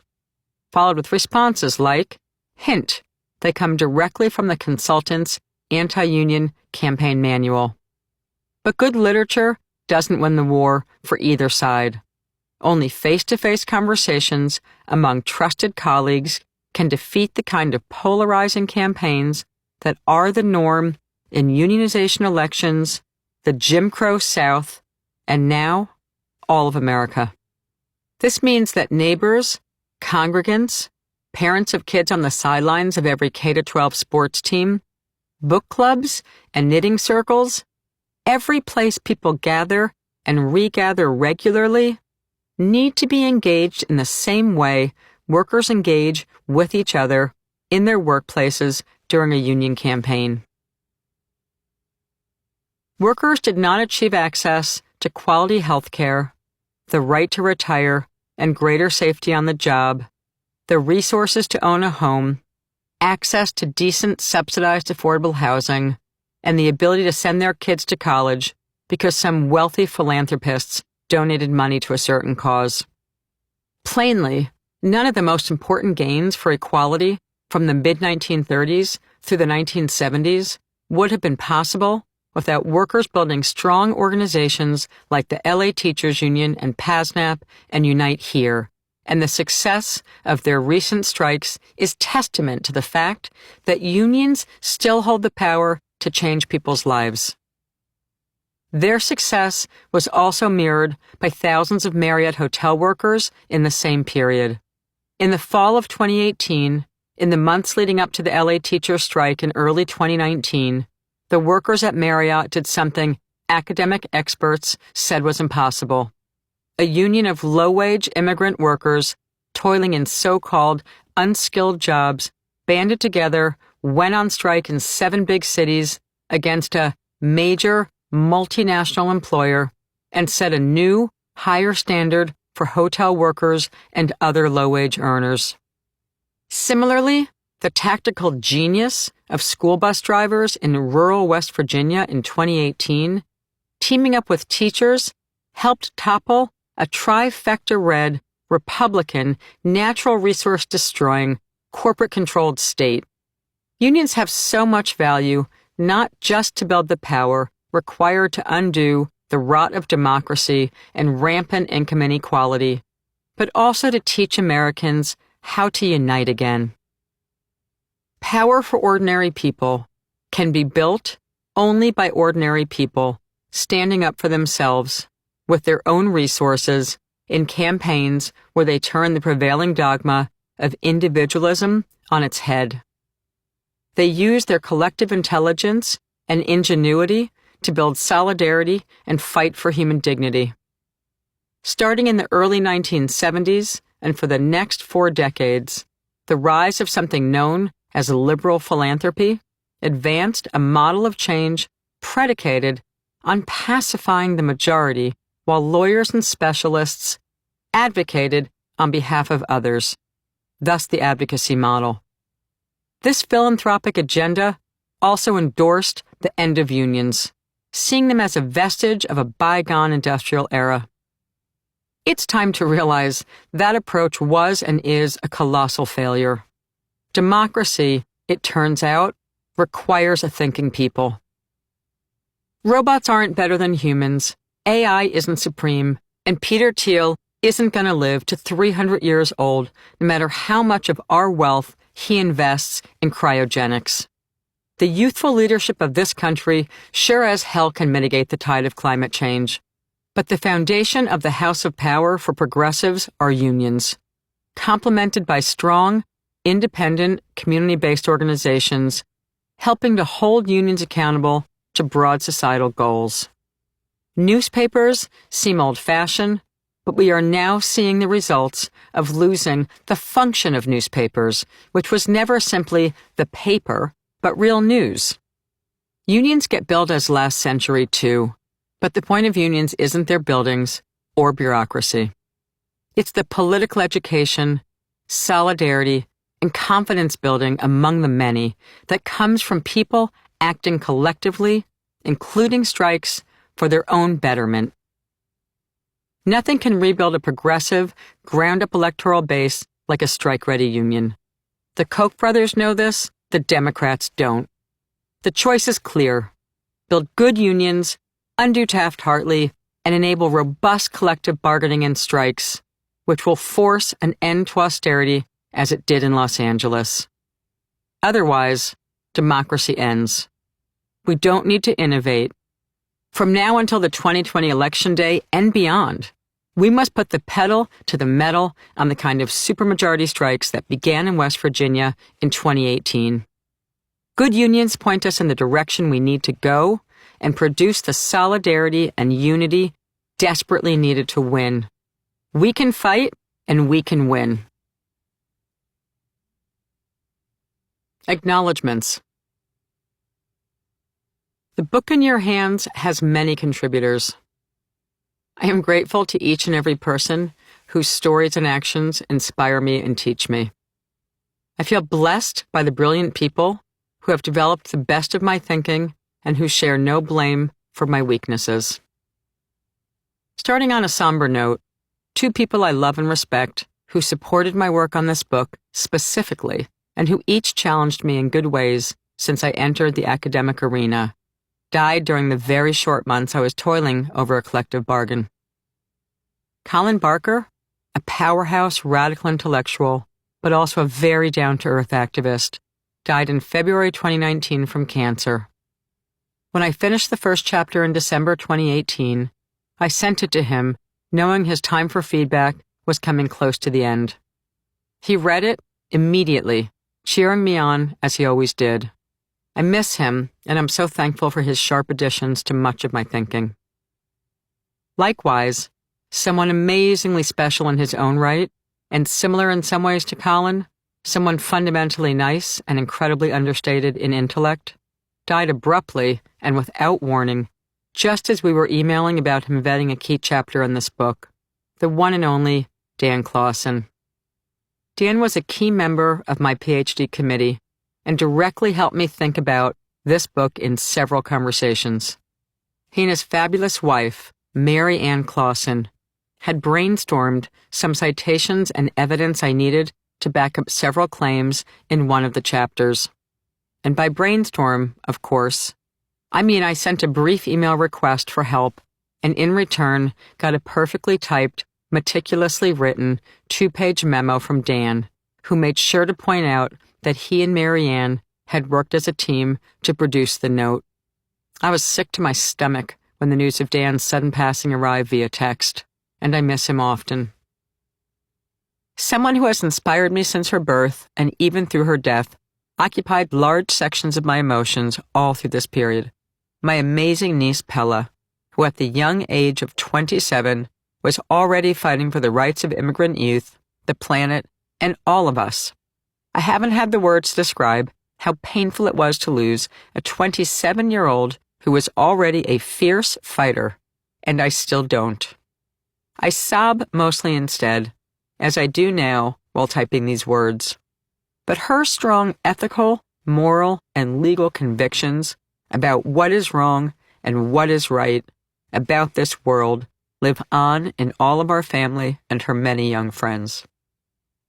This book wasn't my idea. In fact, for a short period, I didn't think I should write it. After all, I was busy thinking about a different book, one I was already doing with Verso about strikes, before the resurgence of them in 2018. Within a matter of months, in the summer of 2018, then Echo editor Emma Janaski, along with my literary agent Sam Stoloff, changed the course of my work pretty much entirely. Sam was super supportive as I navigated each aspect of this project. Emma was just the editor I needed. She pushed, pulled, cheered, pushed again, demanded more, undid giant messy piles of words, untwisted early thinking, and helped me rethink how to organize the 10 trillion things I was trying to shove into each chapter. She's an amazing editor, a great thinker, and one hell of a person. When Emma asked me to write a book in several months from start to finish, I thought, damn, she's like an organizer, meaning she essentially wanted me to do what I do, shift into what I call warrior mode, and write a book on a deadline, much like an NLRB election, in 45 days, more or less, with some outside interference expected. Emma busted her ass on this, and when I wanted to be done, she wasn't having it, despite my meltdowns. I'd welcome Emma on a union campaign anytime. Her perseverance and clarity in the face of adversity were amazing. When Emma decided to shift her life to a new project, she handed me off at Echo to Dominique Layer. I was terrified, really, for a few minutes in the scheme of life. But Dominique welcomed me and this book project with an open heart and open arms, guiding a frenetic me calmly through the remainder of this collective effort. On that note, all the staff, some of whom I won't ever know, from the cover design team to the layout people to the production department, everyone at Echo HarperCollins is a pleasure. As soon as I accepted the mission of cranking out a new book in record time, I began to assemble my A-team. 2 researchers who were absolutely key to getting this book done, who ably and incredibly assisted me with odd and at times constant requests for backup, were Jeff Goodwin of New York University and social movement thinker fame, and John Lasney. Jeff Goodwin is a more recent addition to my life. He and I met when I entered the academy, and he's been a total, smart, funny, great pleasure since the first time I met him. Jeff immediately volunteered to help me with research, and I couldn't be more appreciative of his talent and solidarity. He's also really fun and has an unrecognized talent at billiards. I've known John Lasney since my first year in the labor movement, when he showed up as part of the union summer team in Stamford, Connecticut. He's been a 1,000% reliable human solidarity machine ever since. When I write, I have to listen to good classical music. It's how I shut out the noise of the world. And John Lasney is prouder of the classical music suggestions he sent to me than of his responses to my research requests. A short version of the best of the list he sent me, all excellent recommendations, includes Mozart piano concertos, recordings by Alfred Brendel, Mozart clarinet concerto and concerto for flute and harp, Beethoven piano sonatas, also Alfred Brendel, Bach's Goldberg variations, played by Glenn Gould. He did one recording in 1955 and another in 1981. You can listen to both, and they're strikingly different. And string quartets by Beethoven, Haydn, Mozart, and Schubert.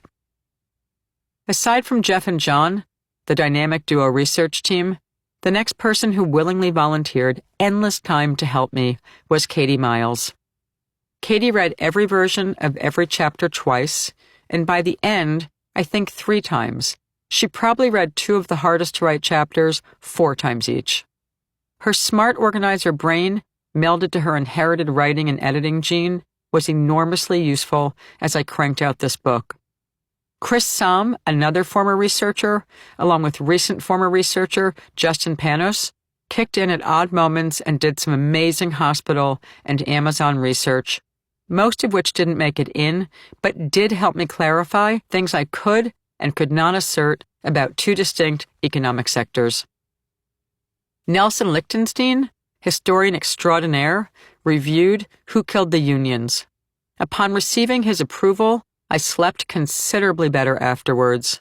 I so appreciate him generally and for pinch hitting and reading that one chapter.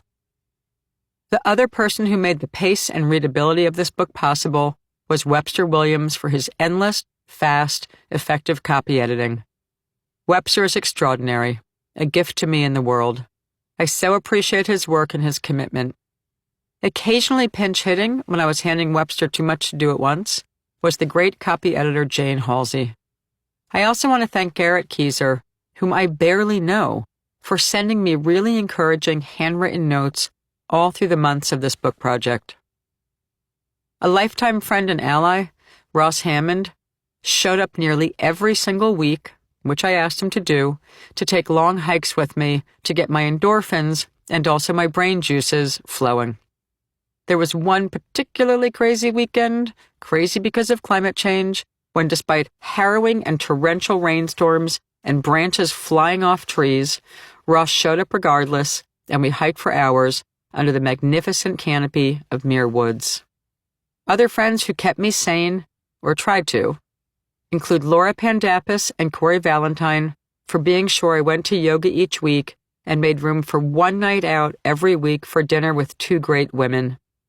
In that department, food and human nourishment, Trish McCall and Gary Friedman insisted I come to their house for Warriors game nights and to accept really good meals as they practice learning how to make vegetarian food for their in-laws.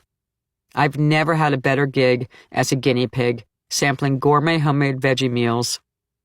When I wasn't tracking details at the horse barn, Maureen Pinto, Susie Stewart, and Thea Chalmers paid necessary and endless attention to my trusted steed, Jalapeno. In addition to a gravity dropper for my bike saddle, I got a trainer and a mountain bike coach to help keep my body moving. His name is Alan Reeves, and I thank him for reinforcing my sense of daily discipline, keeping my body physically working when it was breaking down from sitting for too long while writing the first draft.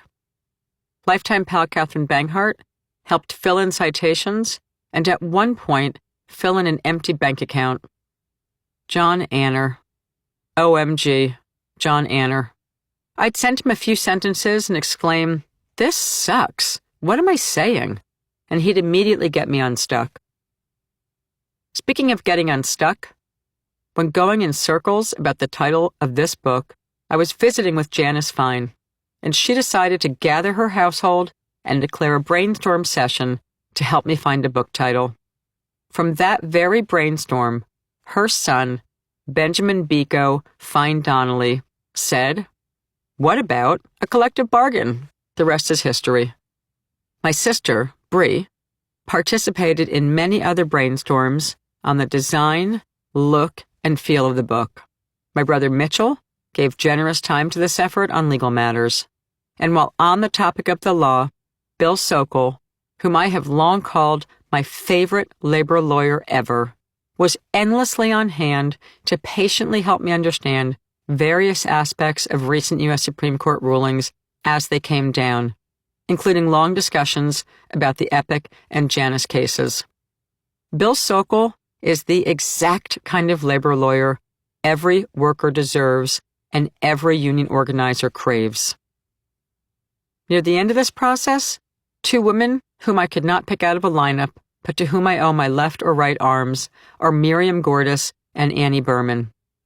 These two women were interns at the Francis Golden Literary Agency, and Sam Stoloff asked them to help me with citations work. They were lifesavers. Miriam Gordis, in particular, pored over the manuscript of this book, fixing citations, adding citations, and also fact-checking the entire thing in record time. I can't thank her enough. I can only keep thanking her. Last but first, in a serious way, are several extraordinary humans who are willing to let me write about their work lives. These include Taylor Hesselgrave, who deserves a Medal of Honor for what she survived at the hands of unscrupulous employers. Her co-workers deserve praise and admiration too. And definitely thanks to Marnay Payne, Liz Miller, Pat Kelly, Jamie Rhodes, and all the Pennsylvania workers with whom I laughed, cried, and struggled day in and day out during the 2016 Philadelphia organizing campaign.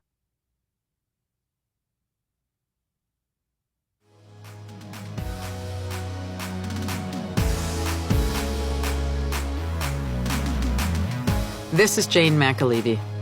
This production of A Collective Bargain, Unions Organizing and the Fight for Democracy, presented by Echo and Harper Audio, was directed by Katie Ostroka and recorded at John Marshall Media in New York City. Engineered by James Garrell. It was produced by John Marshall Media. Executive producer, Suzanne Franco Mitchell.